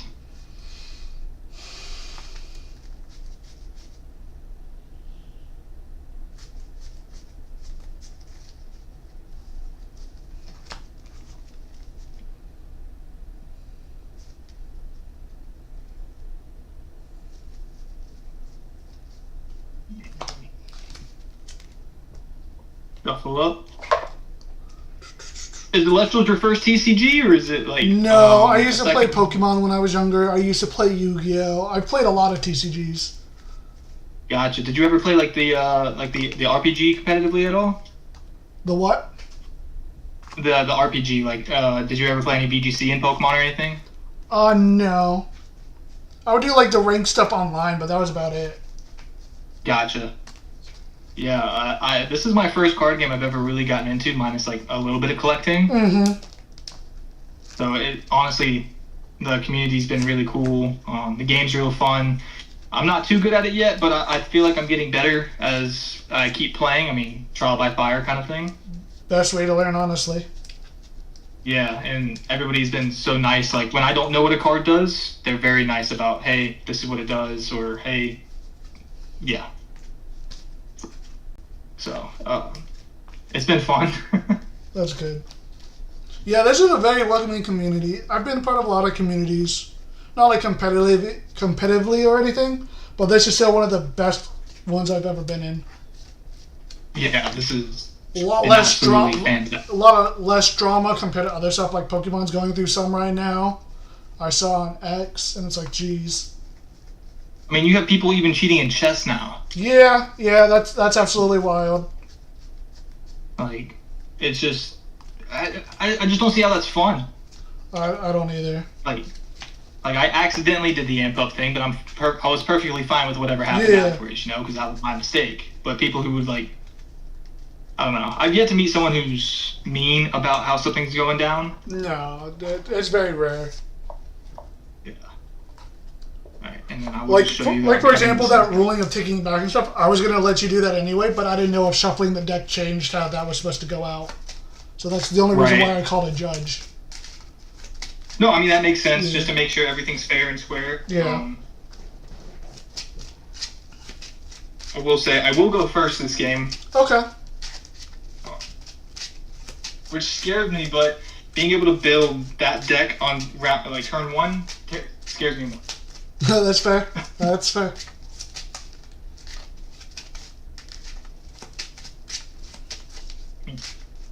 Yeah, my first game when I went to Kissimmee was against Rybot.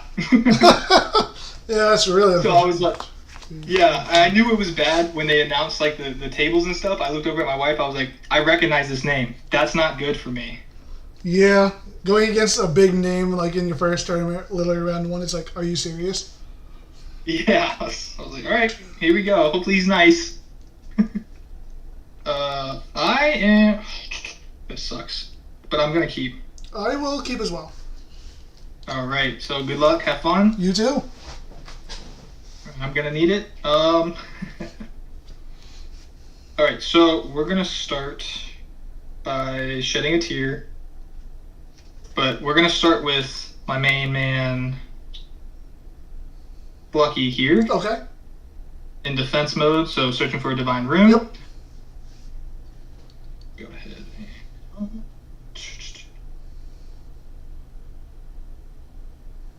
I always start at the bottom, and you just so happen to be close to the top. There's my divine. Okay. As I throw cards on the table, apologies. All good. I feel bad that you're streaming this, and I'm like a new player and kind of a noob at this. I've gone against a lot of new players. It's nothing. It's fine. I gotcha. Yeah, I'm happy to hear that somebody is streaming this game, though, because that makes me happy, you know? Yeah, I try to stream all my tournaments. I try to stream the casuals when I take part in them, stuff like that. I do all my Shadow Stars openings, either in a video or stream, depending on my mood and how I'm feeling. Gotcha. Yeah, I mean, by the way, I'm going to pass my turn there. Okay. I will draw. But I do love that people are streaming so that more people can possibly play the game and just have a good time. Oh, yeah, definitely. I will cast a Spectress. Oh! Respond to the cast of Spectress. No, you're good. Spectress will attempt to swing over the Plucky. What's its stats? I'm sorry. So it's a 4/2, but when it enters battle with an Elestral, I can suppress it, and then it gets +1 for every suppressed Elestral on the field. So it would become a 5. That's how I'd be able to get over the Plucky. Unless you stop me. Thank you. Yeah, you're welcome. Yeah, that'll go through. Okay. All right, your turn. All right, I'll draw for turn. And is that a face down rune or is that your spirit? That's a face down rune. Okay, I'm just gonna. Yeah, all my spirits are in white sleeves. Okay, thank you. Welcome. Well, that puts me in a bit of a bind. So I think what we're gonna do. Sorry, I'm thinking a little bit here. All good.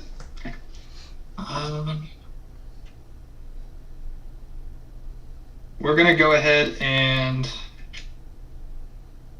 cast Spark It. Gonna put him in attack. On cast, I will Gorgons. You're gonna Gorgon. Okay. Well, I'm gonna go ahead and enchant Zeus here. Yep. Anyways, for 3. Mm-hmm. And then I'm also, before I let that thing get out of hand, I do it now. Yeah. I'm gonna go ahead and Earthquake. Okay. Which I don't know if that was the correct play, but I guess we'll find out. And I'll end my turn there. Okay, I will draw for turn. I will cast Nabi. What does that do? When Nabi receives one or more lunar, I can give each Celestial that is not lunar or solar enchanted -2 attack until the end phase.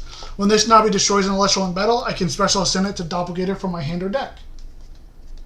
That's nuts. Yeah. That's awesome. Yeah. Any response? Nope. Okay, Nabi will swing over the Spark It. Yep. Nabi will go to Ascend.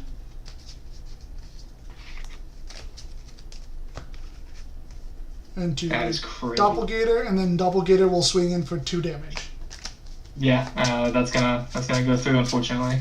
And then Doppelganger's effect. Elestrals that are not lunar or solar enchanted get -1 attack for each lunar enchanting Doppelganger.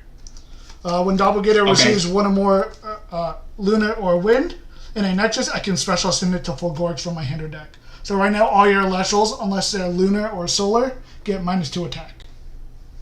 That's crazy. All right. All right, and it's your turn. All right. If I don't draw here, okay. And what is he? I'm sorry. What is his? He's stats? a 5/4. He's a 5/4, and all of my creatures, unless lunar or solar, are -2. Yes. Good copy. Okay, so I think I have one play here. There's no face down, so I'm gonna cast Fulgary's and attack. Okay. Champion of Zeus. Yep. What I'm going to do is use his. I'm sorry. You're good. I'm gonna disenchant 1 from Zeus to give me +2, so I'm back to a regular 3. Can you read Fulgary's effect real quick for me? You can disenchant 1 lightning spirit from your Zeus in order to target and destroy a face down. Yeah, in order to, because I don't have one. Yes, that's correct. Thank you for making me reread that. You're welcome. That makes me sad though. With that, then, I'm gonna slide him over because I'm about to enchant an artifact onto him. Okay. Just so it lines up. We're gonna do this then. Put Thunderbolt of Zeus down. Okay. The Empowered Celestial gets +2. When the Empowered Celestial destroys an opponent's Celestial in battle, that opponent must expend 1 spirit. If Zeus is enchanted, that opponent must expend 2. Yep. Get rid of 1 from Zeus. Okay. So that would make you. You said you were a 5/4. Yes. So now you're a 2. Yep. 2/1. Mm-hmm. And then I'm gonna go ahead and attack with Fulgary's Okay, there. and I will burn for 2. All right. I'll take 2 Earth. And then I will pass my turn. Okay, I will draw. I will Ambrosia. Pay Earth. I'll give back 2 Earth and a Lunar. Okay. What's your spirit count at? Let's see. 1, 2, 3, 4, 5, 6, 7, 8. Okay, I'm at 1, 2, 3, 4, 5, 6, 7, 8, 9, 10, 11, 12, 13, 14, 15. Here I thought I was doing a lot more than that. All right.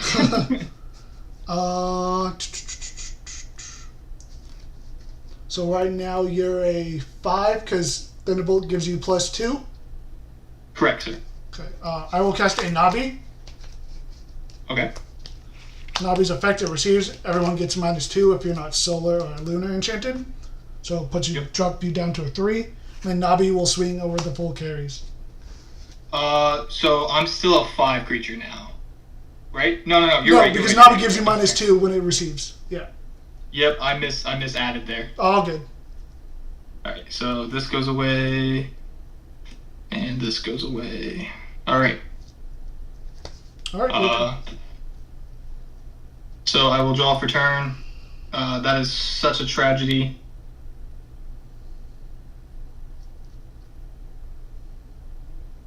I think at this point, with that draw, I'm gonna expend 1 to draw. Okay.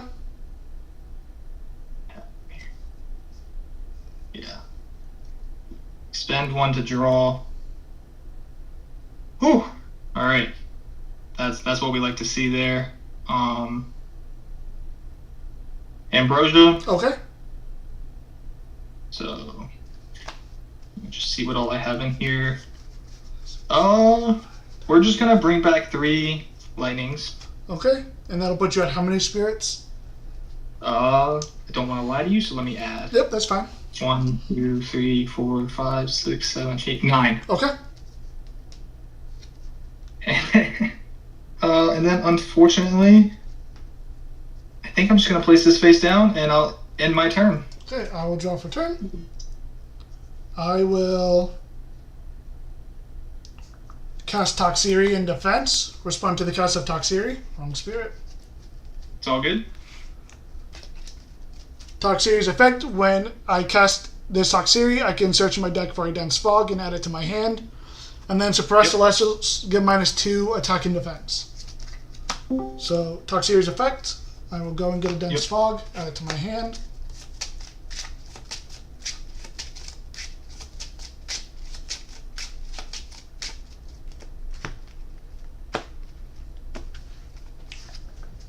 I will set 1. I will set 2. Okay. And then Nabi will swing in for 1.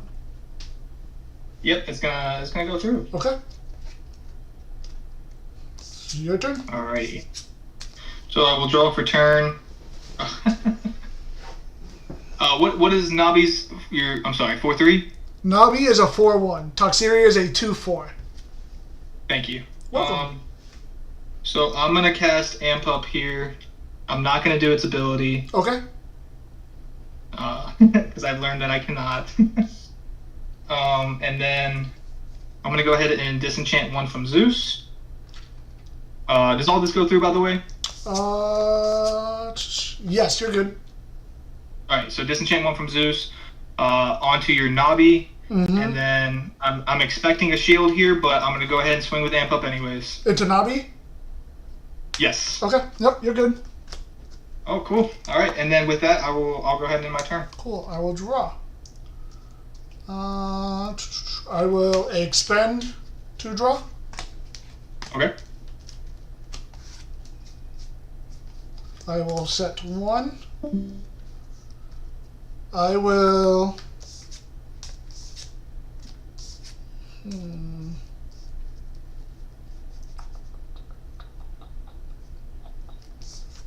What do I want to do?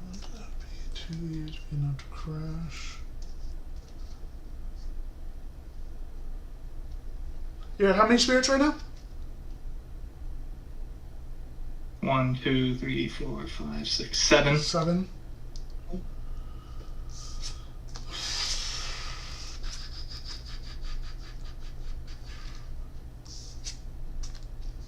I will pass to you.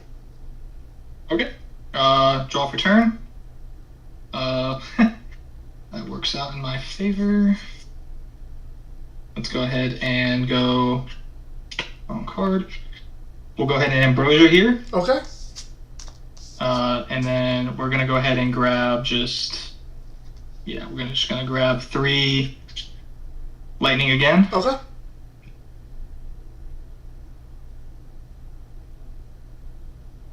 Which will put it at 1, 2, 3, 4, 5, 6, 7, 8, 9 now. Okay. And then I'm going to, I think it's called Ascend. I think that's how you say it. Yep. From Amp Up to Gato Bolt,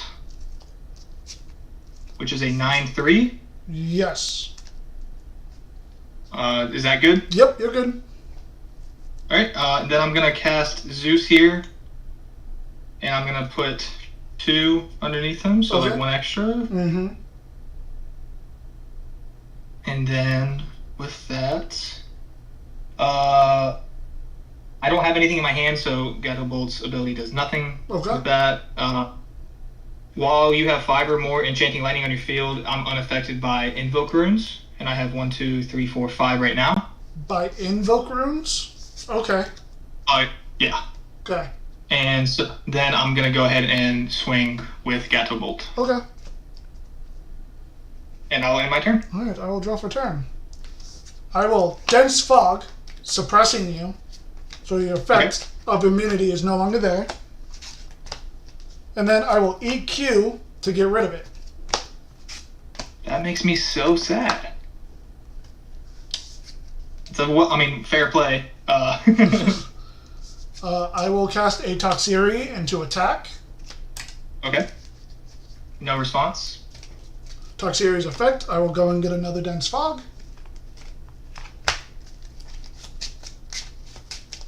And you said you had no cards in hand? Correct, sir.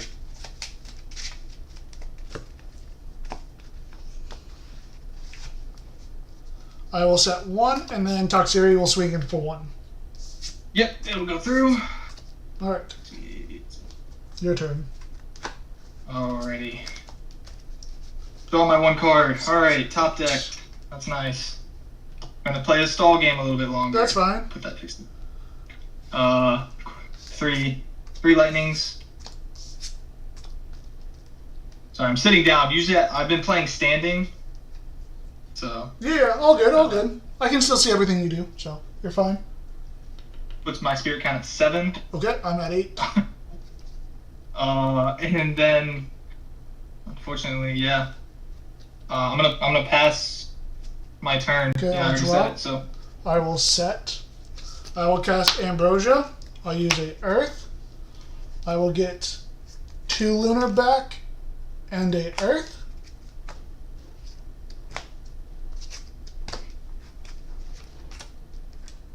I will re-enchant the Toxiri with a Lunar. Mm-hmm. And then I will attempt to swing in for 2. Yep, it'll go through. Alright. 2. Okay, so you good? Yep. Alright, draw for turn. We're gonna attempt this. I feel like I know how this is gonna go, but we're gonna cast Spark It. Okay. And attack. Okay. Does that go through? Yep. Okay, so I can search for Zeus or Zeus's Call. Do I even have another one? I do. Cool. So there's Zeus's Call right there. Okay. Shuffle up again. And then half cut. Right there. And then with that, I am going to go ahead and play Zeus's Call. Okay. Search for a Champion of Zeus, add it to your hand. Mm-hmm. Because this is like the only thing I can think to do at this point. I'm pretty sure it's game, but it's... Yeah. Alright, so Titan Strike, Champion of Zeus. Okay.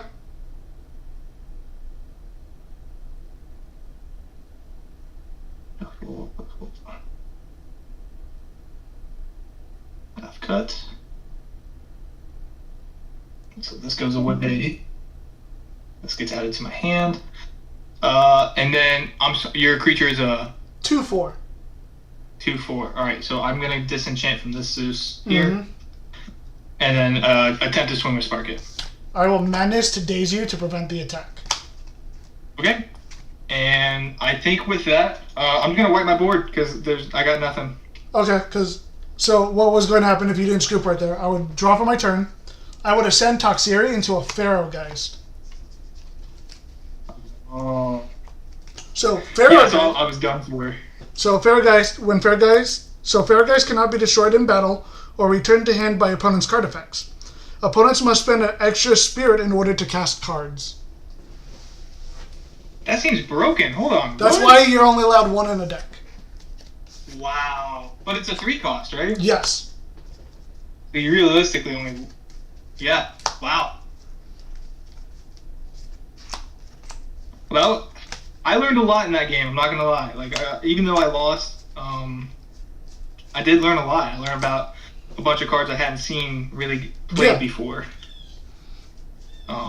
Unfortunately, I had my race to the top, but I just never got to cast it. Oh yeah, that sucks. That's what was sitting face down the entire game. Gotcha. It was supposed to be a bluff that it did not bluff very good. Yeah, well, after a while, when you not activating it, I figured it was probably a bluff. Yeah. The bluff only works if you if you don't think it's there the first, or if you think something's there the first time. Right. And then yeah, my side deck was the earthquake. You're not rocking that in a main deck? I think I'm going to now, seeing how much it has benefited. Yeah. It was also unfortunate you used the EQ at like a turn too early. But yeah. Yeah, just learning how to play, when to play things, learning about what card effects do, and once I can do that, I think I'll be able to like play EQ better. Yeah. That's what I mean. Even when I played it, I was like, "Ooh, I don't know if I should play it now or later." But yeah, I mean, it was a super fun game. Congratulations. I'm gonna go ahead and message before they mess it up. I'm gonna go ahead and type this out. Would you like to report, or would you like me? I'm about to report right now. Okay, I'll be ready for the reaction. GG's again. Thank you, thank you. Good luck on the All right, rest of and your I will matches. talk to you later. Good luck on the rest of. Well, I'm sorry. I said good luck on the rest of your matches. You as well. I'm dropping, so I just dropped. Oh, okay. But yeah, good luck on yours, and I wish you the best, man. Thank you. Appreciate it.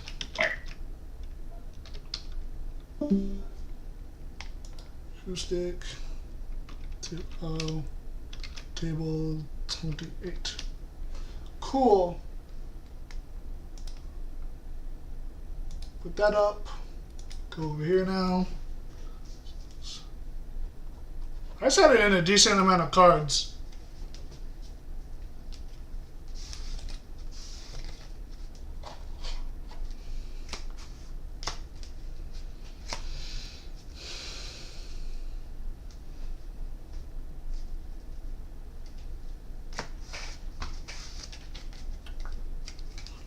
Four, 5, 6, 7, 8, 9, 10, 11, 12, 13, 14, 15. Okay, side is in.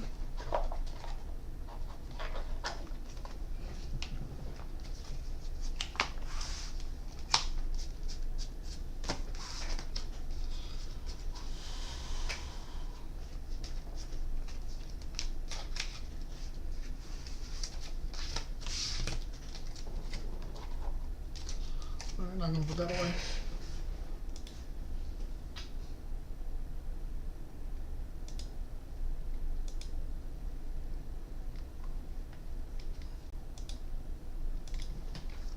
Round 4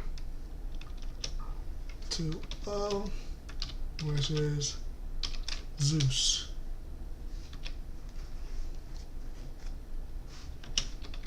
Opponent.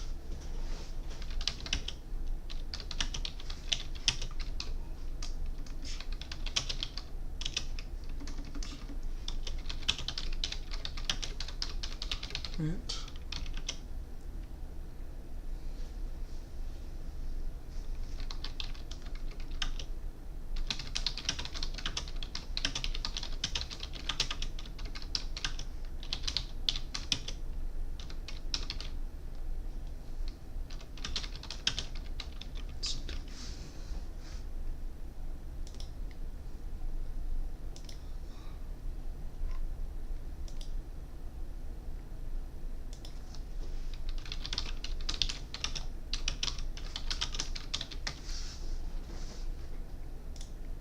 Alright, let's see who's playing. Oh, is the round over with? Is you just have there are 3. Oh wow. Possibly something to protect this foamy, but here comes the disenchant from the Apollo, and okay. Oh, that's scary. Good to know that 2 spoiled fruit are in deck though. Yeah, at so you have least Solar Burst, 2. Orb of Shine, Leo Bright, 2 spoiled fruit, and a Neblio, which I we're mean, gonna pick up. that Neblio into the Leo right there is looking. I mean, I showed me back shot. We kept the And card. What's down to the left? And here goes Neblio for 7. Yeah, I guess if you know that Leo Bright, and for that matter, I think we also hit No, I don't think we hit Celestlio. That was the last one. Let's see what we 5 minutes left? get here. Okay. Another Nebuleo. Oh, and actually, Is that a just kidding. Winjin? It looks like Winjin, the Shattered Stars Winjin there. And there goes the Leobright as well. And okay, so we're actually going to stack these in a specific order this time. And the double spoiled fruit, that was a great call on your part from the sideboard. That absolutely just anything that Lakagon wants to do is spoiled fruit destroys. That absolutely just anything that Lakagon wants to do is spoiled fruit destroys it. And so Goro has to move forward with the knowledge that if you go for those heal effects, if you attempt it, Yeah, we'll put you it could on. be losing your Lakagon. I was trying to pay attention to how dry stacked, and it didn't seem like the spoiled fruits moved. It looked like the top 3 cards stayed the same, so we might be drawing Solar Burst on our next turn. It looks like we're actually just going Corvishine to shuffle again. Oh, Huh. I wonder what we're digging for here. I wonder, it seems like Dry is looking for a specific card. It has not been seeing it. Whereas, like, I mean, from my perspective, we've seen a lot of really strong cards. And there goes the re-enchant from Underworld onto the Apollo. Yeah, it looks like we will go Nebuleo, attempt to hit over Foamy, and then are we good Gorgons in Battle Step? Looks like that is it. Yep, exactly what's going to be happening here. The Gorgon's Gaze preventing the effect of the Foamy. We do know... Notably, did we Battle Step or Damage Step? Because, okay, it looks like it's continued on. Because by the actions there, it seemed like Foamy actually should have still resolved. But, whoa! That is a Peliquarius, Champion of Aphrodite that Goro just played. Champion Peliquarius. Yeah. We are very used to, at this point, seeing the basic Peliquarius that goes in and searches for a water Elestral in this list. But this is a tech I have not seen. And here comes the Nexus. Okay. Organs. So, Peliquarius lets you Nexus, and then you can special send the Elestral that receives it into a water or wind Elestral from hand.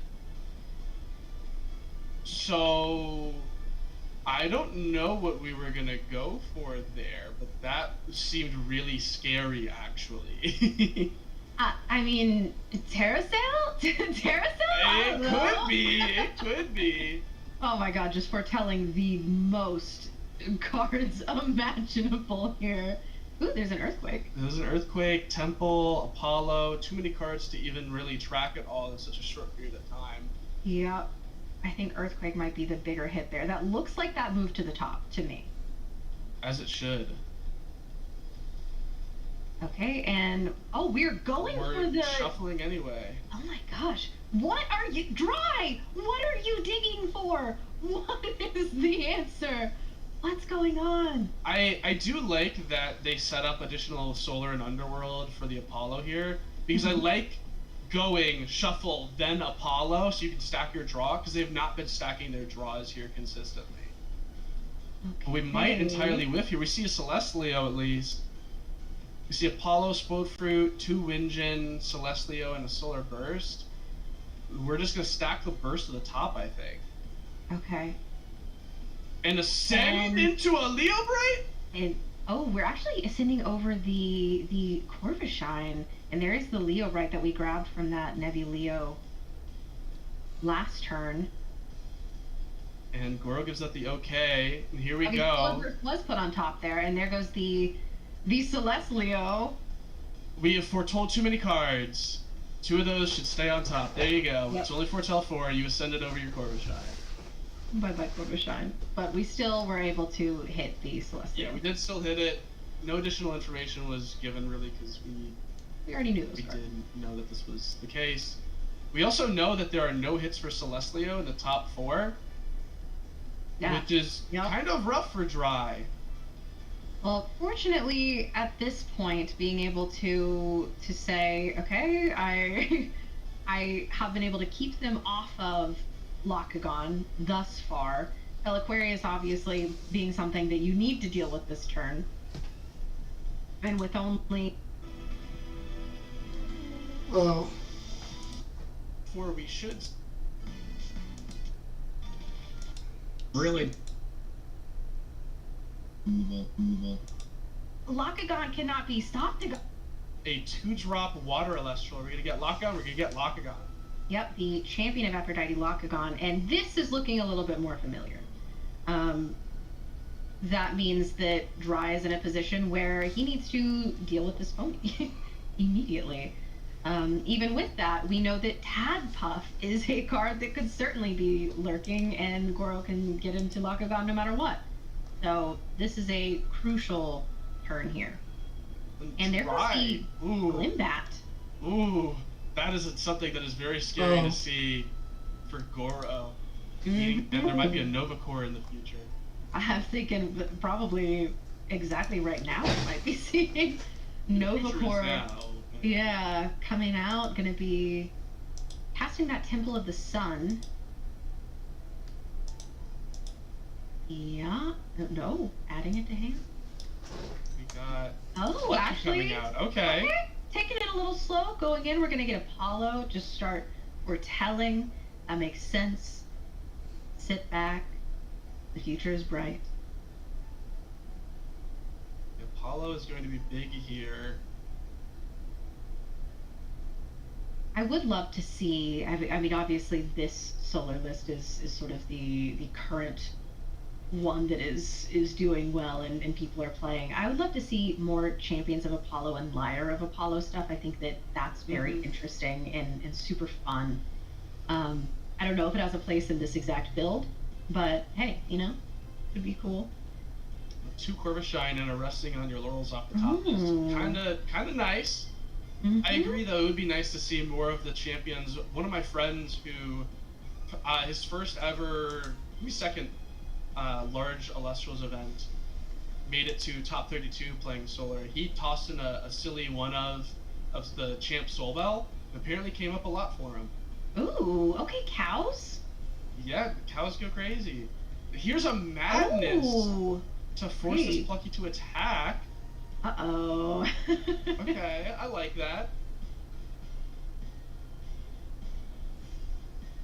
Gonna be able to very easily deal with this Plucky going into next turn.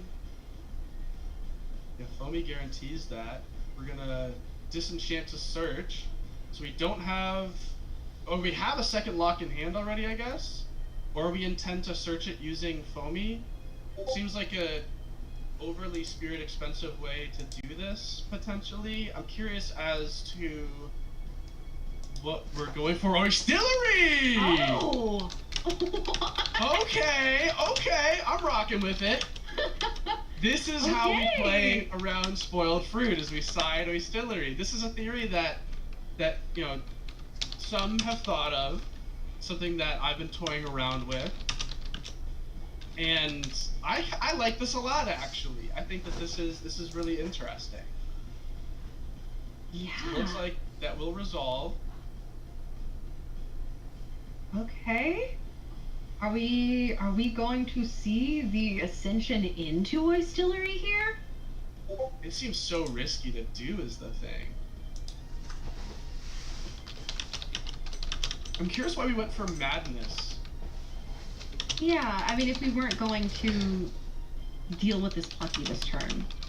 Yeah, you would have to do a Distillery, but you lose to so much if you do that, is the issue. That's my concern. Looks like we're going to Gorgon's Gaze the Foamy to prevent the Ascension. But, like, that's totally fine. Surely we have another normal cast in hand that just does it. I mean, even Tadpuff, you know. Tadpuff Crash is a valid option, and normal cast Tratagua heal too. It crashes. It's not ideal, but it does out the board and prevent a Leo Bright from hitting the board. So Yeah, I don't hate it. Heal a little bit. Okay. And yeah, we are simply just crashing. Yeah.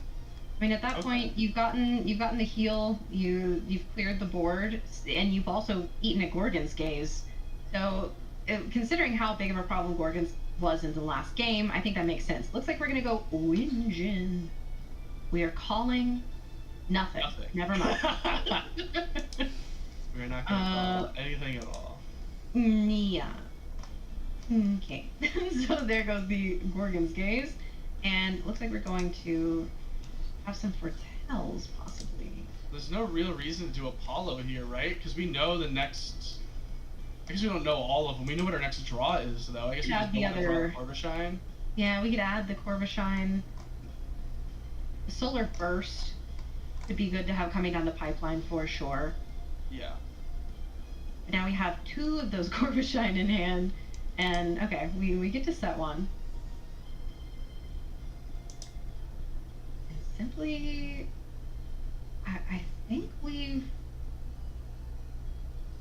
What a pass here. Ascend Yeah. Lakagon. Okay, yeah, there is the Ascension. And we're still Lakagoning. I wonder if this is a spoiled fruit. We know that it's being played. Would be cool to see. However, I think that would have been...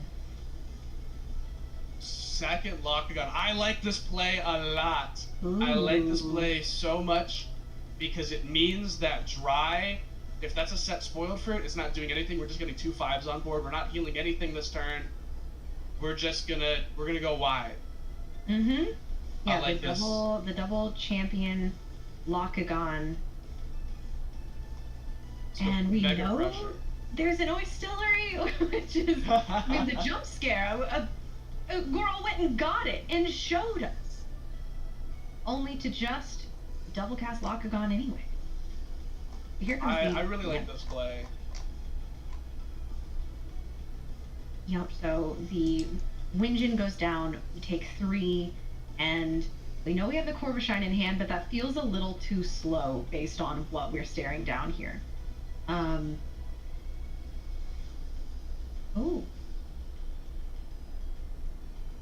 And there's a resting.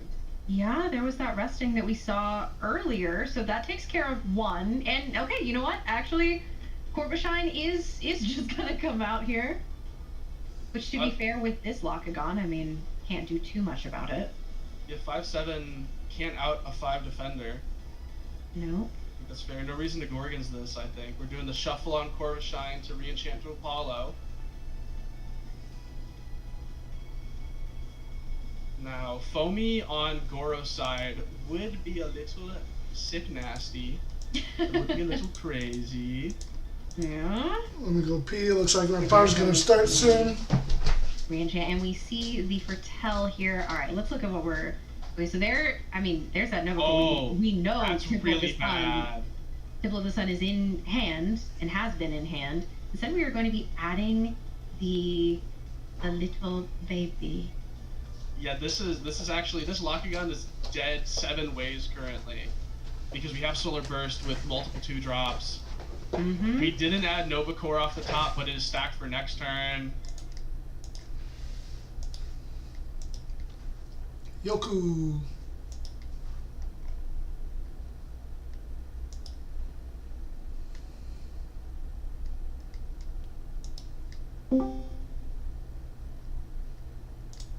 Oh.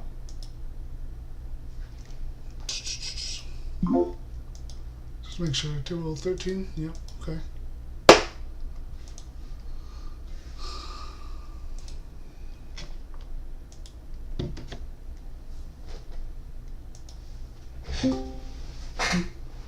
Hello. Hello. How are you? Good. Ooh, I love your map. Thank you. So that's like a tune style of it. Yep. I got it commissioned by the same guy who did the Dry's Stellar or the Pantera one. I have to ask you for the link after. Yeah, sure, no problem. Just to let you know, I am live streaming. Oh, hello. I love your map too. Thank you. I just love the Thunder as soon as I came into this game. And I just had to get a map for it. Yeah. How would you like to cut? Half is fine. Okay. Half is fine throughout the whole game. Same here. Alright, good to know. Would you like to high roll on a d20 spin down? Do you want to do odds or even? Yeah, that's fine by me. What would you like? Yeah, I'm gonna say odds. 10. I will Okay, go first. you get to pick. I will go first when we can start. Best of luck. You too. 2, 3, 4, 5. Now we play the waiting game. Yay. Do. How's your tourney been so far? Good. I'm a little disappointed in myself about last round. Oh, yeah? I kind of threw the game. I had the out to board, and instead of ascending, I just cast a card that made no sense. Heat of the moment, it happens. Yeah. And my other loss was bow, but that's like nature. I mean, it's bow. I mean, I started off really horrible. My draws and everything were bad, and then it started to pick up, thankfully.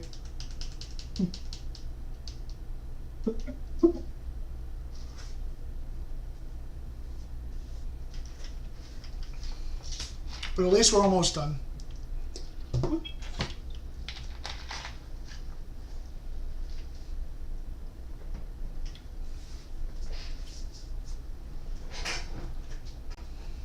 Just aiming for that top 16 foamy. Yeah. So cute. I wanted the Kissimmee Cyprong, but my deck did horrible there. I mean, I can't say horrible. I got top 64 out of it, so I guess I can't complain too much, but...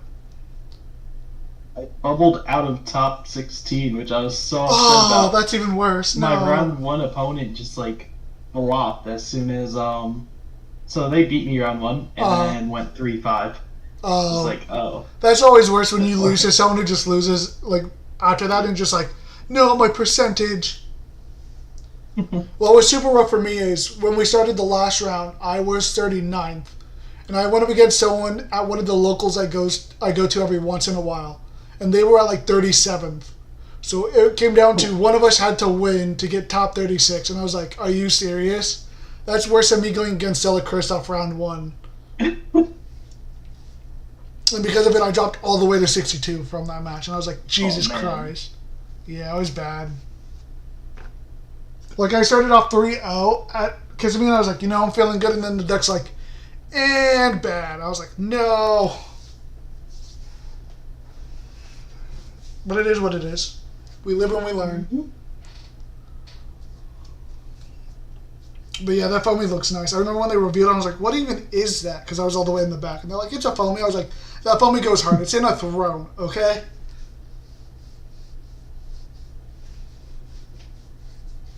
I love the lobster.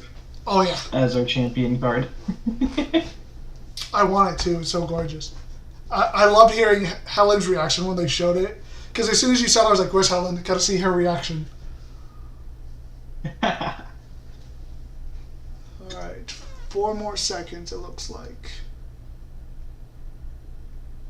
Alright, it looks like we're good to go. Good luck and have fun.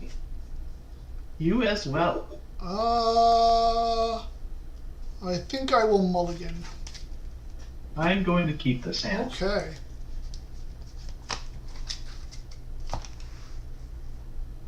I will use 2 Lunars for my mulligan. Ooh.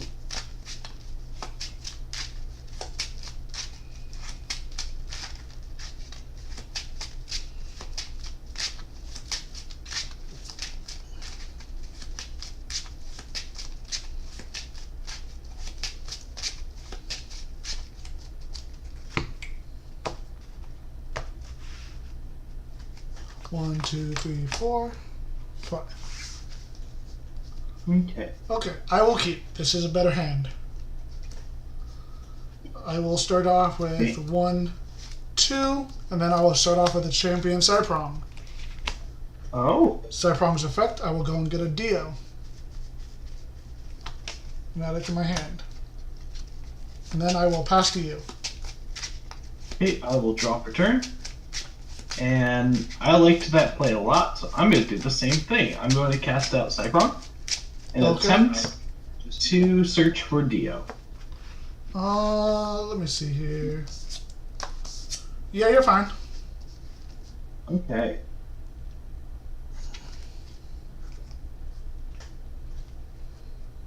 Let's see. Dio gets added. Okay.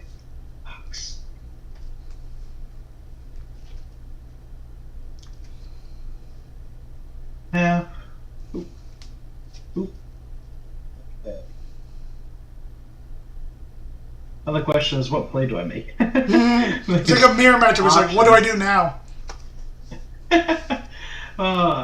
Okay. You have 3 in hand now, right? Yes. So Dio? Yes. Yeah. So Dio plus 2.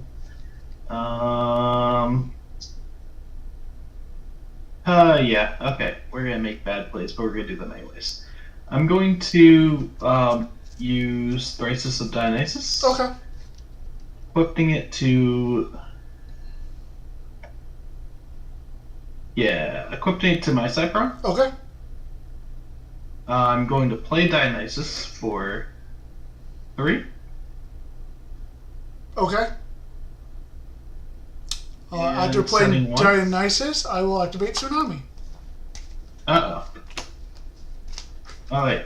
Tsunami? Oh, you're putting your guy in defense here? I mean, Tsunami puts everyone in defense. Yes, but then, yeah, enter battle. Okay. Thrasis has Cyprong enraged. Oh, yeah. Alright. You're good. I misspelled. That's fine. Going to go combat. Cyprong declares Gorgons. effect of Thrasis. I get to draw. Yep.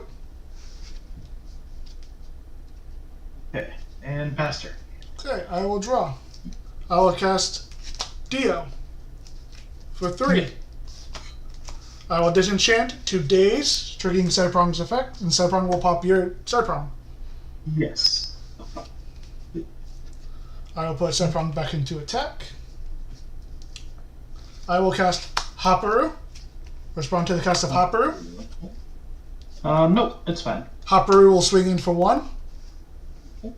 Hopperu's effect to foretell 3. Nabi, Ambrosia, Spectrus, nothing to add.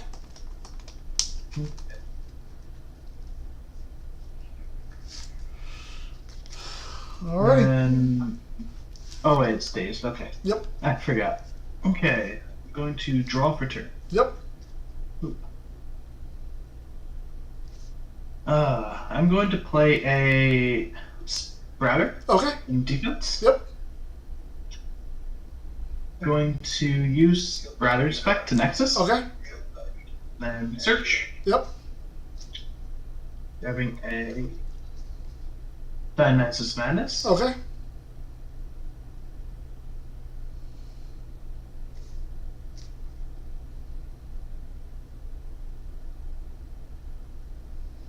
Yeah. Okay. Set 1, and I will pass. Okay, I will draw for turn. Let's see, you have Madness face down. You can do that. You have how many cards in hand? I have 1, 2, 3, 4. 4.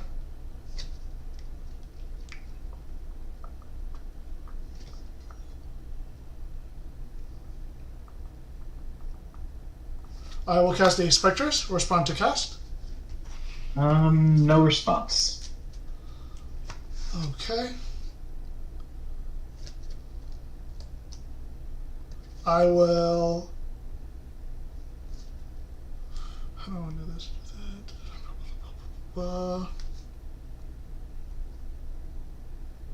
I will cast Thyrsis on Spectrus. Okay. Respond to the cast of Thyrsis. You didn't do anything. No response. Let's go with Hopperu. Will attack you directly for 1. Yep, I'll take the 1 from Hopperu's effect, Foretell, Nabi, Ambrosia, Pharaoh, guys. Nothing to add. Okay. Let's go with that. And then Spectrus. Oh, hold on. Did I put them in the right order? Yeah, I did. Okay. Spectrus will attempt to swing over your. Spectrus, I will Madness. Yep. To daze it. You know, I'm gonna take off the Sprouter. Okay. For the cost, Yep. and it will re-enchant my Dionysus. Okay.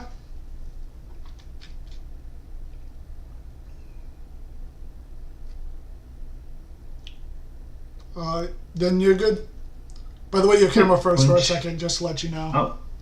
Okay. Sorry. All good, all good. Just figured I'd bring it to your turn. attention. Okay.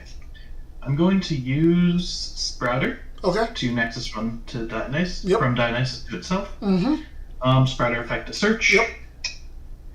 Grabbing another Madness. Okay.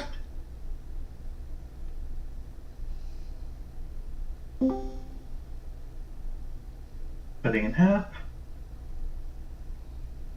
Then I'm going to ascend over Sprouter. Yep. Into Centaur. Okay.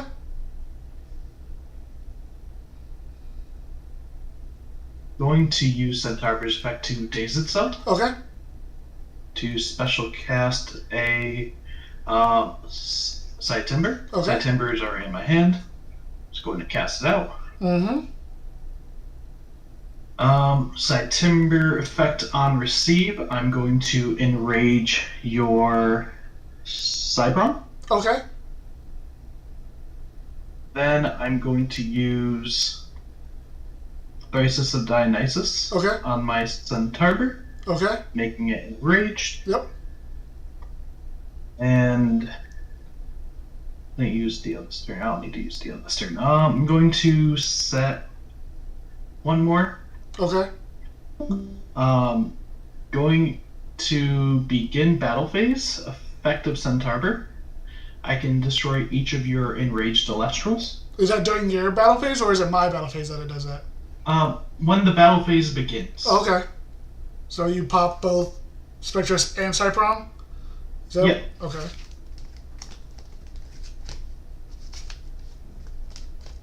So then I'll have Side Timber attack the Hacharu. Okay, I'll take one. Dealing 1. And then Centaur will declare effect of Thyrsus. I draw. Okay, and I'll take 3. And then that's it for my turn. Okay, I will draw, and I will just give you this game.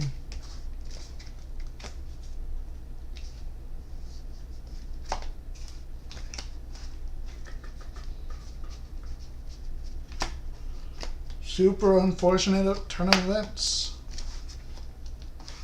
Yeah.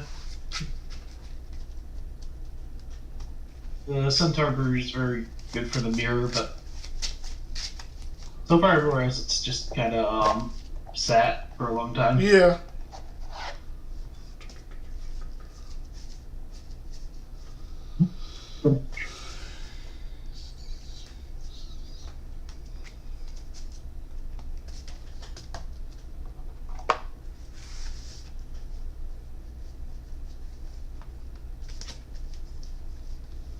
Didn't help I also barely saw back row.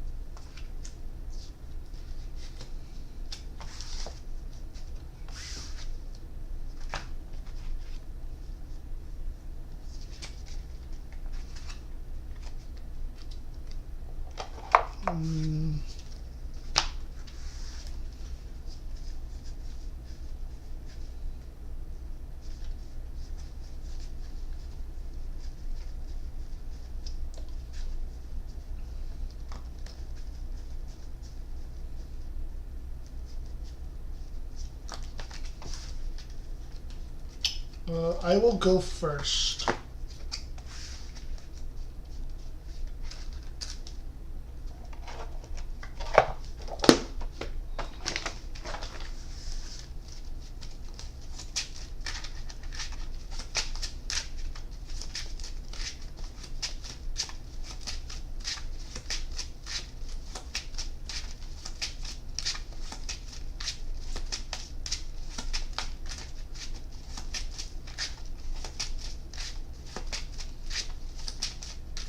Alright,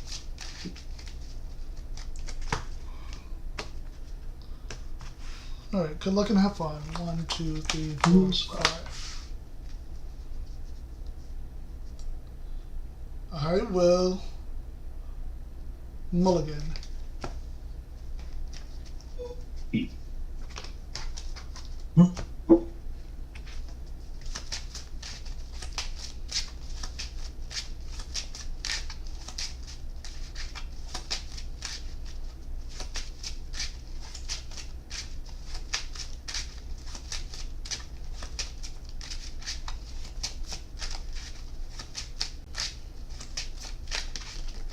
Ugh.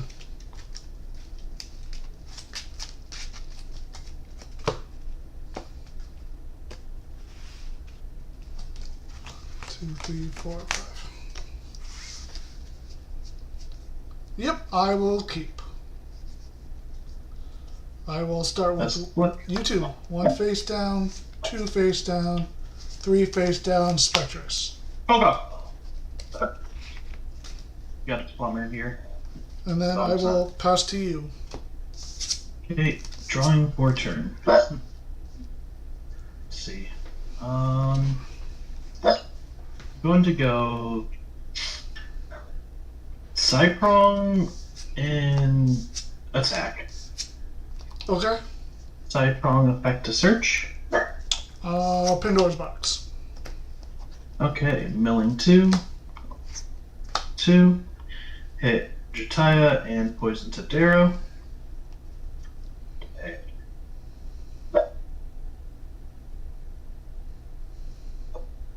I'm going to earthquake it. Okay.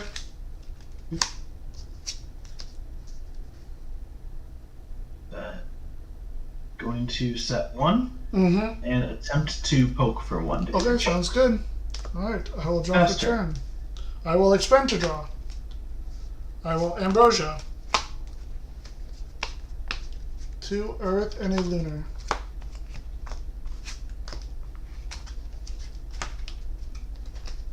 And then I will pass to you. Going for turn. Okay. I'm going to set 1. I'm going to cast a Visk on Firestorm Edition. Yep. Going to go into combat. Okay. And swing in for 2. Attempt to attack with Cyprong and then skip. Okay. And pass turn. Alright, I will draw for turn. I will cast Cyprong Champion. Respond to cast. For the search, I'm going to Pandora's box. Okay. Ambrosia, Gorgons. A Lunan Sapphire. I will pass to you. Okay. Drawing for turn. I'm going to. I'm going to expend 1 to draw. Okay. Setting 1. Going to go combat. Attempt to have Visk swing over. Tsunami. Okay. And I will pass turn. Okay, I will draw for turn.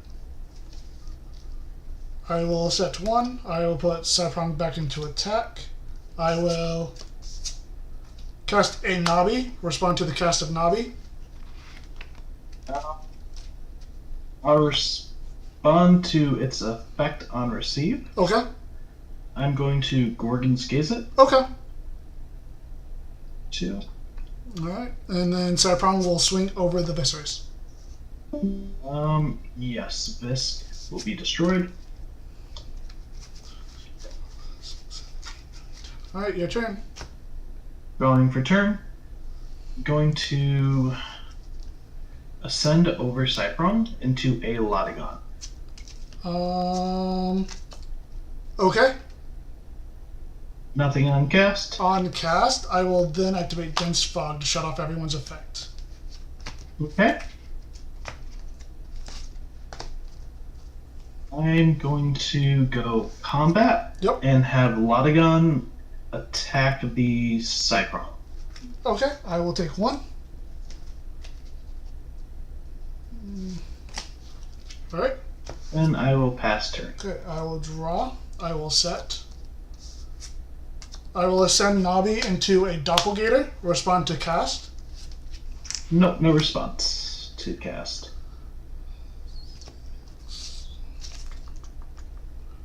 I will pass to you. Going per turn. I'm going to cast a Drataya. Okay. Drataya effect on receive. Okay. To daze the Doppelganger. Okay. I'm then going to use Thorasis of Dionysus, equipping it to the Drataya, enraging it. Okay. Attempting to use Drataya's effect to special ascend. You're good. Okay, I have the Lotagon in hand. It's going to ascend. Let's go to Underworld. Anything on the cast of the Lotagon that is enraged? No, you're good. Okay, I'm going to use its effect, targeting the set card that is not behind the Doppelganger. That one, yep. Tsunami. Okay. Going to go for combat. Yep. To have Lotagon attack over Doppelganger. Yep. You're good. Then 1 direct for 2. Cool. Awesome. I will draw, and I'll probably just scoop right there. I will draw, and yep, scoop. You've literally drew every single out to everything I had. Super unfortunate.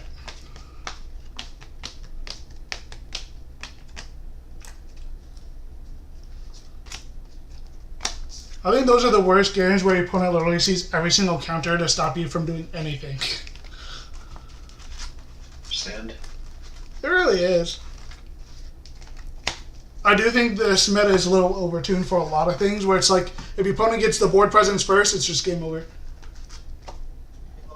Seeing a Celestial player do Solar Burst, get rid of Celestial, and then rise it. Yep. Just kind of hurts really badly. It's not even just that. It's just... So, I think the hit for that deck isn't Celestial, it's Corvishine, because the Corvishine allows you to see like a fifth of your deck every single time, which is absolutely stupid. Yeah. I don't know why they designed a card that allows you to see a fifth of your deck every turn. That's just wild.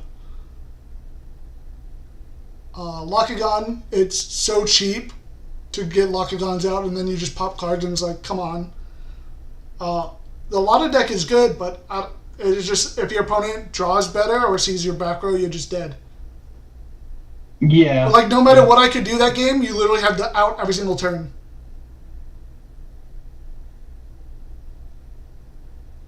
Like, the fact that you drew into a second retire, sure, fine. But then you had the Thrisis to enrage you to go into your second Lotagon. Because what I would have done is, I would have tsunami'd you or something, and then if you destroyed him, I would have just brought him back with Rise. There was no point in me rising him back that turn, because you would have just popped him again. So, like, it was just pointless.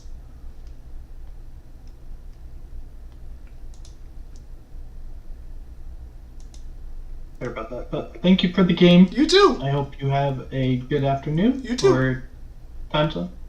Yep. Good luck on the rest of your matches. Cool.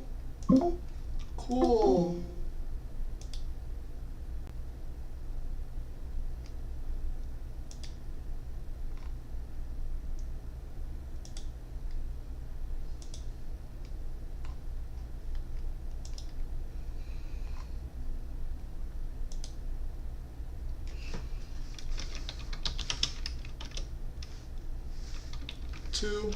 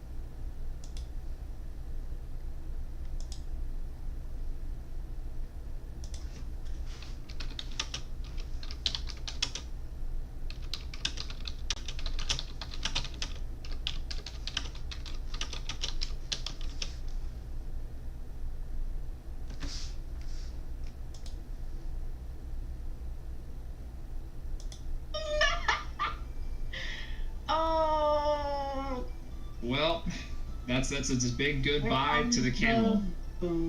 Here comes the boom bat. Can't quite get over the hump with that one. Aurkla's gonna swing in for the rest of the damage there, and Zane's gonna take game 1 with a very simple game state of just Amputs and Arcoliths and Boombats, Thunder, oh my. Oh my, exactly. Okay, I mean, I think that we both, no matter the outcome there, I think we both owe Austin a bit of an apology, because I don't know about you, but I was counting him out for a bit there. I wasn't familiar with this game.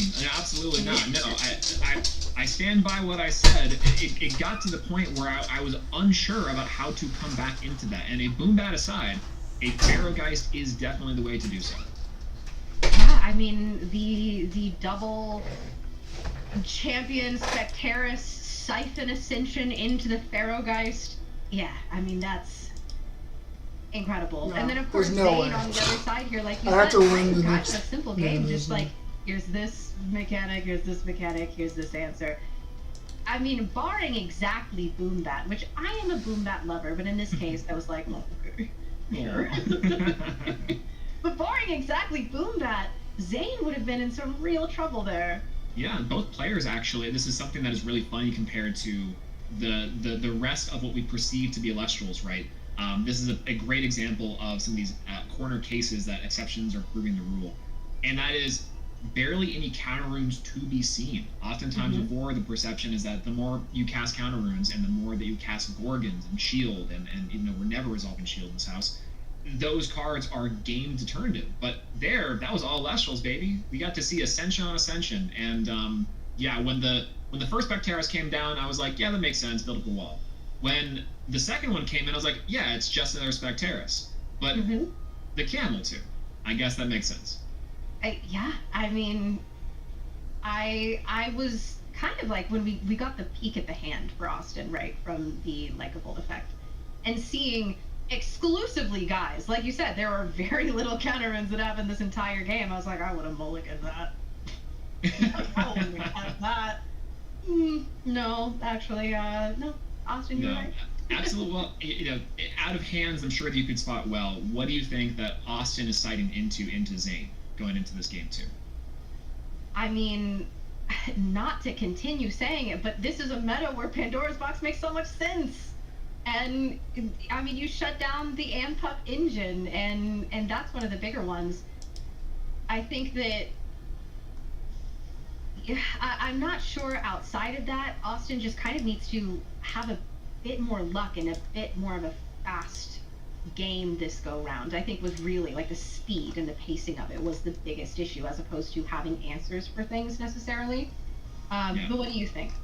I think you're absolutely correct. We're going into this game 2 here. I think Austin will have to see maybe a little more defensive play. Protecting that Ard I have such a hope, so there's no way I'm getting that. Is going to be mission critical for getting this back online before Zane can get out the big bad wolf, get out the old Unk, and start ripping apart the board with Boombat. So I am curious to see how this is going to go, and if we're going to see the way of the desert here for Austin. I mean, we had a question at the beginning of last game, which was, is Reenchant Rabbit good anymore? But apparently Ascend Arcolith over Rabbit is the new Reenchant Rabbit, so hey, that's you know what, fair enough.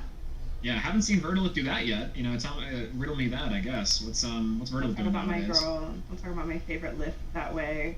She is beautiful. Her sakura flowers are just as vivacious and something. I'm trying to find words here that I can make it better. Why Rebellion did smoke me with that card on on the plane, by the way. Speaking of 30,000 feet in the air getting dropped, that Ascend into Verdalith, heal back, I couldn't deal with it. Okay, so we have Austin going first here with something that is slightly off camera. Comalis there on that one. Oh, it's the Comalis again. Comalis. Oh, and a Nog coming from Zane. Okay, trying to get us into Pops Galore. I don't think I've heard of that Elestral. Could you, what is that stat line on that one? I unfortunately was about to make the most brain rotted joke of all time, and I'm going to hold myself back from that because I think I'm better than that. Dang it! Yes, okay. You'll have 6 or 7 more tries to do so inside of this game. The Nog's set 2 there is Zane going to potentially expend to draw again, just accruing resources. Those 2 drops could be burning a hole in the hand. So maybe just playing this one a little slow. You know you have the destruction with the boom bats, and so passing back to Austin, you're not in immediate danger. But if you let this Comalis go through, as we see an Artemis come down, it could be trouble. Okay. And we're actually seeing back row from Austin this time, so that we're already having a different game here. And the Nexus going off here, possibly. Or we see... Ooh, there we go. And we're going to see the effect of the Comalis go in and search out a Spectral Elestral. Just kidding. Pandora's Box is going to say... no. Wow. Just as good as the Gorgon's Gaze, you're still taking maybe a little more damage here. Top 2 are going to go to the Underworld. I believe that's an Ardbud and a double Ardbud! Ardbuds! No! Oh, it's okay. They're hanging out together. At least they're not alone. Oh, like ants on a log inside of the Underworld. That is going to make this a little more difficult for Austin's full strategy to come about, but I do think that, like we saw last time, there is the backup contingency of a camel play. So, Pharaohgeist, save me Pharaohgeist. I mean, we still haven't seen the normal cast for this turn, so there is always a possibility that we don't have to go with the entomologist side of this list. Incredible. She's really on it today, folks. We have the Comalis here chilling. You're right, we haven't seen quite an ascension yet, but if that's a PTA from Zane, that could also do it. I'm just going to try to swing in here, play a little slow from Austin. Looks like it, which after that last game, I think I would be getting in there a little bit faster.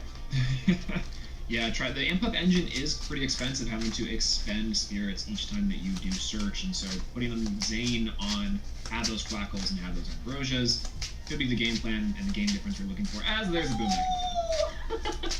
But hey, you know what? We're getting rid of a boom bat. Look on the bright side. We are maybe going to activate a Gorgon's Gaze here after the disenchant, so boom bat simply goes away. That's right. Yeah, the double-edged sword of the trade. It's going to side out that then just becomes Gloombat, its Nexus counterpart, in getting rid of a back row at the cost of a tempo play. Ooh. If you're Zane, that feels pretty good. And a thunderstorm coming down, just dropping that full art in.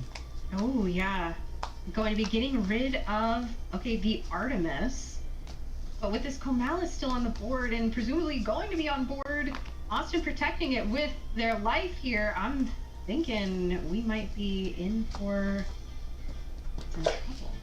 What do you think could be the player from Austin next? Is it a second Comalis? Oh no, this was the danger zone. Yeah. Hey Watkins, where are you?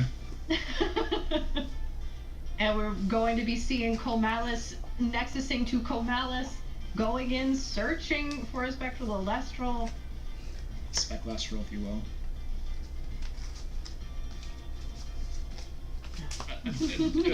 Was that not a good one? The walk bit was the pinnacle there? Come on. However, Helios's chariot ride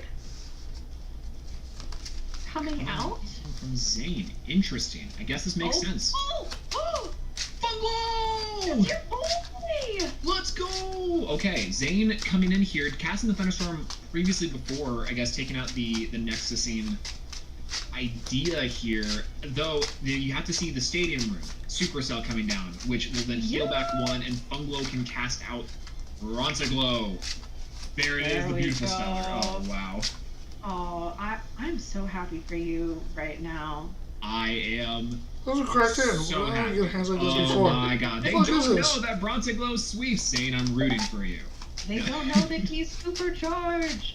They don't know he's supercharged. The new Bronzeglow Supercharged is a really cool deviation from the OG. The OG is still very strong and does get the buff up from the Funglow, but this guy becomes huge under both the Funglow and the Supercell for the new Thunderstorm, and it's a burn card. It's kind of like Toxion wrapped into one, and it is a big dinosaur that I think is a great little inclusion to this deck. Again, spirits-wise, though, Zane's at 1 spirit. Ooh. Wait, hang on. Right? To Austin's 11? Oh, wow. I mean, we've been seeing some expensive rune play here, but yeah, Where did the spirits go? A little bit. It's very funny because I do think, despite the fact that Helios does come down here, that might end up mattering here in terms of spirit investment. You can hit over one of these Comalis, but you're still having to deal with the big body afterwards, and you're not in a particularly strong position to get rid of that Thunderstorm Supercell. So Helios will end up clearing here.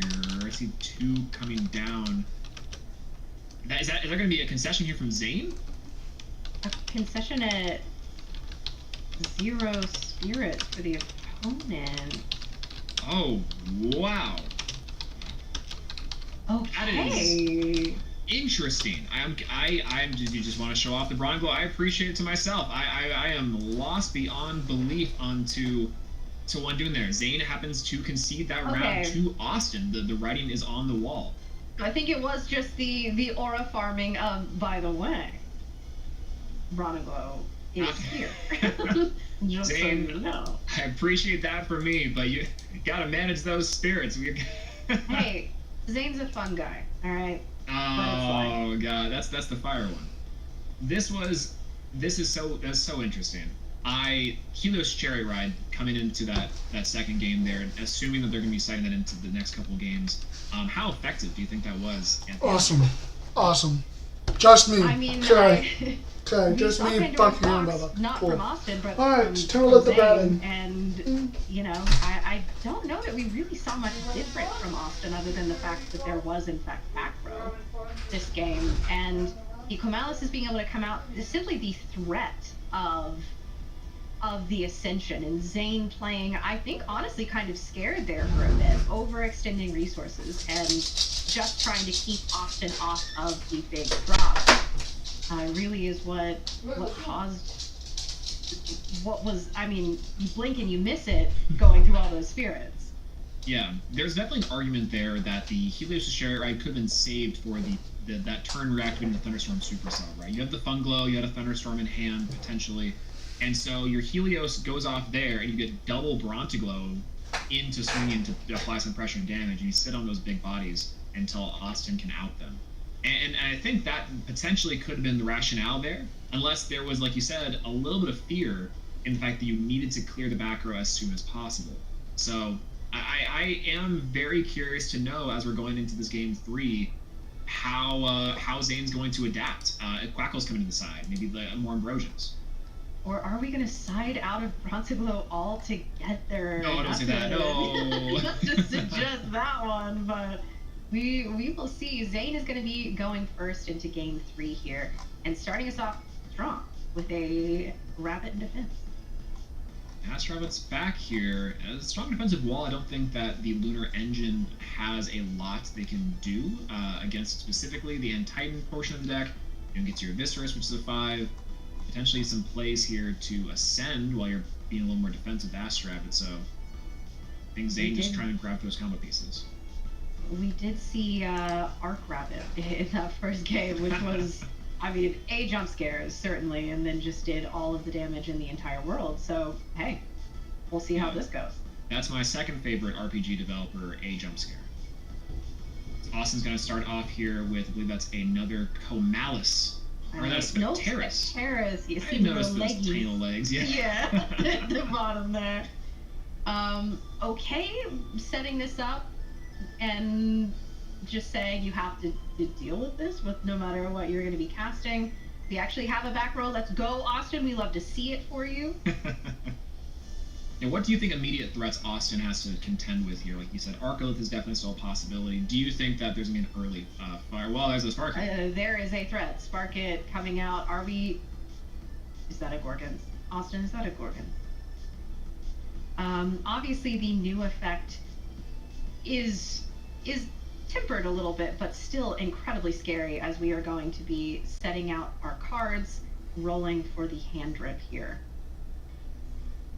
Yeah, I do think that in this state, if you're Zane, taking away resources and then also accruing resources off a Nexus off of itself to Ash Rabbit, shoutouts to the OG effects of Elestral sequencing, is not a bad option here to help you dig into your big push. Again, we'll talk about Elestrals here being a big attrition until it's not.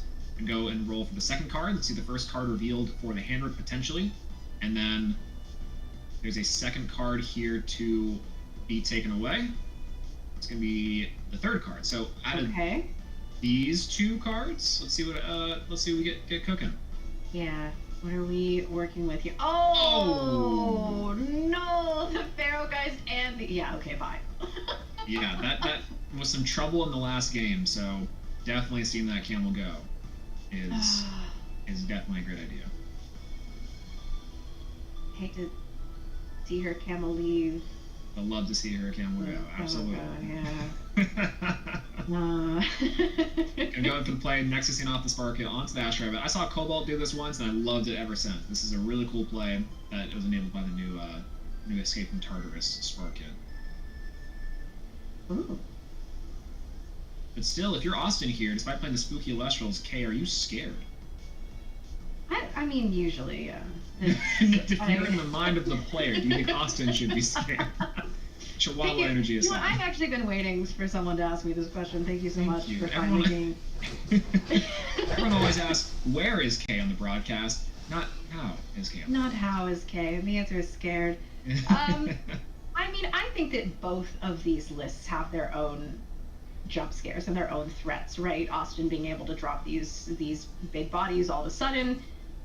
We do know that Spectaris is in here, so that could potentially enable... I mean, yes, the Pharaoh Geist is gone, but we could still have the Ant Titan. That's another 3-drop that we know could come out here. And Zane could simply just cast Hurricane, and that's scary too. There it is, and it's can't have shields. No way. Get rid of a Gorgon's Gaze of their own. Risky play from Zane unless you are going to be going for, and I imagine here, there's the Amp Up line. Okay, and this is, another one of those scary, scary things. And it seems like a lot of hand ripping going on here. Zane does not want Austin to keep anything in this hand, and I have to say I understand. But here we go. Can't have cards in this hand. No. This is such a good example of the new Thunder cards to push for, right? You have both the Brontiglow engine that can cast out reduced resources on the field and cast out big bodies, whereas the Likeable can help hand control and deal with cards in the hand, which creates this interesting catch-22, similar to how we saw, some would say, Sparkit and Cerebral back in the day. No one's saying Cerebral, that's just me.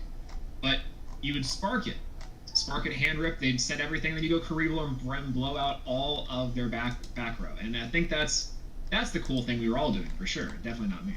I think a lot of us were doing that, and speaking of things that we're all doing, here comes Amp Up. We see the toss of the other Amp Up, and we are going into Likeable. We already ripped out one card of Sparkit so far. Card set down from Austin. I can't remember how many cards we have in hand at this point. I think it's like 4. It's 3. This is going to be very devastating from this I think it was pack. I think it was 4 before the previous one, so do that math, I guess. Yeah, my math is not so good after all my foretells. Adding Humbust into the Corvishine plus 3 and 2 was much more with how many actions you have per game. I mean, it's the complete opposite of last time where we looked down and it was literally the waving, huh? And reaction to that. But yeah, we are still very much at the beginning of the game here. Lots of game left to be played, despite the fact that there is a camel in the grave. But all it takes is one rise from the ashes. Come on. We still think about casting you. And Austin is definitely sitting there thinking to themselves, how can I get over this giant Likeable? It's still very possible.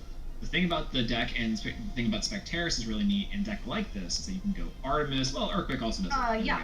That is... As I yap to my grave. Wait, you can't... Earth Spirits for an Earthquake? I've never heard of that. I know. These players nowadays, Unk's got to catch up. I've never heard of that one. But now we have neutralized that threat, and we see, I think that's the Comalis coming out. It's hard to tell based on the bottom fourth of the art there. There's no way that she said neutralized that threat. This is incredible for that puppy. I will say the Big Bag Wolf did not get to say what nice cards you have. Instead, the Sparkit took care of that one.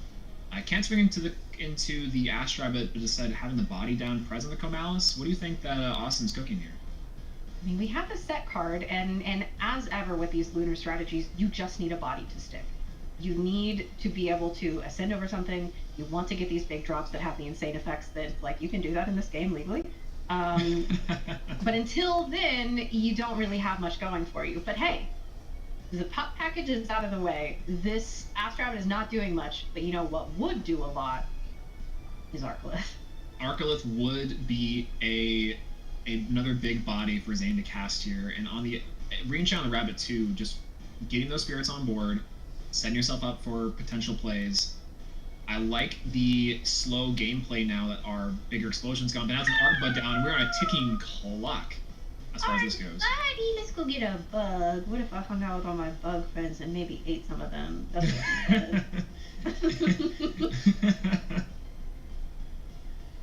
Ardbud in defense here is very interesting. Potentially trying to signal a shield in the back for this Astrabbit to try and hit over for a 1 instead of proposing a crash, which I'm very curious about. And theirs is a Champ Dacteris. Okay, so listen.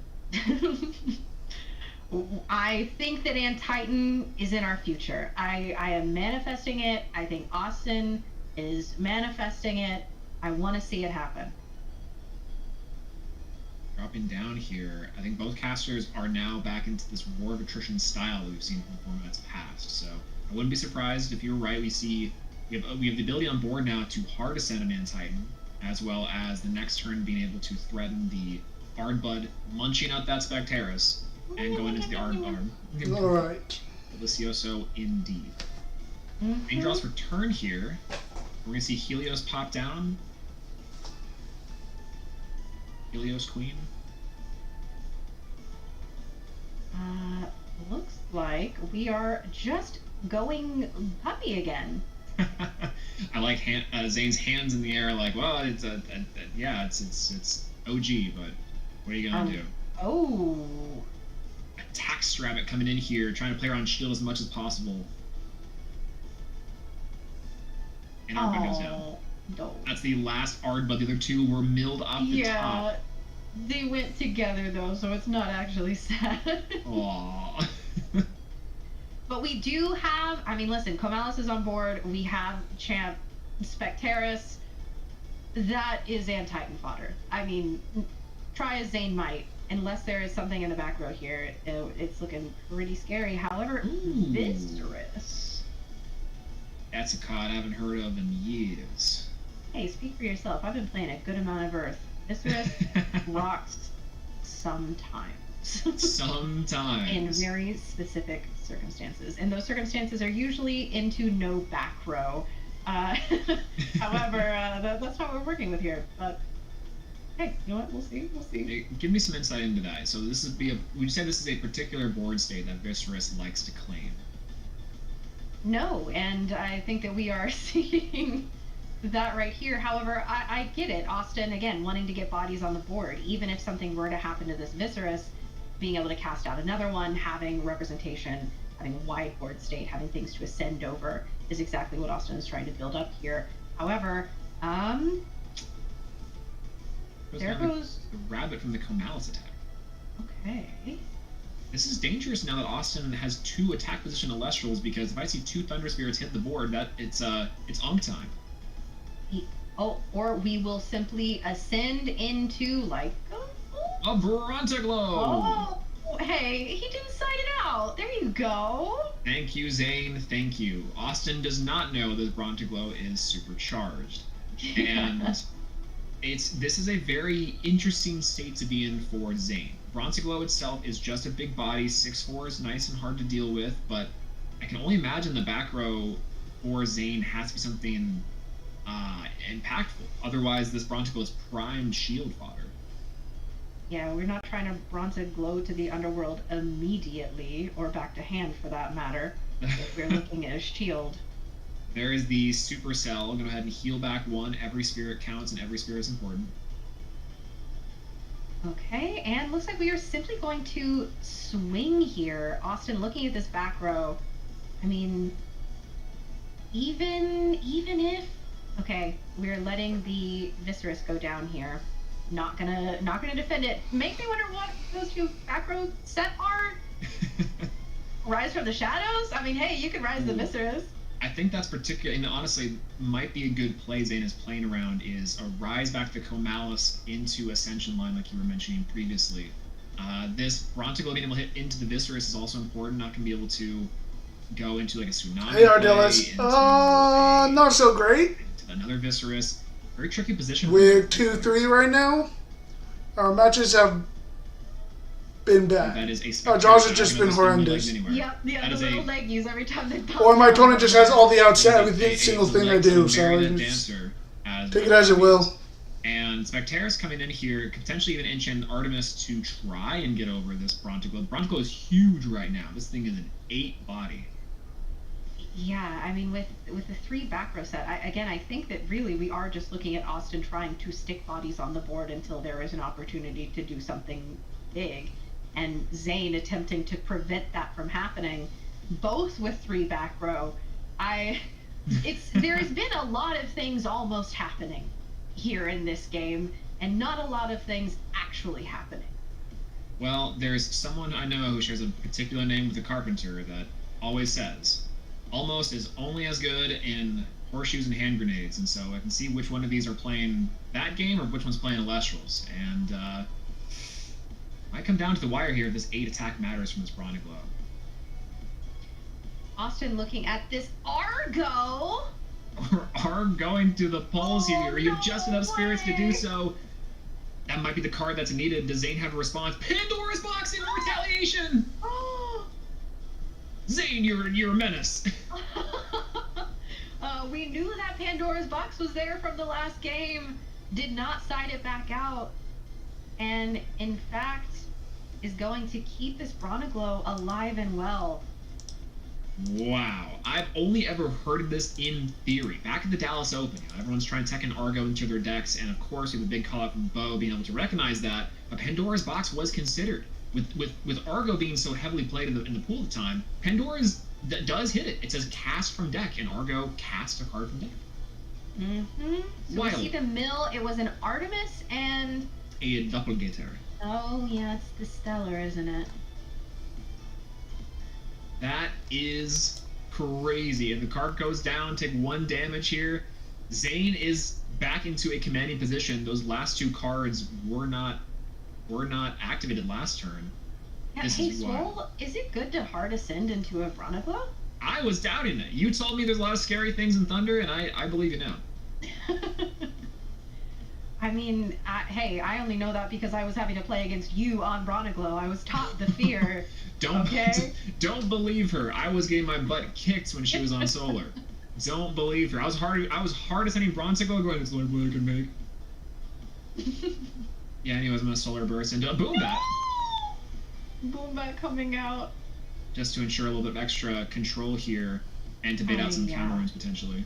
I mean, clearing the board, certainly, and making it so spirit-wise, there's no longer an option to go big. Go big or Brontiglow home, is what Zane is saying. Austin here saying that's okay. The Spectaris does, in fact, fall. And 3 back rows set here. 1, 2 cards in hand, it looks like, from Austin. What's the card that can get Austin out of this, do you think?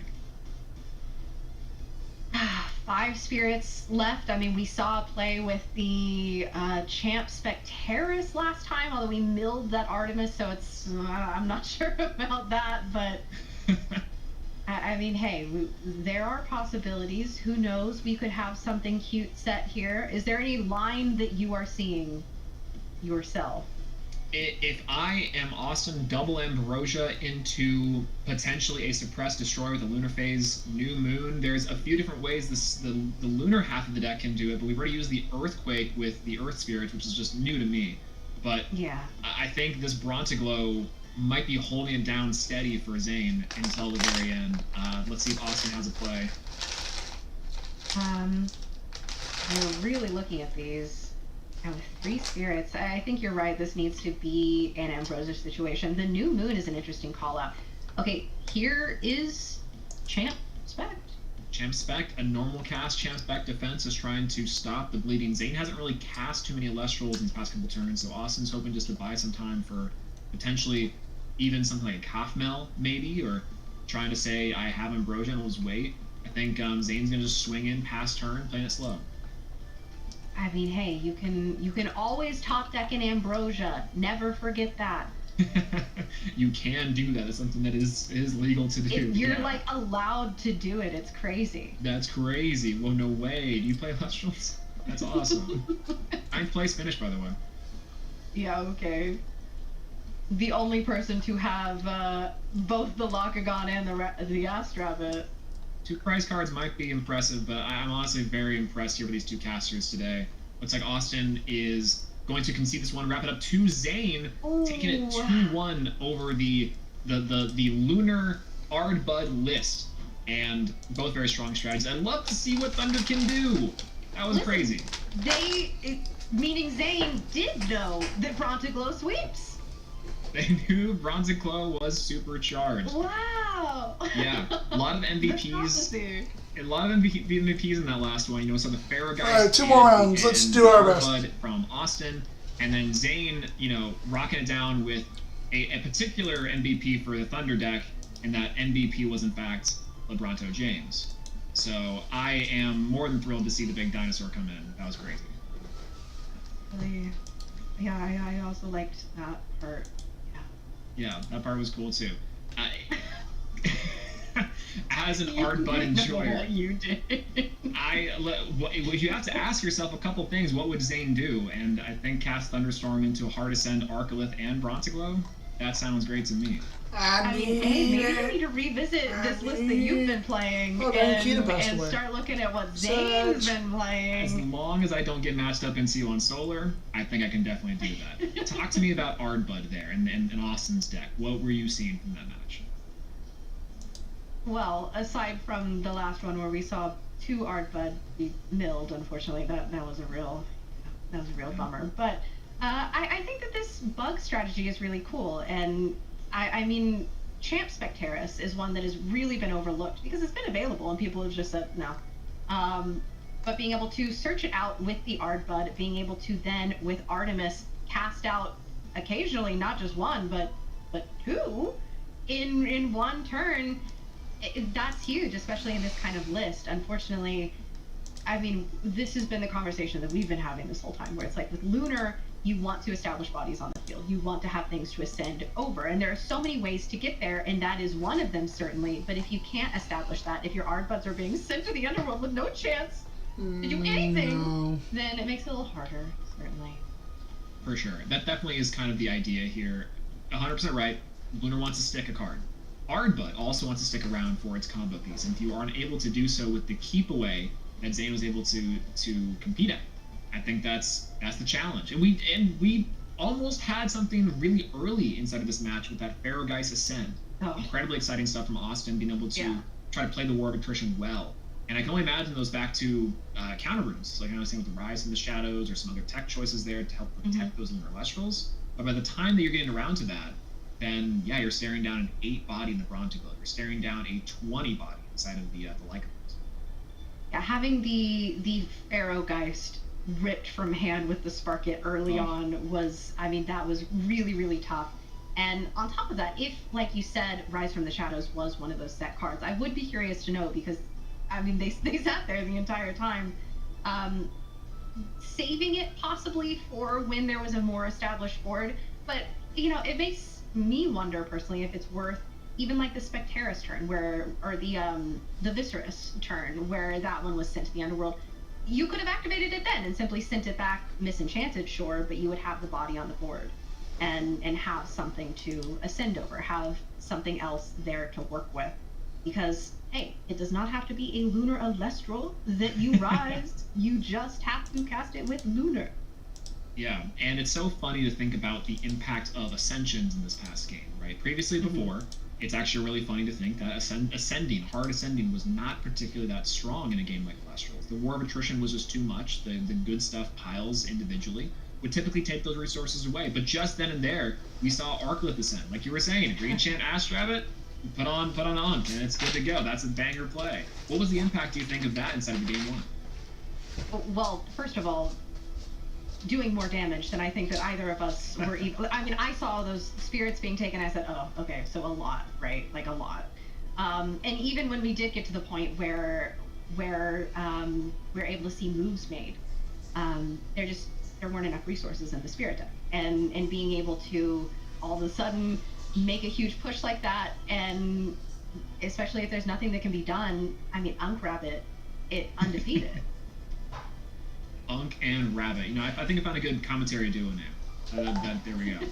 Yeah, absolutely. I don't know if Asher plays into a role in that, but 100%. Now, this was an incredible match from both the players here. I think very, very difficult positions for both. We saw Zane not necessarily drawing a lot of tempo later, really getting a lot of those cards out and getting destroyed by the Earthquakes. Austin trying to grip onto everything they could, and that was insane. We didn't even talk about inside of game 2 how Zane had 0 spirits left in that, and you blink, and it's just like, wait, what do you mean they're all gone? Yeah, where'd they all go, actually? They all brought to glow. So on that, actually, thank you so much for sitting here and talking with me about this, but we are nearing the end of round 5, and you know what that means. It is time for me to switch out, and Caleb is then going to sit here and listen to you say the things that you say. And you know what, I do envy them. I really do. But thank you so much for casting with me. I will see all of you back next round, and when we come back, we'll be joined by Caleb and Swole for round 6.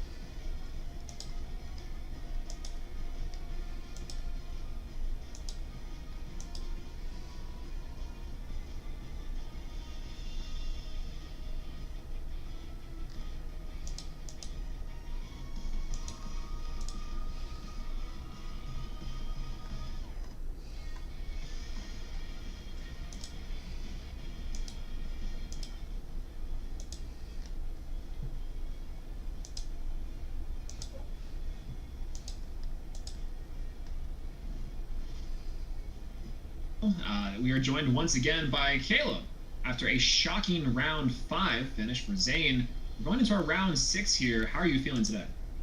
You know, I'm feeling great. Glad to be back for round 6 and 7. Good to see an Atlanta Ash Rabbit take it home. You know, gotta rep my gang. We we love to support the homies around here. It's always wonderful to see people from the local store, local community do well. And it was a really, really good game. I was watching while I was prepping some dinner so that I can eat mid-round later on. and I mean, like you said, what a shocker. Real electric. Yeah. It's funny too because I love seeing the Brontico stuff. One of my predictions early here, it's sad that I haven't seen it really said. It makes me worried for what's going to be converting, but I do know this engine is very strong. And the Thunderstorm, being able to take out key cards like Divine Runes in this format is really good. Being able to get into your big bodies and burn for some incremental damage with the new Brontiglow is crazy. We also have the Likeables pop down there, the new Likeable. Tell me about this one real quick, because this is a new engine from Lifestream. Yeah, so this is something that I've played into this deck so many times. I have played versus Zane with this deck so many times. This Likeable, so you've got brand new Amp Up Champion of Zeus, which you can discard an Amp Up to special summon to a Likeable in your deck. And original Likeable, which is the one that's played, if you destroy an Elestral in battle, you get to look at your opponent's hand and discard a card from it. So you just get to play this hand control Thunder deck with also a little bit of burn, a little bit of swarm. It kind of does everything all at once. You got Sparkets, you got Likeable for hand rip, you've got Rabbit for just generating advantage, you've got the Brontiglow stuff for healing, destroying back row and Divine Runes, and swarming, and getting large Elestrals. It's just incredibly strong stuff. The issue is that it's a bunch of different engines that kind of don't necessarily mesh together directly, so you can have consistency issues. And I think that's what we kind of saw in the late game for Zane, is once he kind of blew through those engines, it petered out, and he had a hard time kind of really sticking rubber to the road to get going. Yeah, well, I mean, that makes sense. Rubber's not really a conductor of electricity, from my understanding. Yeah. So it also is really shocking, and the game talking about that game too, we saw 0 spirits from Zane up to a certain point. The deck can be pretty expensive, what it sounds like, and that Especially, can be part of it. He started off that game, from what I remember, with a mulligan into Nog into Expended Draw, something like that. So he was down 5 spirits turn 1. That's just tough. That's just tough, and that can happen with that deck. But then there are games like the second game or the third game where I remember hearing y'all say, like, with they have equal spirits, I feel like Zane's taking so many game actions. So it can kind of do both. Gets you a deck that can. Sounds like they're about to post round 6.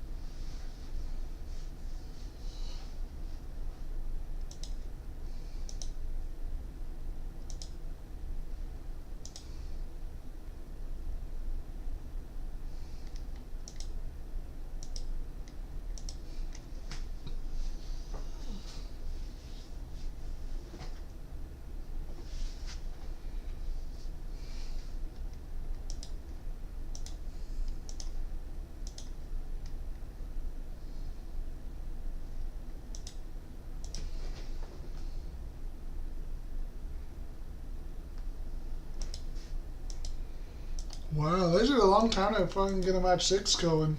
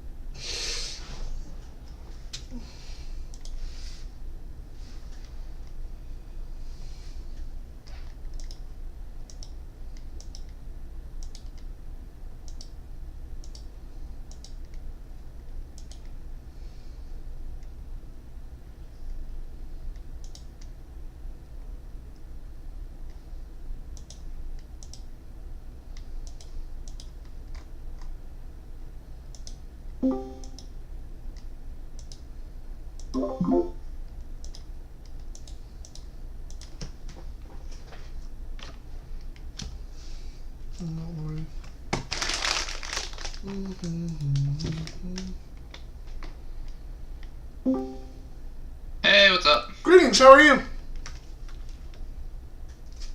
Doing alright. That's good. Just to let you know, I am live streaming. Alright. No worries there. Cool. How's your day been? It's been all good. It's been good. It's good.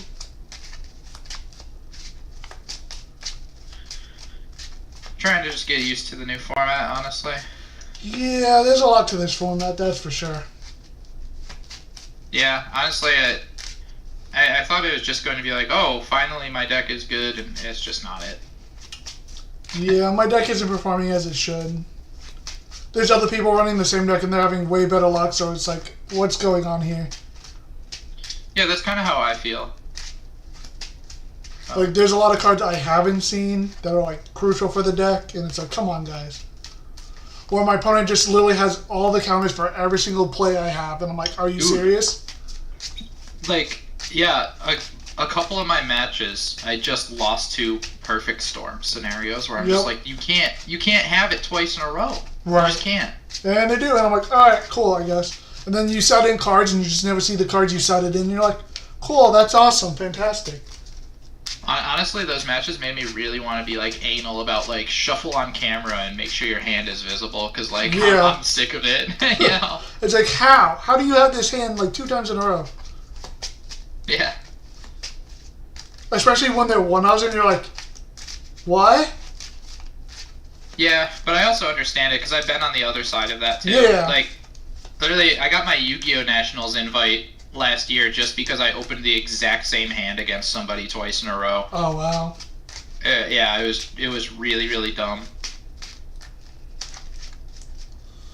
How would you like me to cut? Do, like, try, if that's cool. Yeah, that's fine. Just to shake it up. Yeah, I don't blame you. High roll sound good? Yep, high roll sounds great. Sweet. You got... you got a D20. Yeah. Okay. I guess we should have specified what we wanted to roll. Yeah. Alright, I got a D20 for you. I got an 18. 11. I will go first when we start. Oh my god, that's 0 for 6. Alright, sounds good. Don't worry, this is like the first one I've won all day. Yeah, I've been rolling bad. Yep. Gatsby's sitting here laughing at me.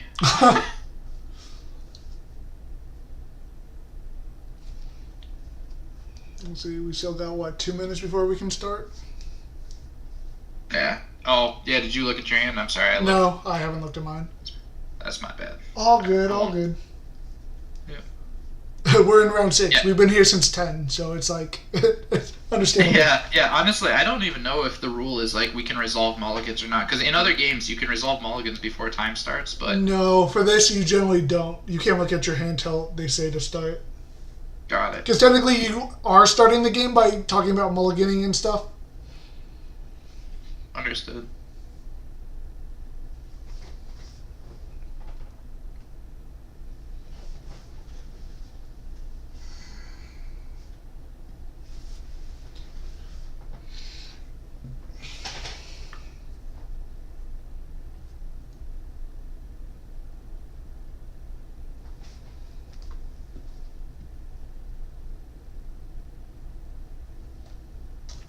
Alright, we're good. Alrighty. I will keep. So, big mulligan here. Okay, and that was 2 solar? Solar and a Lycaris. Okay. Solar wind. Yep. Interesting.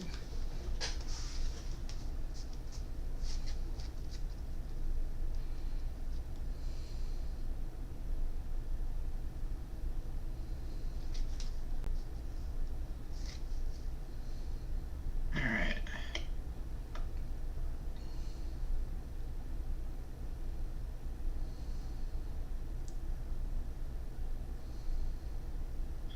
It'll have to do.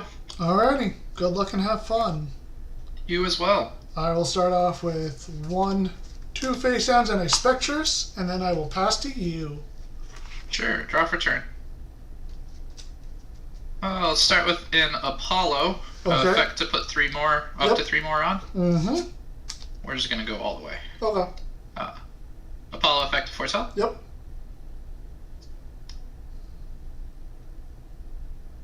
Well, I guess I'll add this Royal Otto to hand. Okay. Are you good on these 2? Yep, you're Tornagen good. and Temple? Yep, you're good.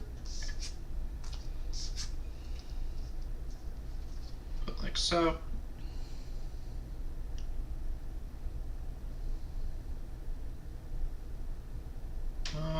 Let's see.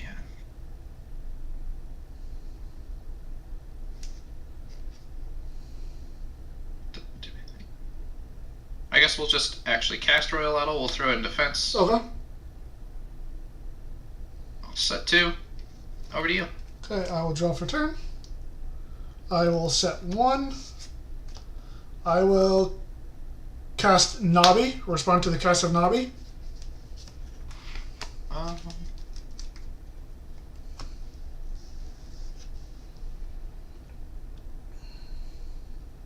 Yeah. Nabi gets PTA'd. Okay. Nabi will attempt to swing into the Royal Otto.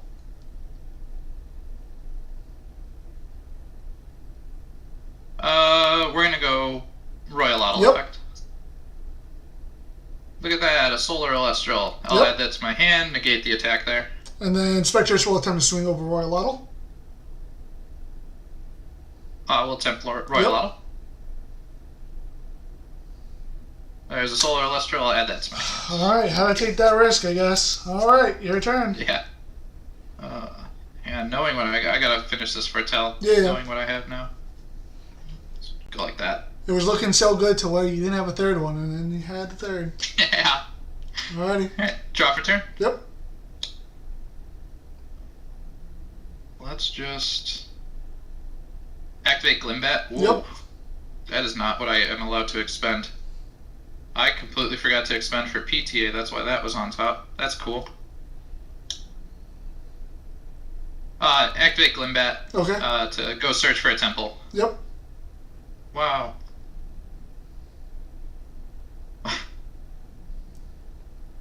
I even forgot about the PTA. Yeah, I completely spaced. I put the spirit on top of my deck to do it too, and I just missed. Yeah.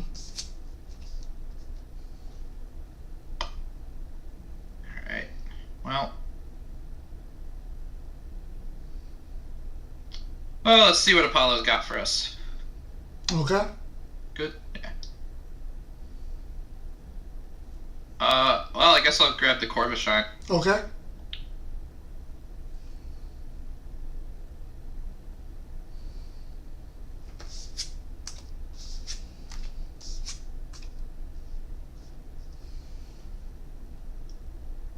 Set one.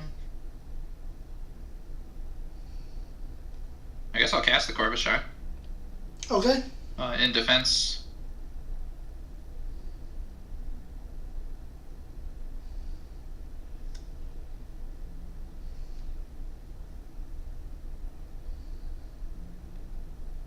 I'll just pass here. Before you pass, I will activate Madness on your Corvishine, forcing you to attack this turn.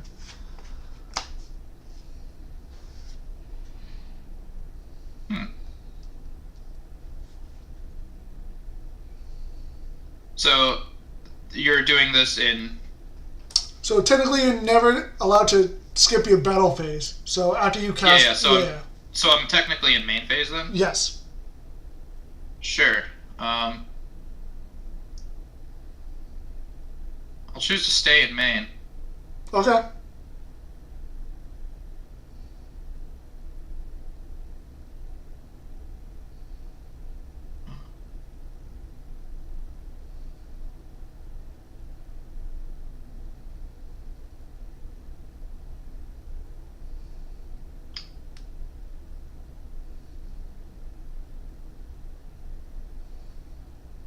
I'll activate a second Apollo, effect to put more on it. Okay. I'll just do one. Okay. And then I'm going to Corvishine, shuffle the deck and attach. Okay. I'll put this on the original Apollo, actually. Okay.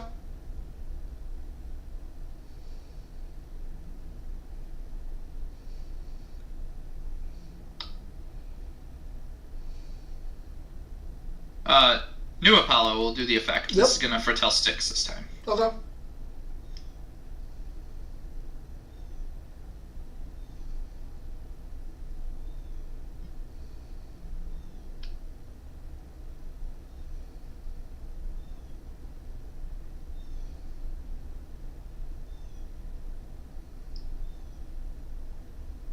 I'll choose to take the Corvishine here. Okay. Put these back. Like so.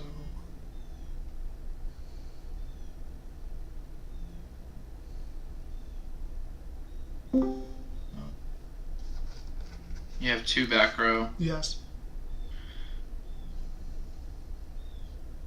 Alright. We're gonna go to battle. Okay. So we'll switch to attack. I'll declare an attack into your Spectress with Corvishine. That's fine. On destruction. Okay. Cast Exaltus. Okay. This will be gaining the +3 as I've foretold this turn. Yes. And then I'll declare 6 over the Nobby. I will Tsunami. Not that Nobby should have been there in the first place. Whatever. Over to you. Okay. I will draw for turn. I don't want to do this. You have how many cards in hand? I have 4. 4. You have 2 back row. You have a Royal. You have Exaltus. I will cast Equal Links. Respond to the cast of Equal Links. That's Nexus at green, and then if you do, destroy something, correct? Destroy a rune, yes. Just destroy a rune. Yes.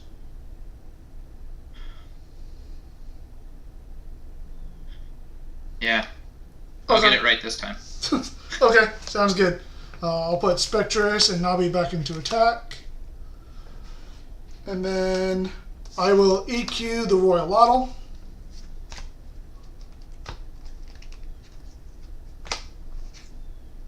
Yep. I'll have Nabi attempt to swing over the Exaltus. We'll go Shield of Achilles on the Nabi here. Okay. Spectrus will swing over the Exaltus. Spend here. Sure. And then Eagle Links will swing in for 1. Yep. Okay, and Pace, are you picking up PTA this time? Yes. Okay. Your turn. Draw for turn. Let's do an Apollo. Okay. See what happens. I guess I'll add the Tournage in. Okay.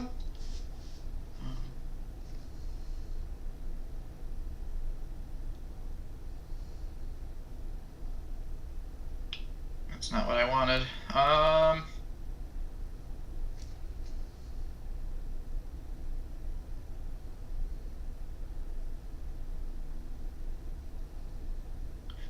Core of Shine, I'm going to try this again. Okay. Except a little bit bigger. Yeah, Apollo effect. Okay.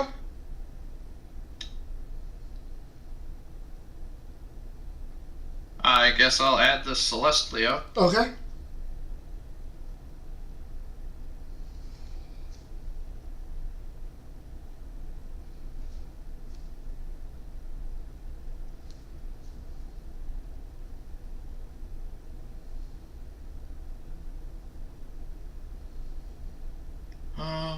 This is gone.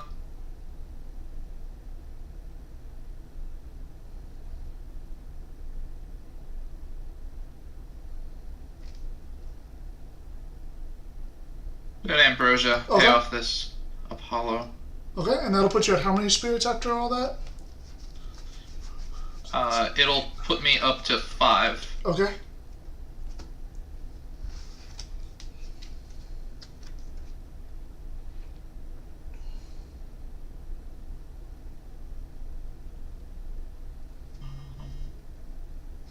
How many cards in hand? 2. 2.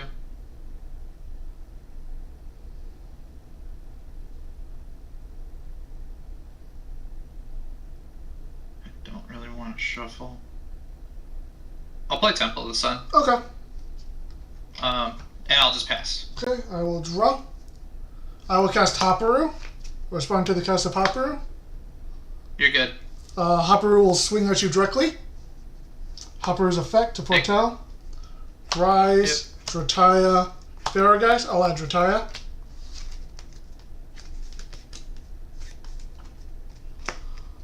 And then I will pass to you. Draw for turn.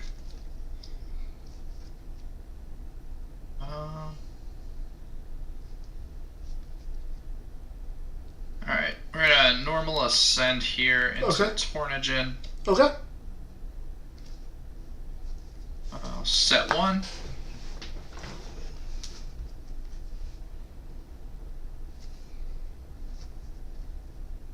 No back row.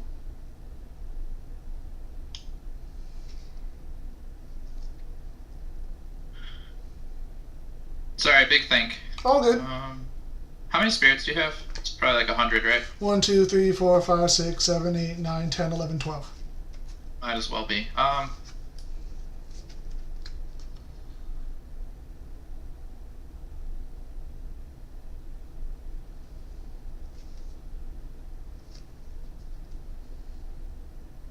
I'll just go to combat. Okay.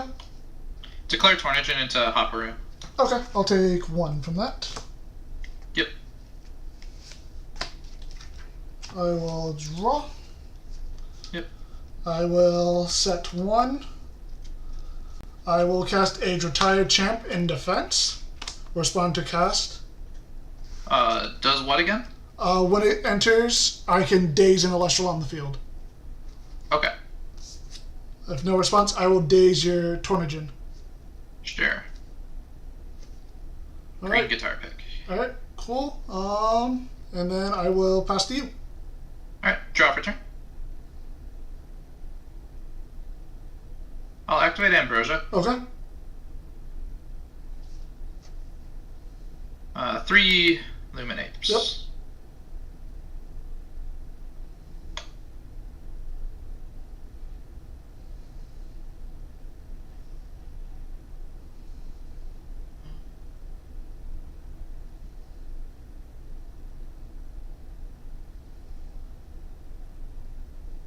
Effective Tornigen. Okay.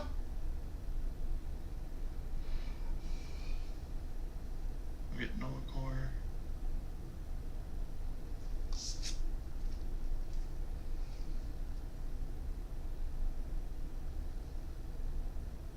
Excuse me? Oh, there it is.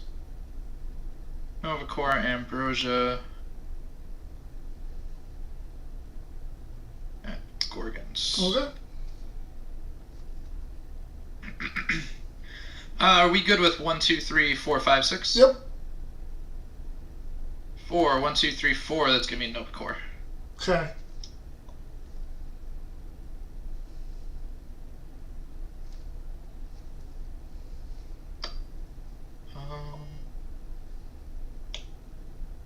Alright, I'll attempt to normal cast Nova Core for turn.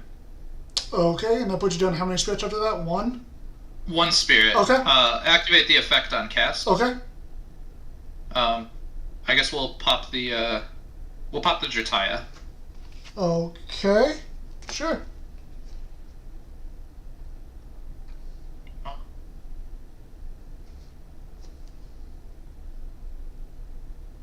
Attempt combat. Okay. You swing over, and then I will activate Nova Core in. Rise from the Shadows. I'll take 1 from the difference, and then I will bring back Spectrus. Sure. Okay. And then 2, alright. 4, 5, Over to you. 6, 7, 8. Hit tier 1. I will draw.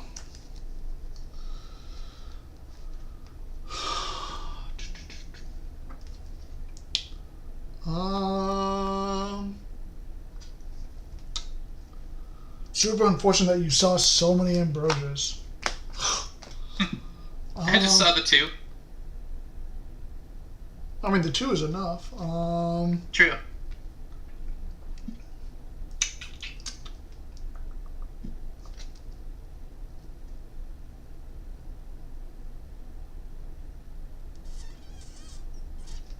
Oh, this is no longer dazed. Right. Do I even attempt? Sure, I will expend to draw. Totally not what I wanted to see. Alright, your turn. Draw for turn. Yep.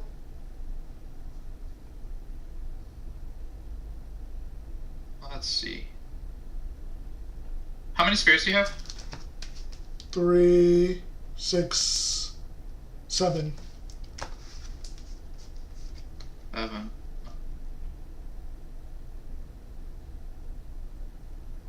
Keep this one here. I'll just go right into combat. Yep. Attempt Tornigen 1. into Spectrus for 1, and then Nova Core in for 2 3. more. Okay, so 3 altogether. I'll Yep, take 3 altogether. 2 lunar and a solar. Sure. Over to you. I will draw for turn. Once again, cards I do not want to see. I'll just give you this game.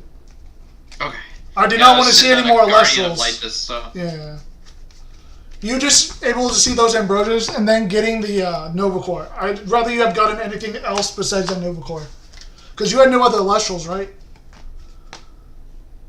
Wait, what? So that turn that you got Nova Core for the Wingen, did you have any other Elestrals in your hand? I was holding a Celestial. Oh, well... Yeah, but okay. in terms of Elestrals, it was just like Glimbats and I had an Exaltus. Hmm. So I did have something else, but yeah, the Nova Core. Yeah, if you didn't have that Nova Core, I would have been in a way better spot. If you did not get Nova Core for that, I would have won. But sad. Yeah. Yeah, I honestly like sometimes it's just coin flip. That's why I'm probably gonna play Gambit because for some reason, so like with the way my luck has been today, not even gonna bother with that. Just not even gonna bother.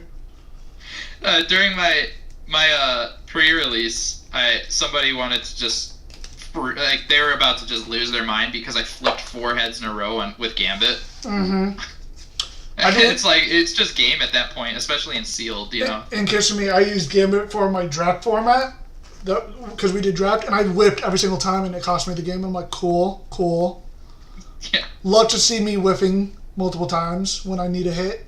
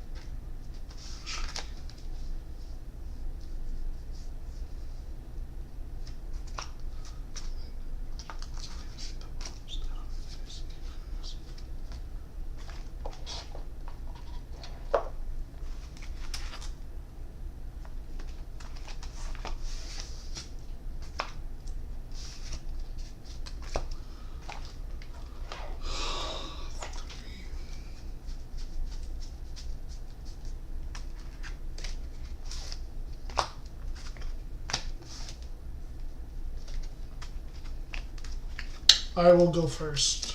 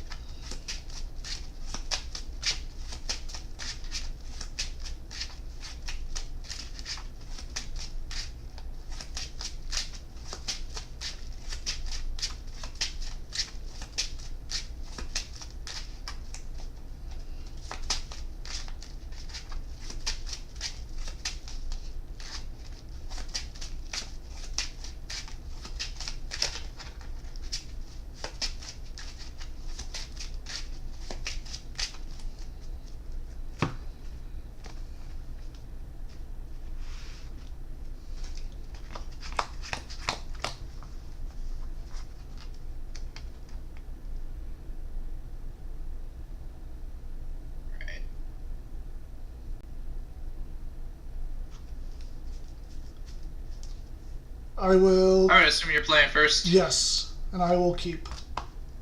I will also keep. All right, good luck and have fun. Yep, best of luck. You too. I'll set 1. I will set 2. I will cast Toxiri in defense. Sure. Toxiri's effects. Go and search for a dense fog. Yep.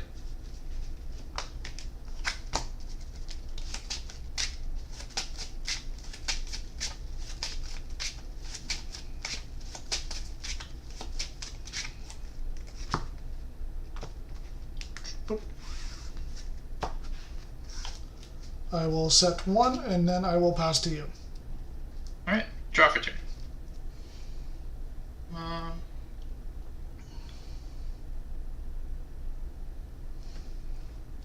Let's see.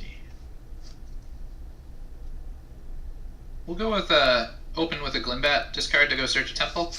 Okay.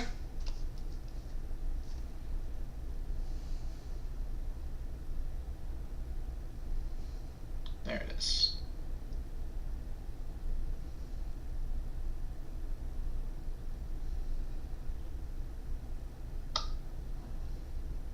Well, I'll activate the temple. Okay.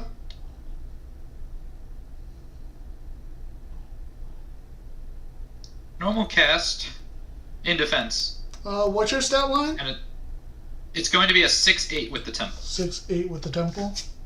Yeah.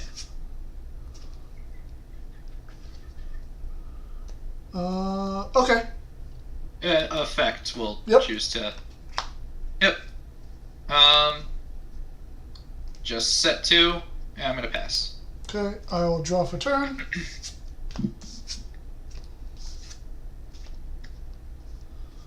I will cast a Drachaya Champ in defense. Respond to cast.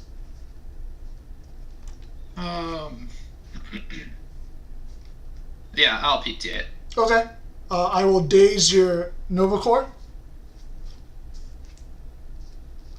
I will then activate Dionysus for 3. Yep. I'll disenchant 1 to Enrage, triggering Drataya to Ascend. Respond to the activation to Ascend. No, you're good. Okay, Drataya will go to Ascend.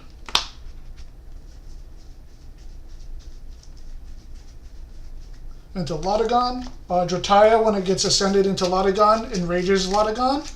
And then Lotagon can pop a face down, so I will pop your face down. Yep.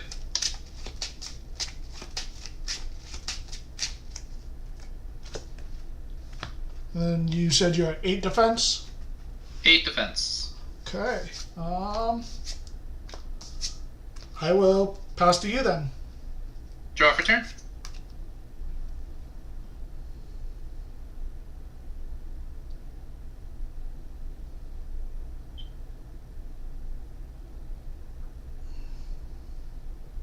Let's just try this. Royal Otto in defense. Okay.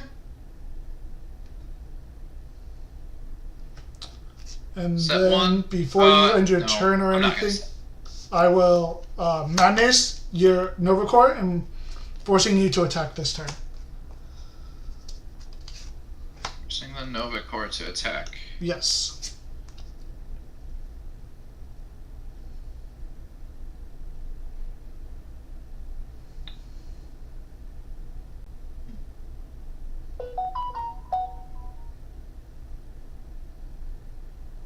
Alright, yeah, I'll go to battle. Okay. Okay. Over to you. Okay, I will draw for turn. I will Dense Fog to suppress everything on the field. Sure. I will cast Drataya Champ in defense. I will daze your Royal. I will disenchant from Dio to enrage Drataya, triggering him to ascend. Yep.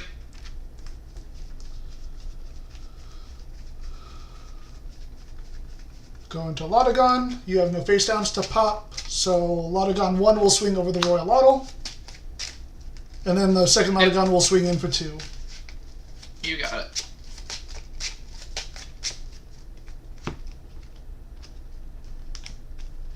Alright, draw for turn.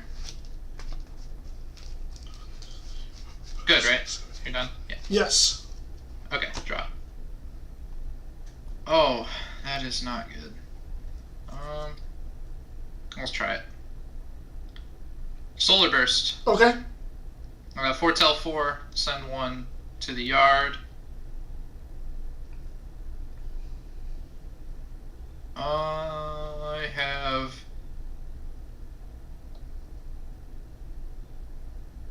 Oh.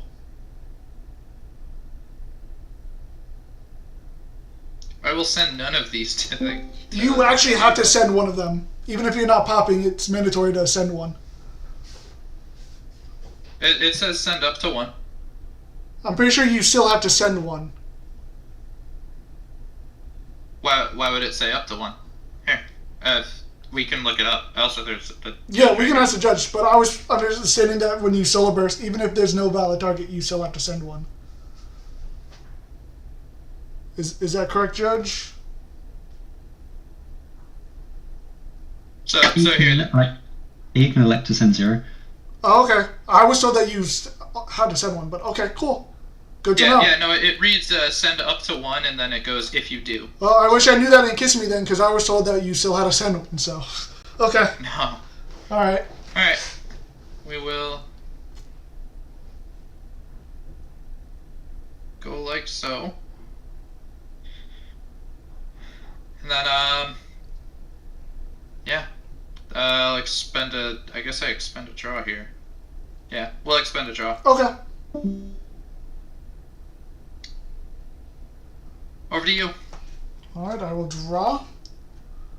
I will cast a Toxiri into attack. Toxiri's effect, I will go and get a Dense Fog. Yep. Add it to my hand. I'll just go ahead and set it, and then I will swing in for 5. Yeah. Alright. Alright, your turn. Draw for turn. Normal cast Plucky. Plucky effect. Yeah, you're good there. Alright. Let's grab an Apollo. You're down to how many spirits? 4. 4? Okay.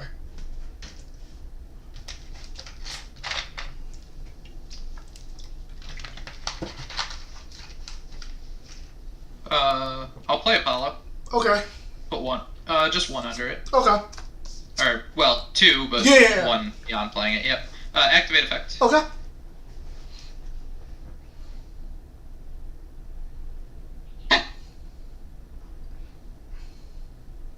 Oh.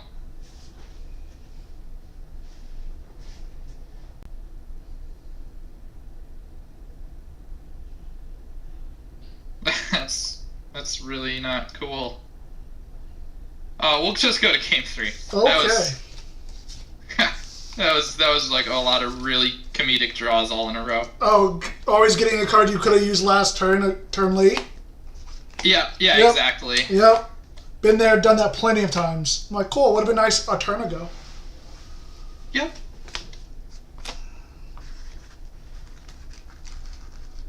Yeah, that was comedically unplayable. We'll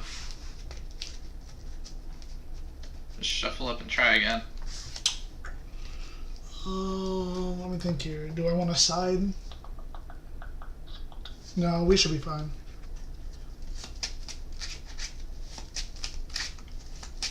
I don't want to overside.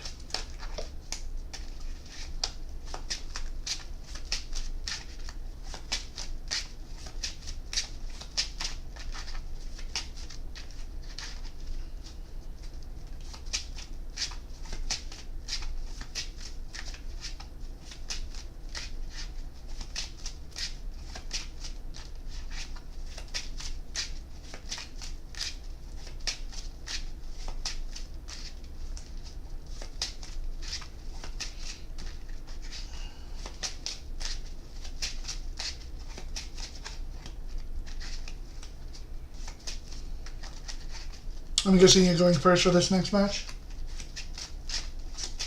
Hmm? You're going first? Oh yeah, absolutely. Sorry, I don't think it registered the first half of what you said. Oh, gotcha. On my end. Yeah, Discord likes to do that sometimes. Super annoying. It's Discord. I'm just happy me streaming on Discord today is working, because there's been a few times where it's like, no, not happening. It's one or the other. You can't have both. And I'm like, what? 2, 3, 4, 5. Right.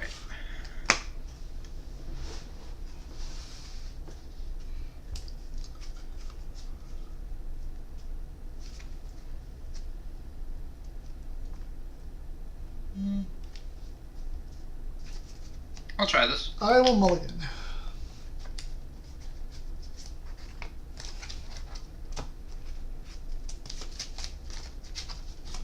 It was almost a decent hand.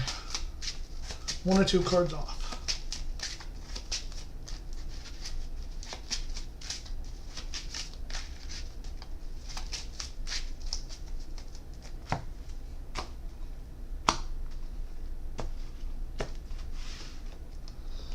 One, 2, 3, 4, 5.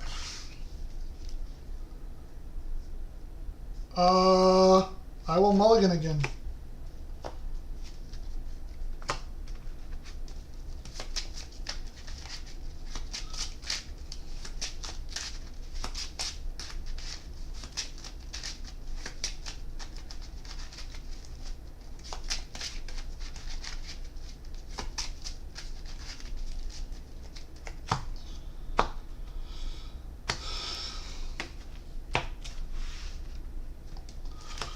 Three, 4, 5.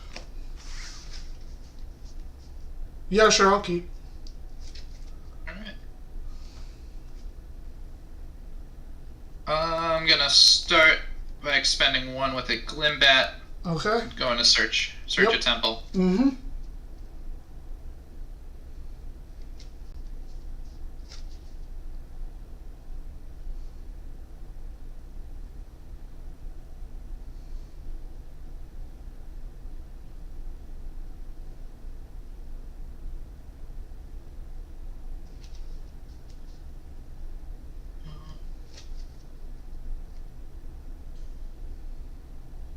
I'm also just going to Glimbat and search a temple. Okay.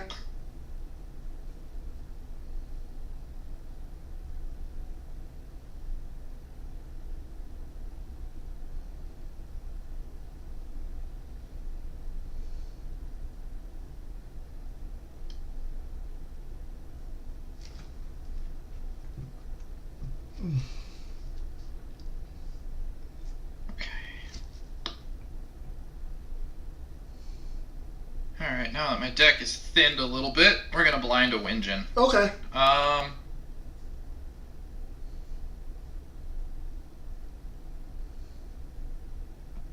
Thinking on call.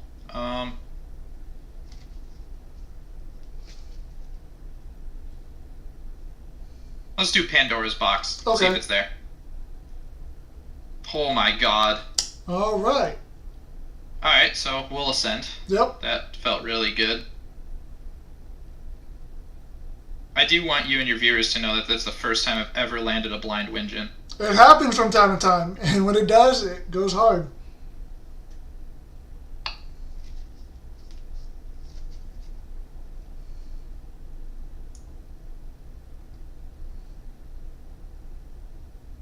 Alright. Yeesh.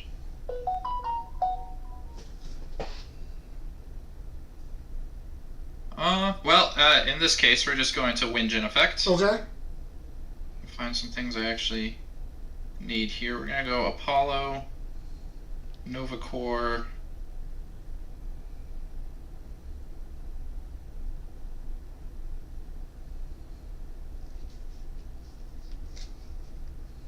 Let's get a Dio's Madness in there. Okay. Same thing. 1, 2, 3, 4, 5, 6. Yep. 1, 2, 3. I'll take the Dio's Madness. Okay.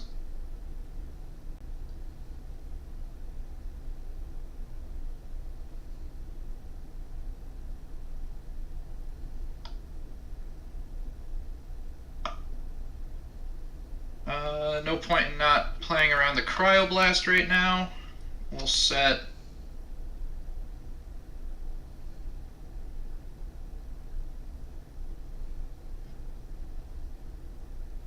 two, and we'll call it here.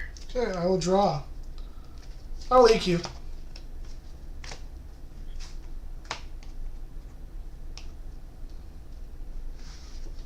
Yep. I will set one. I will cast Ambrosia. Yep. 2, 3. I will cast Toxiri in attack. Respond to the cast of Toxiri. You're good. Okay, Toxiri's effect. I will go and get a Dense Fog. Sure. Put it to my hand.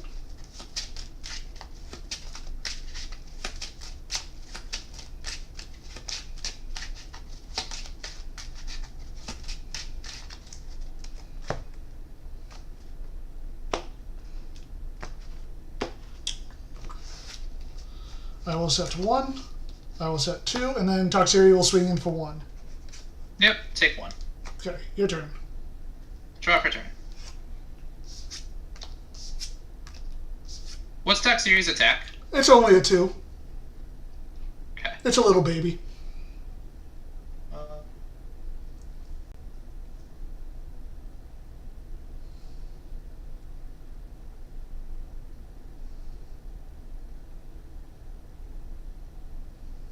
I gotta check something real quick. Alright, all good.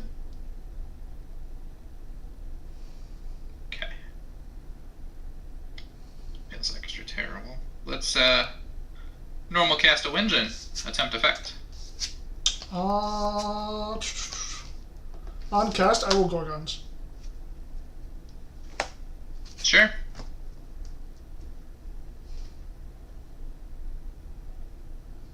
I'll set 1. I'll just pass. Okay, I will draw for turn.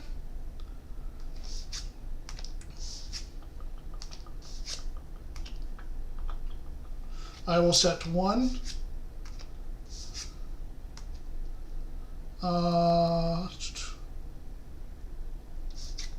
I'll activate Dense Fog. And then Toxiri will attack your Winjin. We're going to Guardian of Light. Negate the attack. Okay. And I'll heal 2. Okay. You're good to go then. Draw for turn.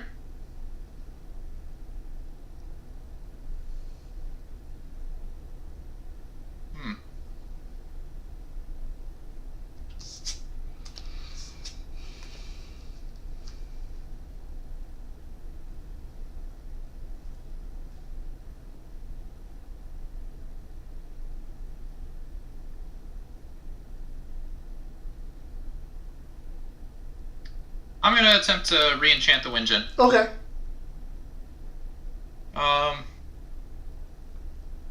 We're going to call Exaltus. Okay. Okay, it's not there. I saw the wings and I was like, don't let it be. Yeah, well, he's on one of the artworks. Yeah. Judge, can I add this card to my hand? If that's how it would work, that would be absolutely stupid.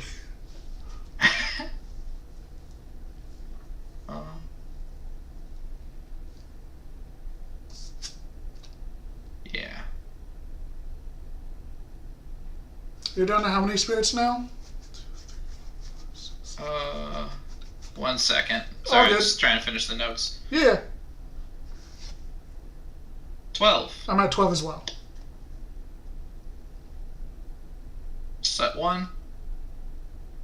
And then I'm just going to pass. Okay, I will draw for turn.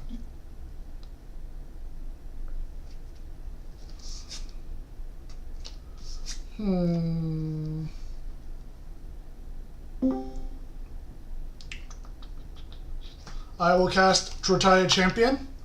Respond to cast. No, we're good. I will daze your Winjin.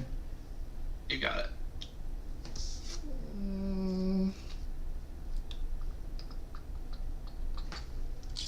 Let's see, what do I want to do here?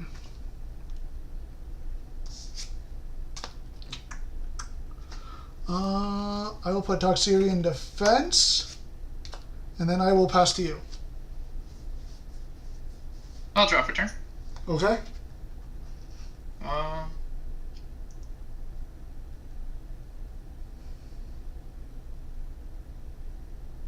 Yeah, let's see what's gonna happen. I'm gonna go Nova Core in defense mode here. Okay. Effect on cast. Okay.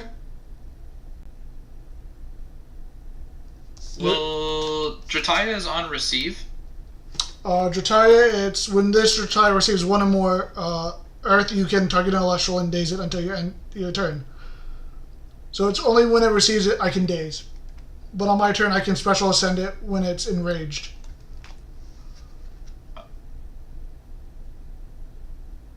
Okay, I'll choose Drataya to blow up here. Okay.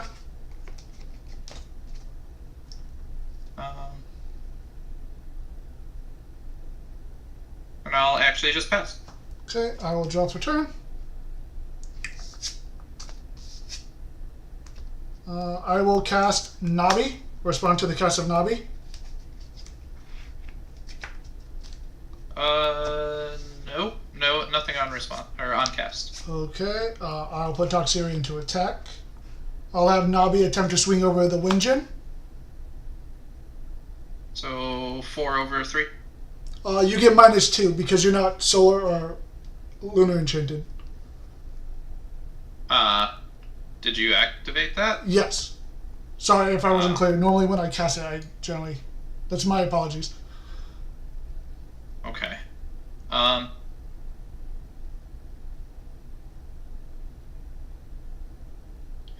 For Nabi, then, we're going to, on attack declaration, daze it. Daze it? Yeah. I will let it resolve, and then I'll activate Madness to re-enrage him. Nabi will continue to swing.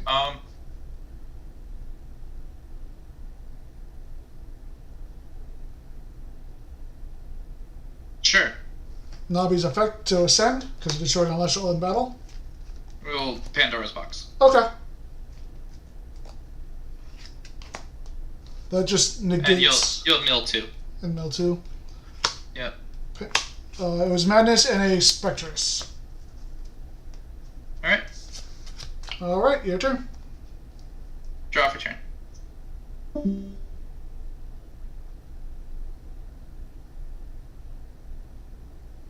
I'm gonna set 2. Okay. I'll switch the Nova Core to attack. Okay. And then go to combat. Okay. Declare Nova Core over the Tox Eerie. Okay, I will take 1 from that. Yep. 1 spirit damage here. Yes. 3, 6, 8. You're down to how many spirits? 7, 7, 8. Okay. My turn. I'll pass to you then. I will draw. I will set. I'll activate Ambrosia. 1, 2, 3.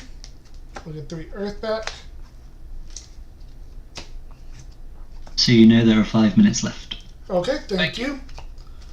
I will hard ascend Nabi into a Lotagon. Respond to the cast of Lotagon. No response there. Lotagon will attempt to swing over Nova Core. We're gonna negate the attack. Okay. And then your turn. Draw for turn.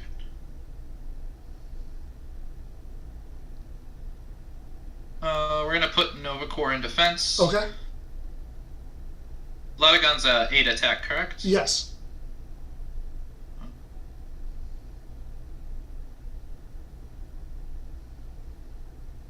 Expend a draw. Okay. Lotagon is. Oh, wait, ignore me. Ignore me. I can read. Lotagon is misenchanted here, correct? Yes. Yeah. But it is 8 attack base. I'm blind. Yep.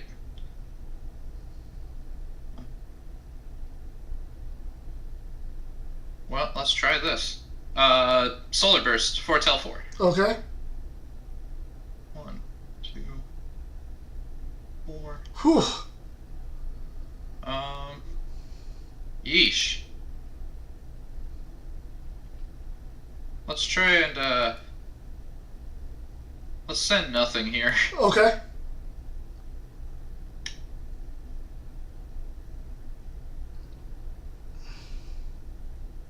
We'll go.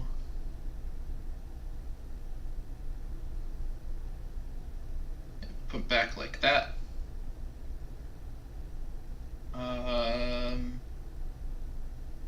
Set 1 and I'll pass. Okay, I will draw for turn.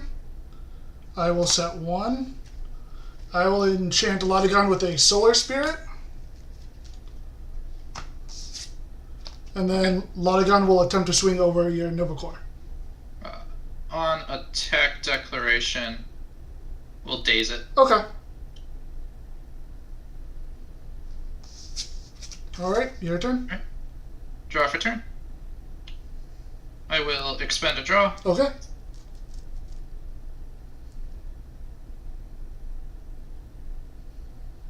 Set 1, play Ambrosia. Okay. Get back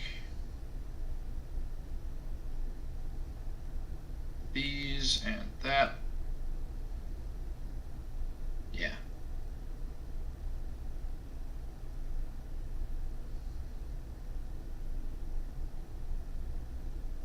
And then I'll pass. Okay, I will draw for turn. Yep.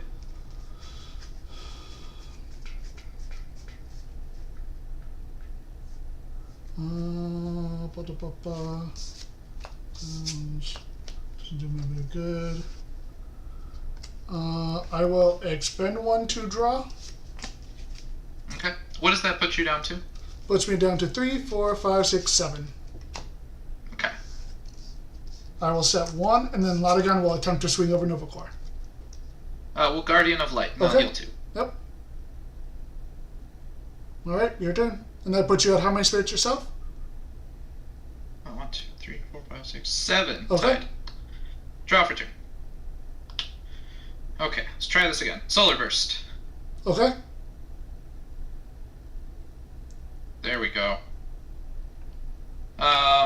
will send this Nova Core Okay. To the underworld and destroy your Latagon. After you do that, I will activate Rise from the Shadows. Bring back Latagon. Latagon never dies in the first place. He's Solar Enchanted. Solar Burst says non-Solar Enchanted. Lunar Enchanted. Suited Blair.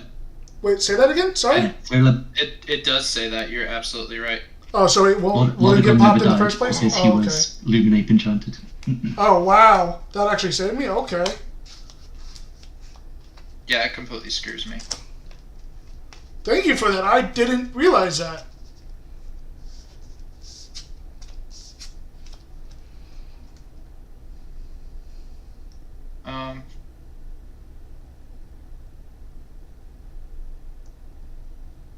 Well, we'll re-enchant then. Okay.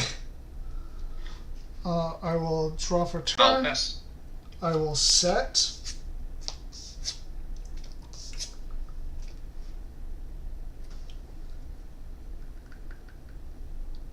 Is that really the... That is time on the round. So Soren, you are turn 0.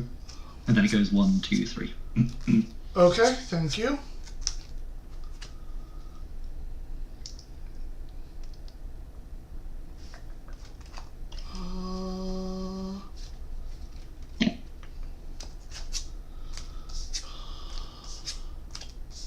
I will pass to you. Draw for turn. I'm gonna play a Royal Ottle. Okay. And I'll pass. And you're at how many spirits? 4. 4. How many do you have? I'm at 7. Okay. Go I ahead. will draw for turn. I will pass to you. Draw for turn.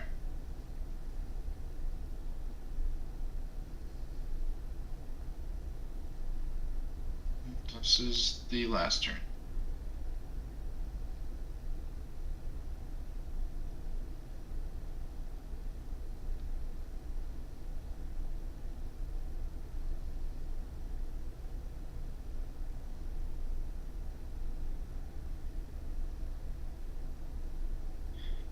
Well, I will expend a draw. Okay. Yeah, couldn't find the Ambro. That was my only out. Good games. GG's. Ooh, stressful. I didn't realize me solar enchanting was going to save me from solar burst. Yeah, no, that I probably just threw the game. I completely threw the game doing that. Because if I would have just drew the Nova Core. Yeah. Well, I had a Gorgon face down, so. True. Either way, so it would have been a close game. Yeah. Yeah, I would have liked to see how it would have resolved. Yeah, yeah. Because how many... that's okay. How much healing did you go through that game?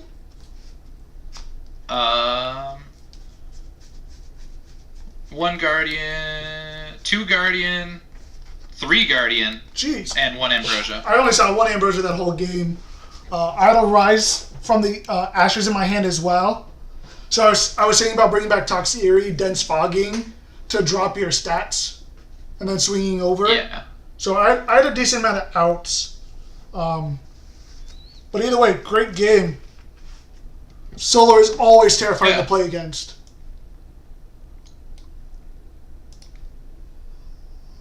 Yeah, I'm a little disappointed with how it's been playing today, honestly. Yeah. I don't like these games were fine. Yeah. I was impressed by my deck too, because normally my deck hasn't been performing well. And granted, I didn't see very many guys, but I was able to keep Latagon stuck on the field, which was very helpful. Yeah, the that game 2 that we played, that's more along the lines of how it's been going today. Right, like, gotcha. Most of the games I play, I just don't do anything. Gotcha. And the fact that the only reason I did anything was because I blind called, like, the Windjin. That was a great blind call. Those are always the best blind calls. Honestly, I was just like, you know what? That would be a card that I don't have it in my hand, and it would be very useful. Yeah.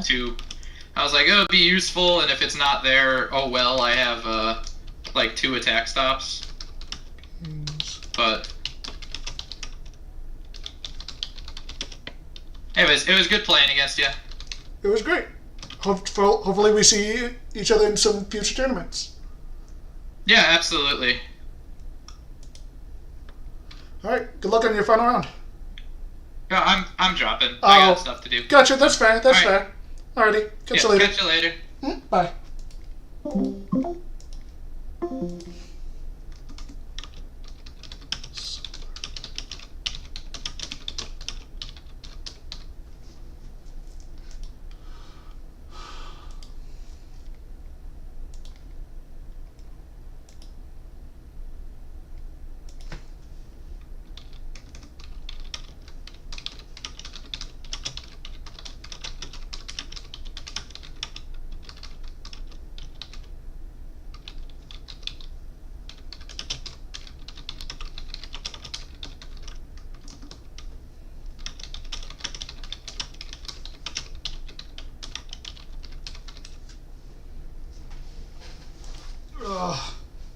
That was great.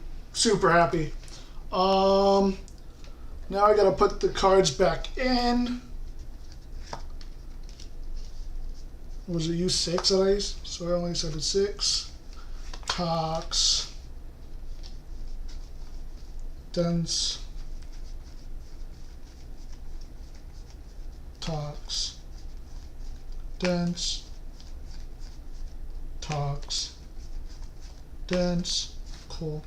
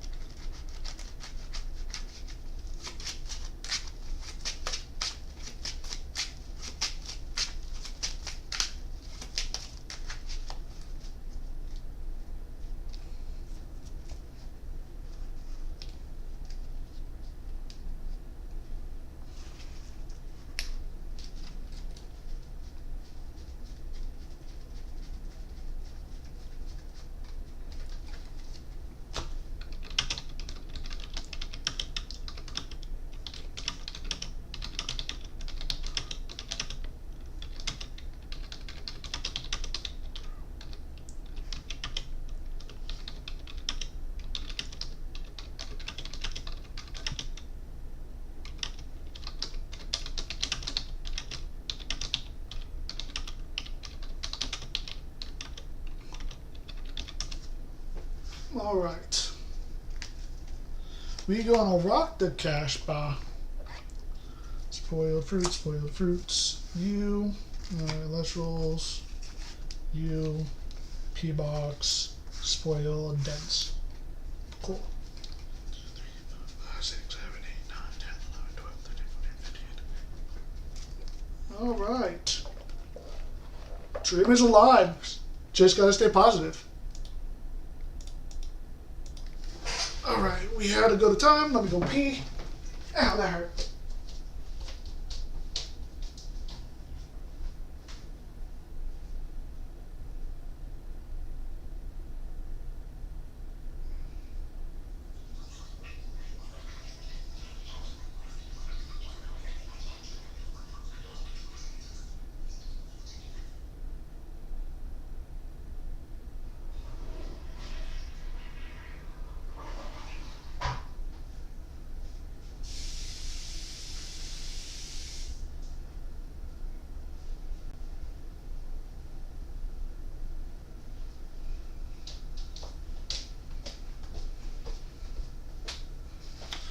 Alright, we are back with a brand new rap.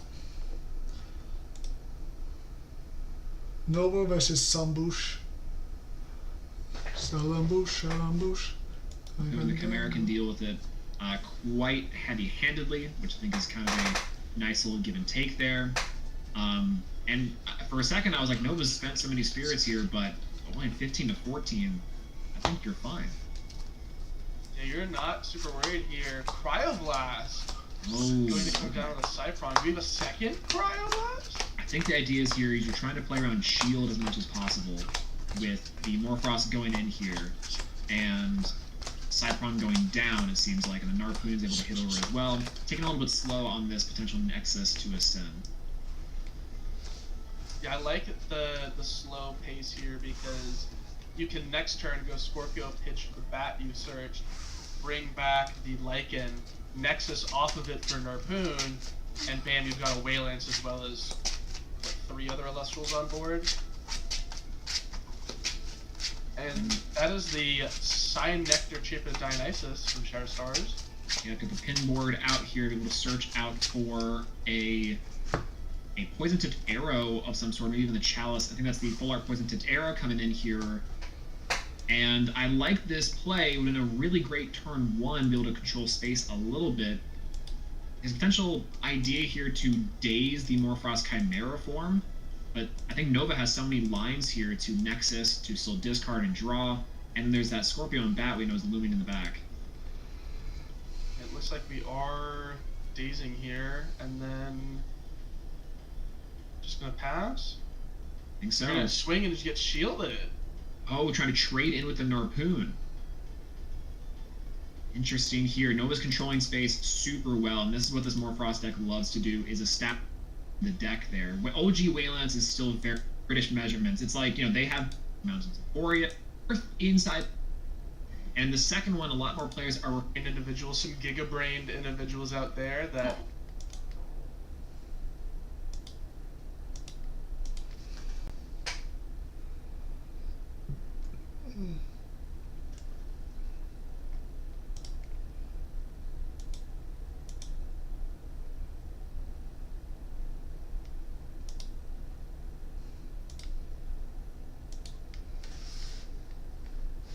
Still figuring out what I want to do for dinner. Like, I want to eat good, but I don't know what.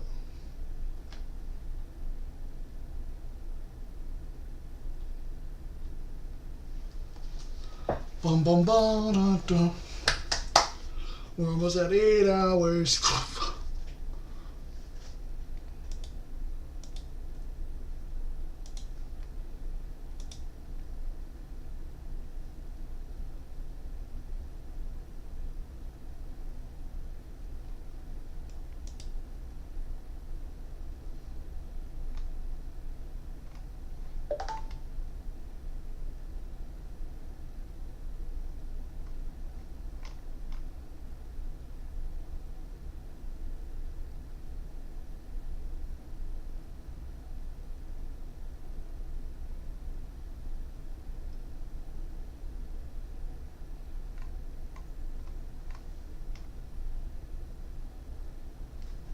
All right, here we go. Nikki T. Oh, table 15. Nope. What? No. Ah.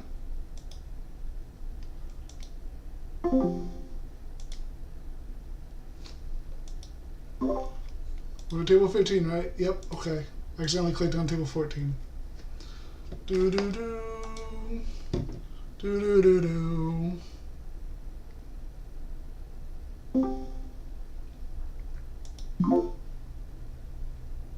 Greetings, how are you? I'm doing well. How about yourself? I'm doing alright. Could be better. Deck's not performing as best as it can, but it's doing its job. Yeah, I'm feeling the same. Just had to go to time for the first time in a while against a solar deck. So, feeling good. Yeah. He was hoping for an Ambrosia, and he just didn't get it, so I won by 3 spirits. Nice. Yeah. I also won because I misenchanted one of my Elestrals with a Solar, so Solar Burst didn't affect it, which I had no idea. Oh, that's interesting. Yep. A judge told us that, and I was like, okay. Okay. Cool. I mean, okay. I guess, good to know, yeah. It's like Cryoblast. It's Cryoblast for Solar, but Solar is immune. I was like, alright, cool. Makes sense. Thank you, Judge. Interesting. How would you like me to cut? Half cut's fine. Okay. And then just to let you know, I am live streaming. Okay. Not like it matters, I only have a few people. Cool. Hello, chat. It's been a while since I streamed, so figured it's time. Normally, Discord and OBS does not like to work sometimes, so it won't let me stream properly. But today it's doing its job. I think I figured out what I have to do every time. Okay. Awesome. Yeah. Awesome. Did you go to Kissimmee? Yes, I did. Awesome. How did you do? 62. I got you. Okay. I got like 38. Yeah, well, so it wasn't too bad. It was just, I started off 3-0, and then my deck was like, yeah, you're just not going to see guys anymore. And I'm like, okay. And then the last round, I was 39th, and I go against one of my buddies who goes to one of the locals I do, and he was 38th. So our match decided if we made top 36. And so he won on Solar, so he got to 28, and I dropped all the way down to 62. It was that rough. That was rough. And I was like, are you serious? Like, it's one thing to face your buddies, but then it's being the deciding factor for 36 and it drops me that far. It's like, come on. And, like, he, like, foretold out of it his wazoo. He got everything off of his foretells. And it was like, I mean, I can't be mad. You got everything you wanted off of it. So, like, whatever. Spin down for high roll? Yeah. Yeah, high roll's fine. Oh, went off the table. I got a 9. That's a D20? Yes. Okay. I got a 14. Okay. I will go first. That sounds good. 2, 3, 4, 5. Looks like we still got about a minute and a half before we can start. Okay. Yeah, my Kissimmee experience is good. I mean, my losses were to Bo, Akshar, and Dimax. I mean, yep, those are fair losses. Yep, fair losses. Yeah, all like, so. It was a good time. The decks I lost to were Solar and then Lockagon. And somehow every time I went up against a Lockagon deck, I always had to mulligan like 2 or 3 times. Rip. Don't know why or how that happened, but... Yeah. Have you played against Blizz today? No, thank God I have not played against Blizz. That was my last round. Like, they game need to hit... was like... It's like they keep hitting that deck, but then they replace the cards in that deck with better cards, and it's like, what's even the point? Hit the actual problems. Yeah. That sounds like we're good to go. Alright. Yeah. I will go first, and I will keep. I rolled I think I rolled it higher. My bad. I rolled 14. Yeah. I missed You're good. It's been a long day. It's been 7.5 hours. I will keep. Okay. We'll start things off with a foamy. Oh, cool. I'm against water. Yay. And then, do you mind if I just shortcut? Go ahead. The ads and whatnot? Yeah. Alright, we'll go. Foamy, Lockagon, and Aphrodite. And I will put 3 on the Aphrodite and pay 1 off, and then I will expend the 1 for... The fact that they made a better Aeolus that's cheaper for a deck like this is absolutely ridiculous. Yeah. It's like, you made Aeolus, you had to use 2 because of how broken it would have been if it was a 1, but yet you did it for Aphrodite. What sense does that make? Yep. None at all. Dan needs to hire more game designers. Yep. There's something about their play testers or something. Either they play just within a set and not overall or something. Yeah, I'm wondering if it's just like, if they just play like what's in the set and they don't like, because there's a lot of broken cards in this format, and I'm like, guys, like, why? Yeah. Yep. We'll set 2 and we'll pass. Okay, I will draw for turn. I will set 1. I will set 2. I will cast Equalings. Respond to the cast of Equalings. No, that's fine. Equalings will attempt to swing over your foamy.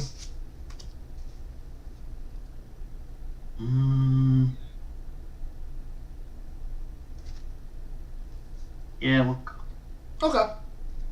Then you're good to go for your turn. Draw.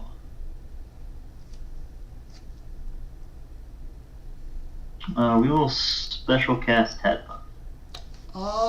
Special cast? I will. Okay. Hold on, let me think about that. You do that, Yep. You have Lakagon in your hand. You're just going to search for your other Lakagon. You have 2 back row.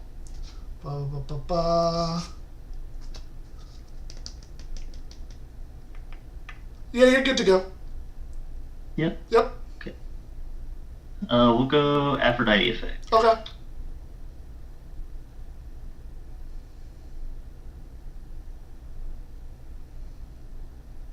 Add the tap.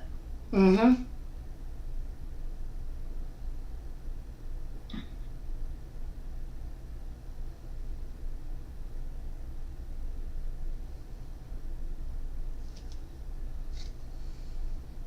We will ascend over the Tadpuff Yep. for Lakagon. The new one, I'm assuming? Yeah, Champ Lock. On And cast, we'll go I will Lakagon. Gordon's it. Okay. Gorgons. I will use 2 different spirits. Let's use 2 lunar. 2 lunar? Okay. Yes.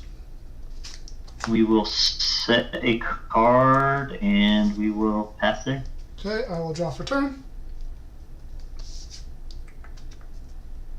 I will cast a Drataya Champion of Dionysus. Respond to cast. Cast is good.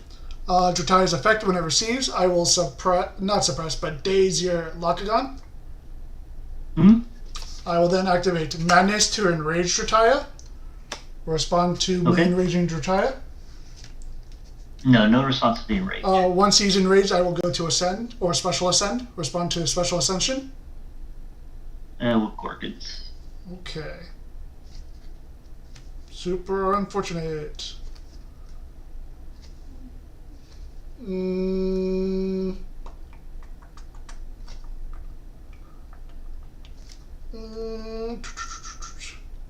that, you just do that. I will use Eagle Links' effect. I'll Nexus offer Drataya onto Eagle Links to pop the rune closest to your spirit deck. Nope, right? Next one. The one closest to your spirit deck. Oh, yeah. Yeah. Yep. Okay. And then I will pass to you. Draw.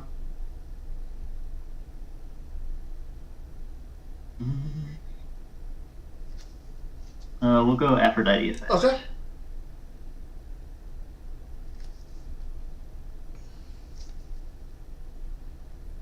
We'll add Frostfall Lakagon. Okay.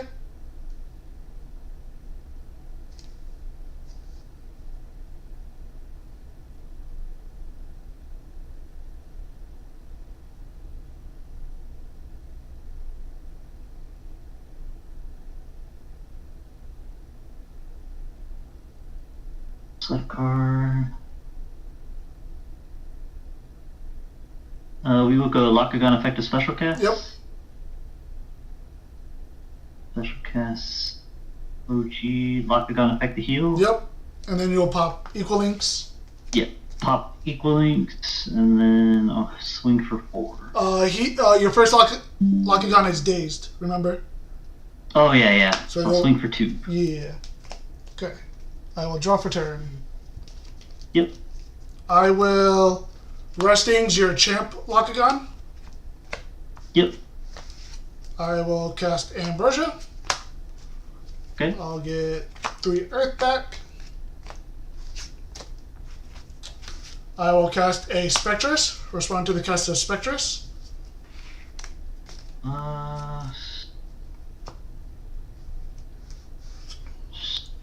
Deck is good. Spectress will attempt to attack Lakagon. We will shield. Okay.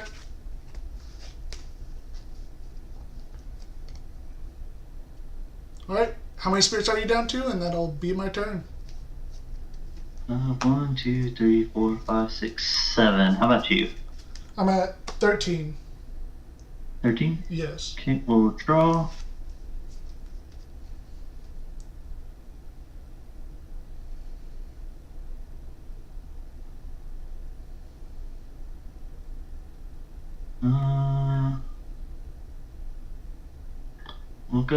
We'll special cast Tap. Okay. We will ascend over the Tadpuff for Champ Lockagon. Mm-hmm.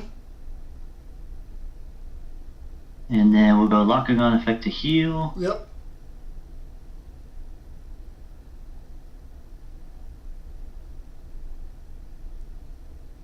We'll go OG Lockagon to defense. Okay.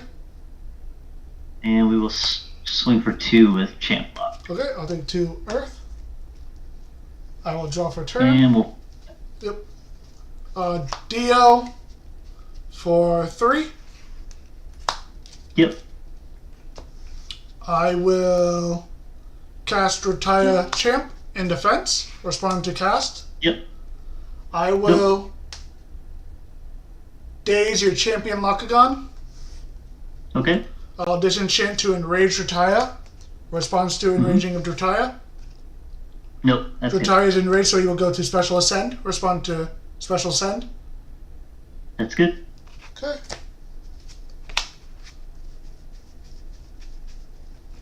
Lockagon. Retire's effect, when it ascends into Lockagon, I can enrage him. Response to Lockagon being enraged. What are the stats on the Lockagon? He's at 8-5. It's at 8-5. 8-5. Full PTA. Okay. Paying off the Champ Lock. Okay. Let's see. So that Elestral is dazed. Do that. Super unfortunate. I will end my turn. Will you pay out PTA?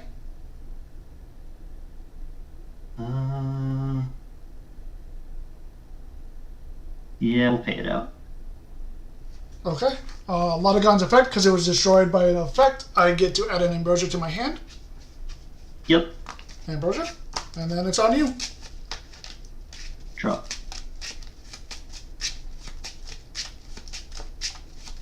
And Lockagon's dazed this turn, correct? Correct, so he cannot attack.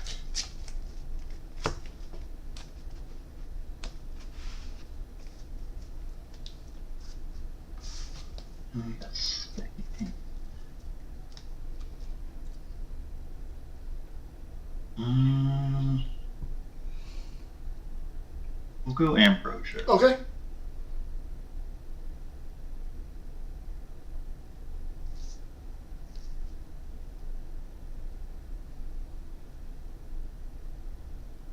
We'll go Water, Water, Wind. Okay. And that puts you at how many spirits now? 4? 5. 5? Okay. And we'll go Lockagon effect to pop the Dio. Okay. We'll set a card and we'll pass. Okay, I will draw. I will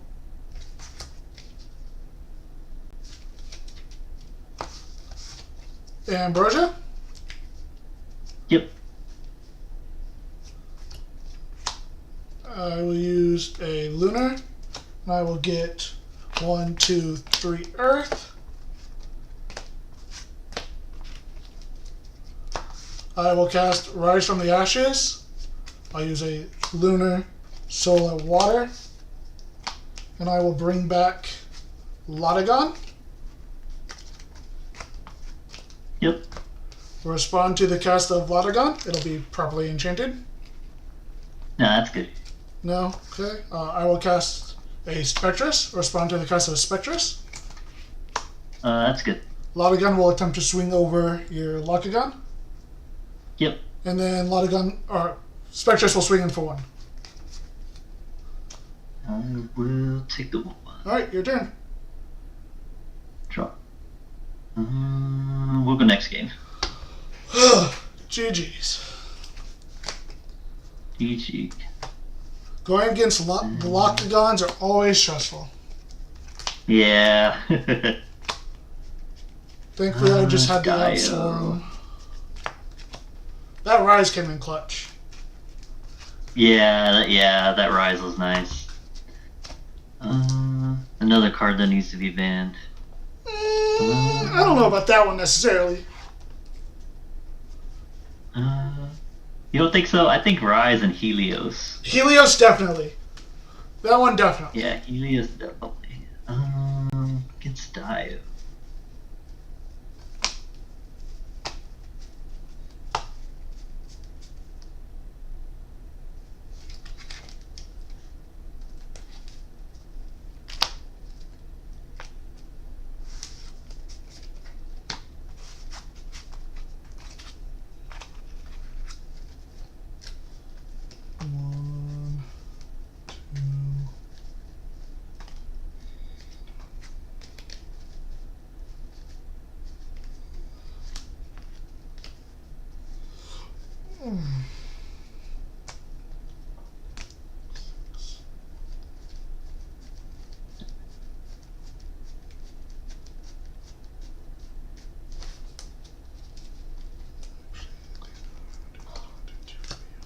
Four, 5, 6, 7, 10, 13, 14, 15.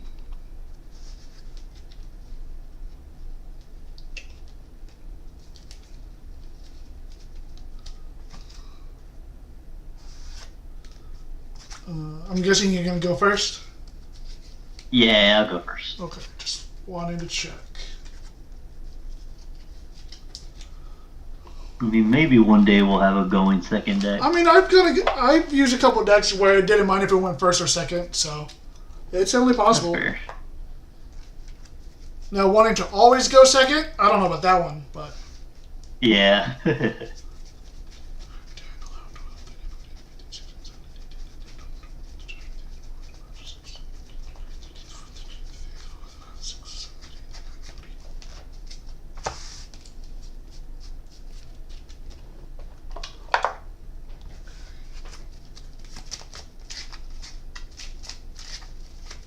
Are you and Cindershade in the same testing group? yes, we go to the same locals and everything. Okay. Yeah. Ah, okay, cool. Because I noticed like when I was looking at all the deck lists from Kissimmee, they all have like the same deck name. So We're all a team. cool, awesome. Yeah, he just had way better luck with the deck than I did. Fair. Like, he saw Argos and stuff. I rarely ever saw my Argos, and then when I saw my Argos, it was usually when I had like no Elestrals on the board anymore. Oh, and you're like, these are great. Yeah, and he's like, yeah, I always had hoppers and whatever. I'm like, I rarely ever saw my hoppers, so I always added them out. So it's like, he had a lot more good luck, and then he never went up against Lockagons or Solar. I did, so that was also... Damn. So he got lucky on that front, too. Yeah, he certainly dodged it. I played a lot of Solar. Solar's just stupid. I think I played like 3 Solar, but the only one I lost to was Dimax. Let's give them an Elestral that helps you foretell cards to where you see basically a fifth of your deck every single turn you use it. Because that's what Corvishine does. A lot of them already allow you to look at 4. Him make one Corvishine make you look at 7, which is a fifth of your deck because you start off with 5 cards in your hand. He's like, guys, come on. Yep. Like, that's so broken. Insane. And then it's like, cool, let me also shuffle a card, let me revive a spirit for my Apollo to do it again. And I'm like, guys, come on. Just make my Apollo free every turn. Like, it's exactly what it is, because like, oh, I don't like my foretells. Cool, I'll just reshuffle. Let's go again. It's like, guys, come on. And then allowing you to foretell every single turn multiple times is like, guys, come on. Yeah, we'll see. Hopefully with Shady in the fold. Maybe. And I'll go first. Okay. We'll keep. Yep, I'm fine with keeping.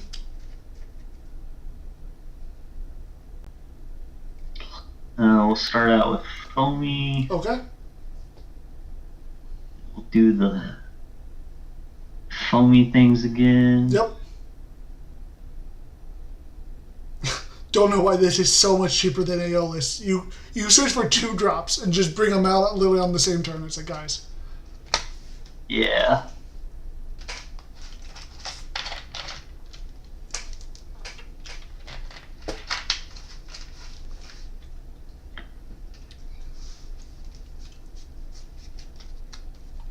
And then, I'll go boom. 3. Pitch and the expand. And then we'll set 2 and we'll pass turn. Okay, I will draw for turn. I will set 1. I will set 2. I will cast a Spectress. Response to the cast of Spectress. Spec is good. Okay. Let's go. Spectress will attempt to swing over your foamy. Yeah, take it. Alright, your turn. We'll go Peliquarius. Okay. And Peliquarius effect. Yep.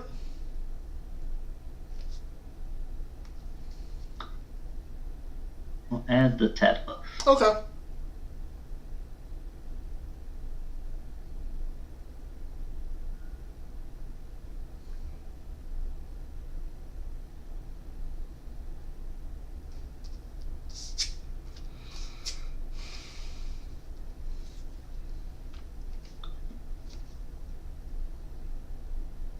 And we'll pass turn there. Okay, I will draw for turn. I will set 1. I will cast Cyprong Champion. Respond to the cast of Cyprong Champion. Yeah, we'll Gorgons. Okay. Fine by me. Spectress will attempt to swing over Peliquarius. Yep. Alright, you're good to go then. Draw. That's not ideal. In the draw phase, we'll Chariot Ride. Okay. Talking about hitting Helios and then bust out one yourself. Crazy. Yeah. You gotta be, yeah. We'll special cast the tap buff. Yep. We will ascend over the tat buff for Champ Lockagon. Yep. Go Lockagon effect to heal. Yep.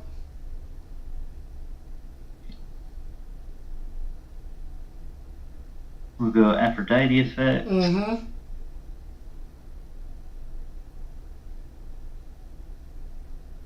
We'll go OG Lockagon.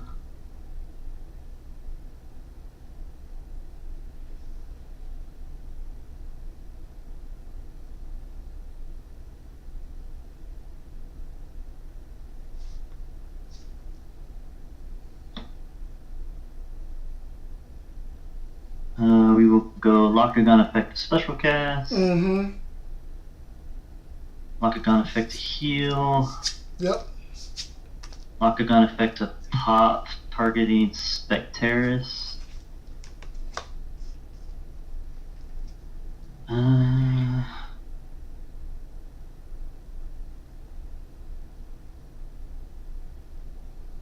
We'll go Ambrosia. Okay.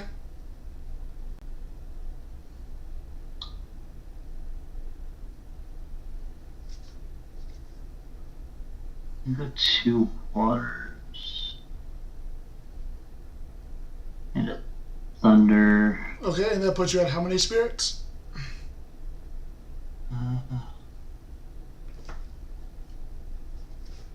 At 9. Okay. And then we'll go Lockagon effect to pop. We'll target. Okay. We'll target the back row closest to your spirit deck. This one? Yeah. Okay, it was a Dense Fog? Dense Fog. So how many cards in hand? 2. 2. Yeah, we'll go ahead and go Ambrosia. Okay. And we'll go wind, water, water. And we'll target the back row underneath Cypron. Alright, it was a Rise from the Shadows? Rise from the Shadows. And then we'll go combat. We'll go Champ Lock over Cyprong, and then OG lock in for 2. I will take 2. Alright, I will draw And for turn. pass. Interesting. Ba. How many cards in hand? Just 1. Just 1. Let's go EQ the champ Lockagon. Yep. I will expend 1 to draw. Okay. I will set 1. I will cast Ambro. 1, 2, 3. How big is your champ Lockagon? Just so I'm aware. Oh, this one. Or not 1, champ, 2, original. 3, 4, 5, 6. Currently 8, 6. 8, 6, okay. I will pass to you. Draw. We'll set.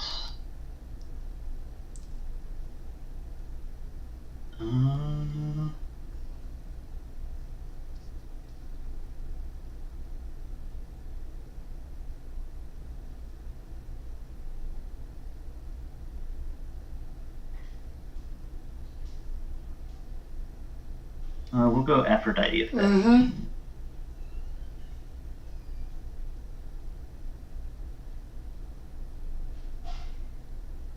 Champ lock. Okay.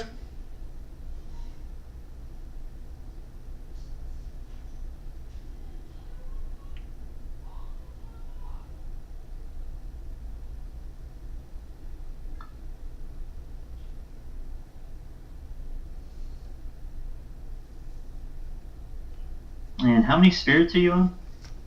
I'm at 3, 4, 5, 6, 14. I'm at 11.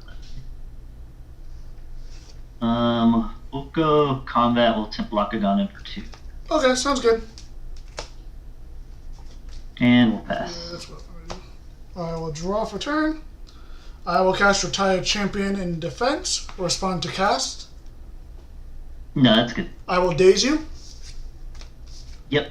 I will then activate Madness to Enrage. Respond to Enraging of Drataya. No, Enrage is good. Drataya will ascend off of being enraged. We'll P-box here. Okay. And then mill top 2. Nobby. Nobby, okay.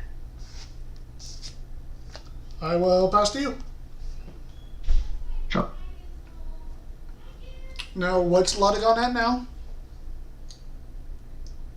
1, 2, 3, 4, 5, 6, 7. So 9, 6. 9, 6. Okay. We'll go Tad Puff Special Cast. Yep. We will ascend over the Tad Puff for Joblin. Okay.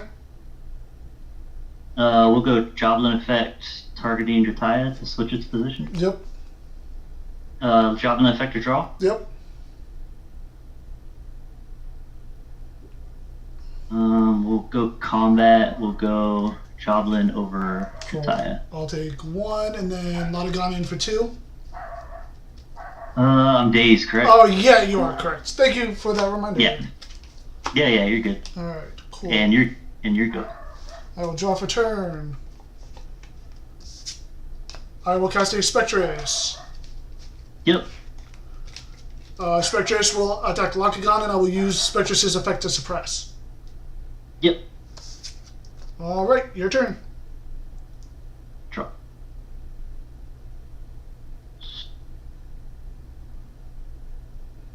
You had how many spirits now? I'm at 5. Okay. How many are you on? I'm at 7. Let me recount. Yes, 7.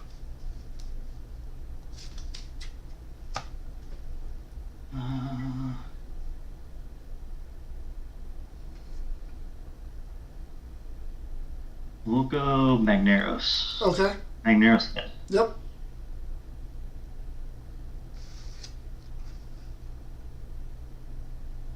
And we'll get Champ Papers. Mm-hmm.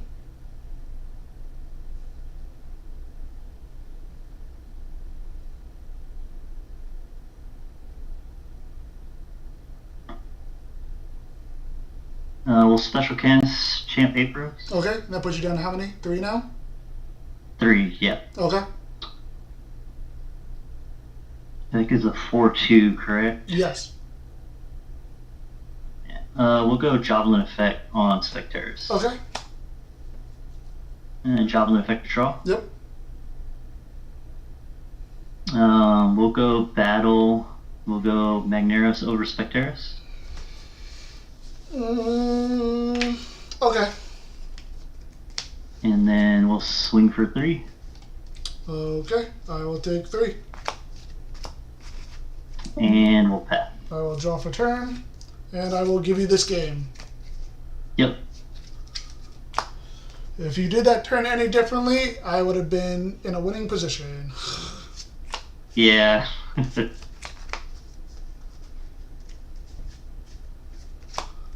It was also unfortunate that I stopped running into guys. True. Yeah, yeah. Because, like, in that one turn where I stopped one of your Lockagons, if I drew into another Elestral, I would have been in a good spot, but I didn't. So, like, that turn was basically useless. I should have waited. Yeah, because you had to expend to draw that turn, right? Yeah. So it was like, I could have just let you do it, and then on my next turn, been able to go into, like, Side Prong or something, and then be able to pop multiple things, but... And then my side cards that I sided in, I didn't even get to see against you. Yet. I will go first for this next one. Okay. One,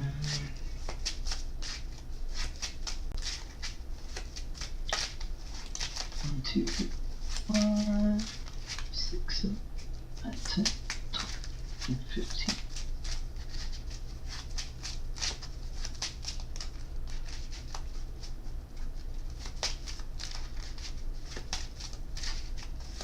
Plus, you being able to see so many Ambrosias that game didn't help either. I think I only saw one Ambrosia, and you basically saw all of them.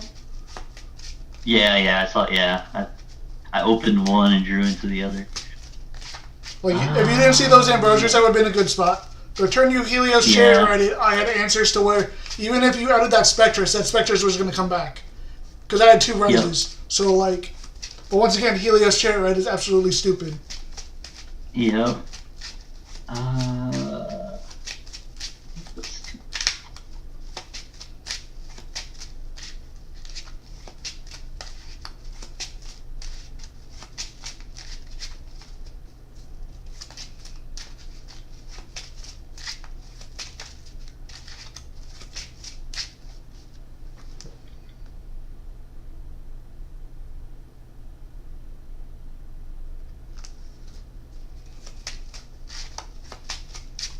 Alright. See what I can do. 1, 2, 3, 4, 5.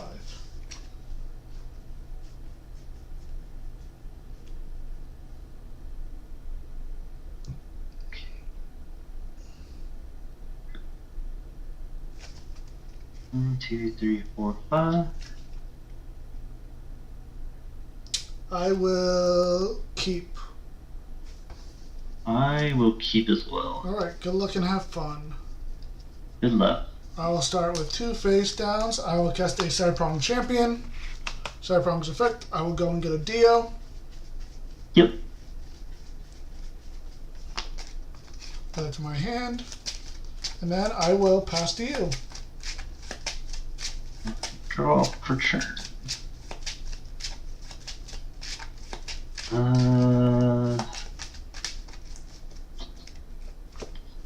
We'll just go Galaxy Effect.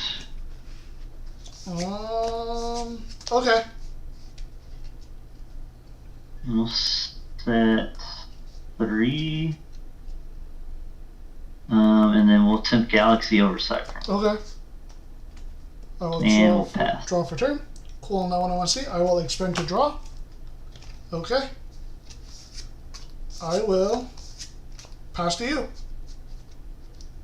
Draw. We'll spin the draw. Okay. We'll just go Combat Galaxy Emperor. Okay, I will take a Lunar. And we'll pass. Okay, I will draw for turn. I will cast a Side Prong Champ. Respond to cast.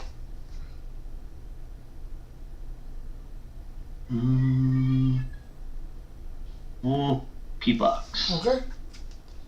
Equal links, Drataya.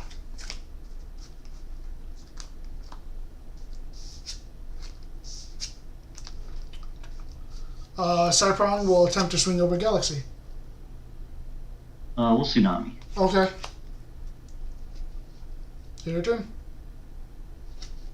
Draw.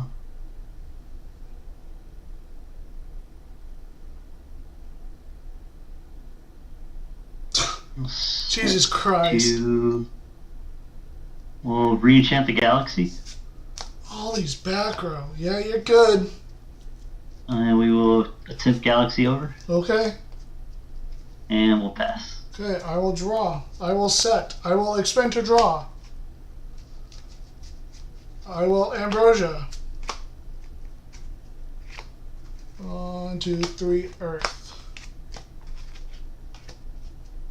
Alright, you're good to go. Draw.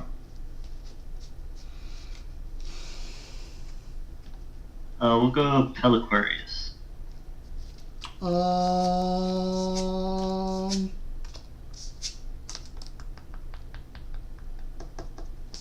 P-Box.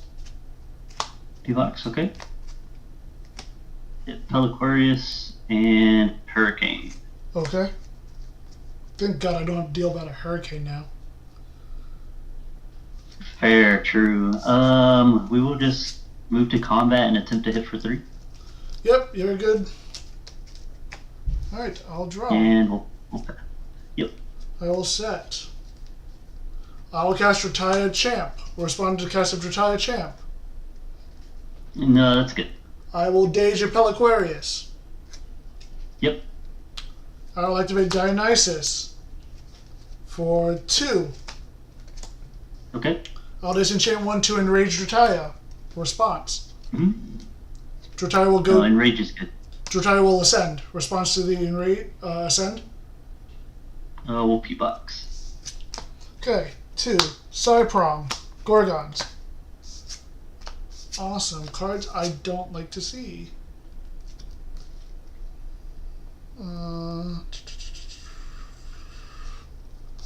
Awesome.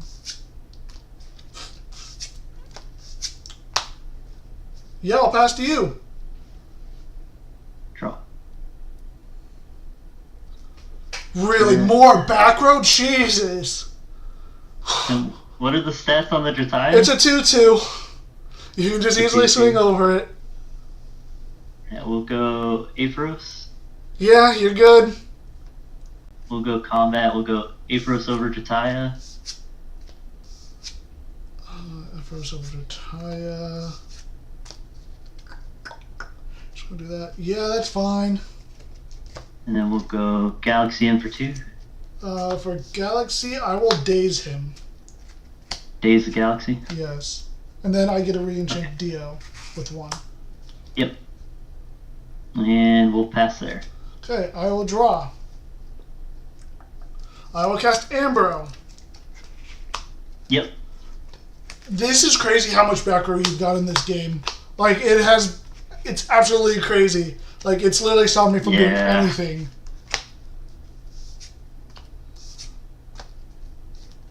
It's even in my underworld.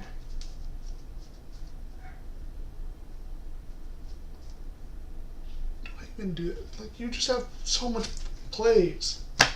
Super annoying. Rise from the Ashes, I guess. I'm sure. Yeah, Rise is fine. I'm sure you'll have a response no matter what I do. So let's try something.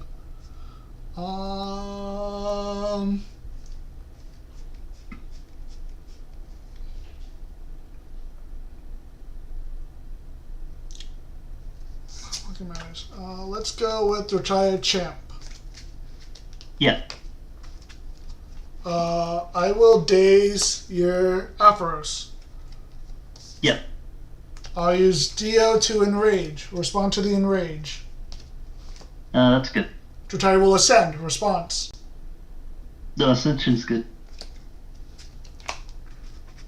I will cast Ludagon. Response to Ludagon.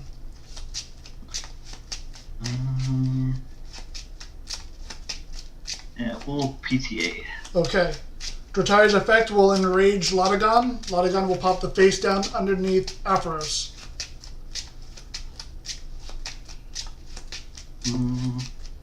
We'll chain Tsunami pulling off the galaxy.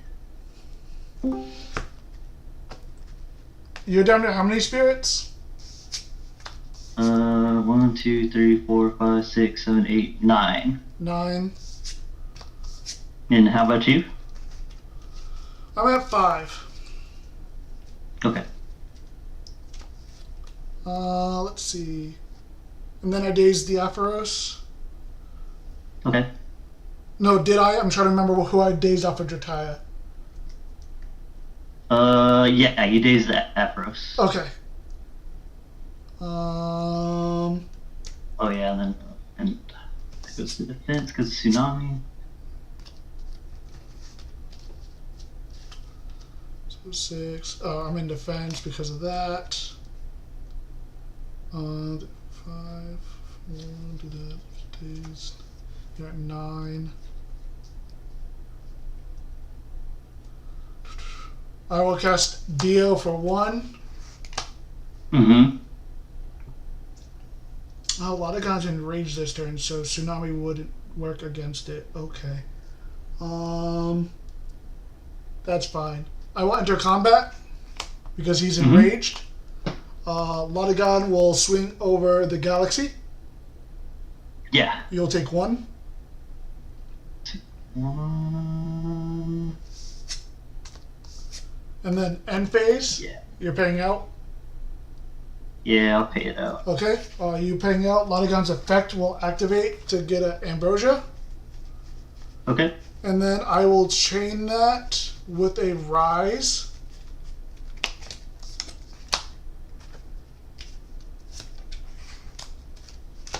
And bring Lotagon back out.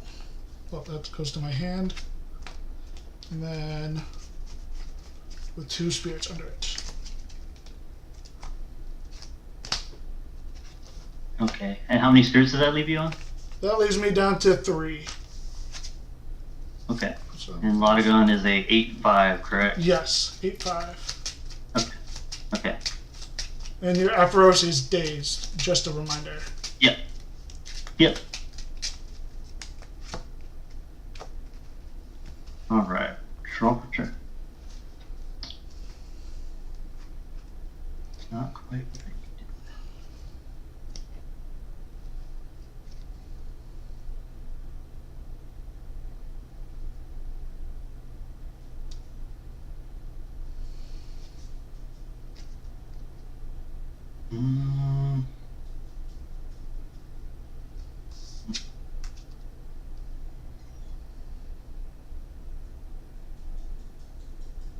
I think we'll go D1st to defense.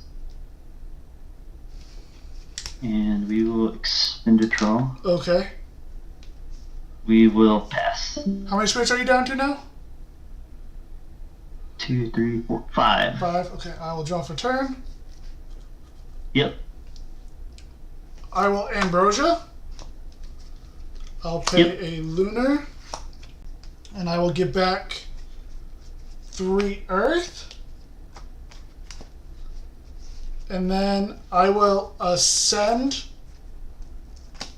Lotagon into a Pharaohgeist.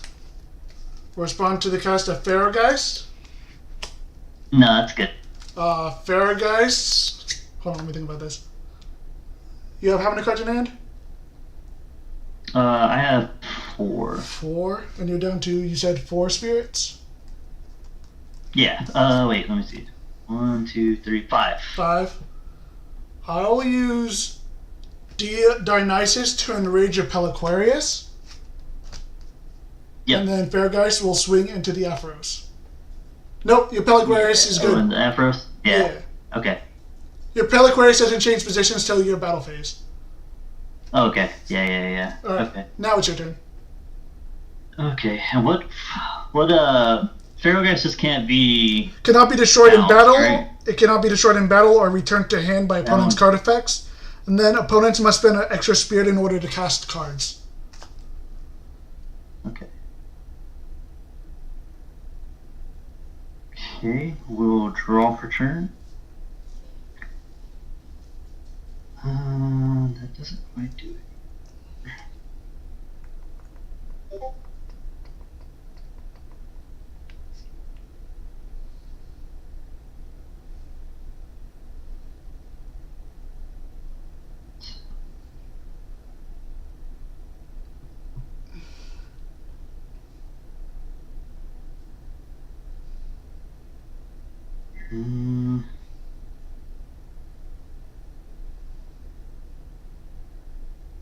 Yeah, we'll send over the Peliquarius. Okay, and that'll cost you an extra spirit to cast him. Aphros. Okay. Then we'll go Ambrosia. It'll cost you an extra spirit to pay for that, and then I will spoil fruit it. Okay. Yeah. Yeah, you got it. Oh, GG's. Very guys for the win. Yeah. That Rise from the Shadows like killed me. Yeah. It was like I was getting low on spirits, and I was like, "Is this worth it?" And I was like, "I think I have to. Yeah. Otherwise, I just lose." I just needed a OG Lotagon because then I had 2 Tadpuffs in hands. I was like, he he hasn't played Tadpuffs yet. He hasn't played the Lotagon package or anything. I was like, this spoil fruit has been here from the beginning of the game. I'm like, is he even gonna get a chance to heal this game? Like, this is just here. Yeah. Oh my god. All right, let me post the results real quick. Yep. Alright.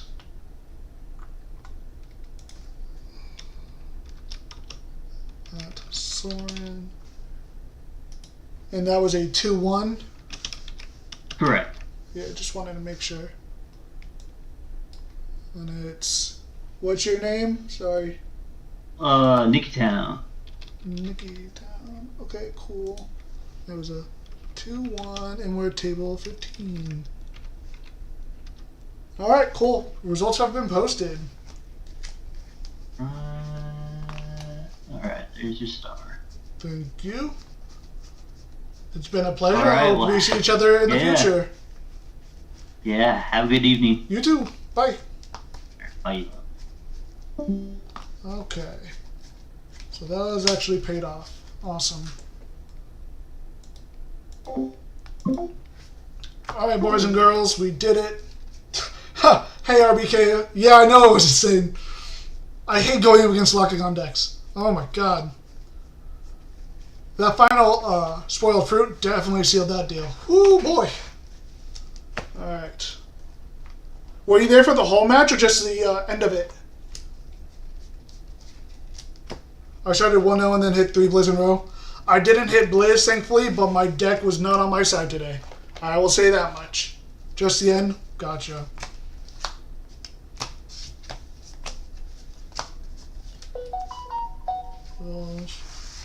That's unfortunate that you hit 3 Blizzes. Like, they've hit Blizz so hard, but yet they just replace Blizz decks with better cards, and it's like, what's even the point? Just hit the actual problems, please.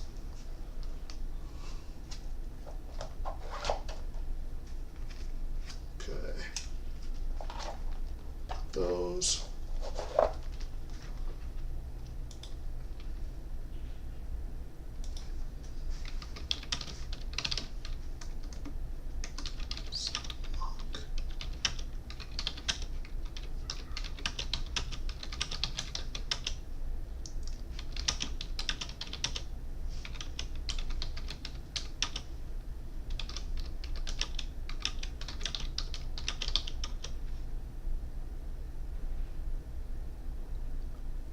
Morlith into double Cedar.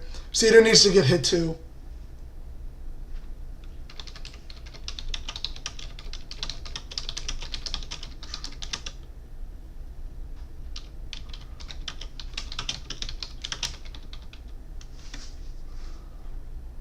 Alright.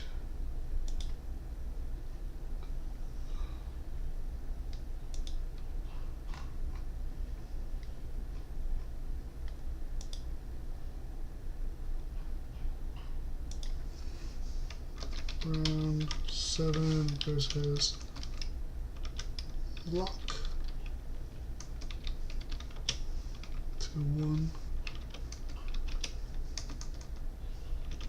Hopefully we get a ban list like next week.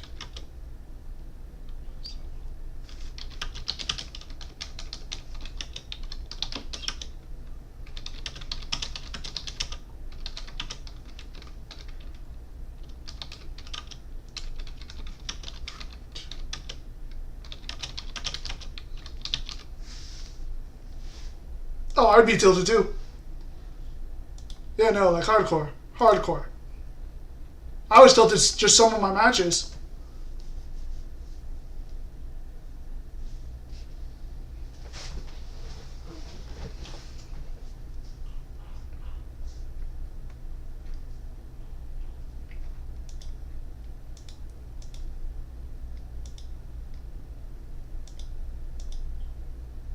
Oh my god, did I somehow make top 32? Is the round over with? How many more people left? Since Ali might still keep her spot. I actually think oh, nope, I'm 33 now. Never mind. Never mind. I had my hopes up.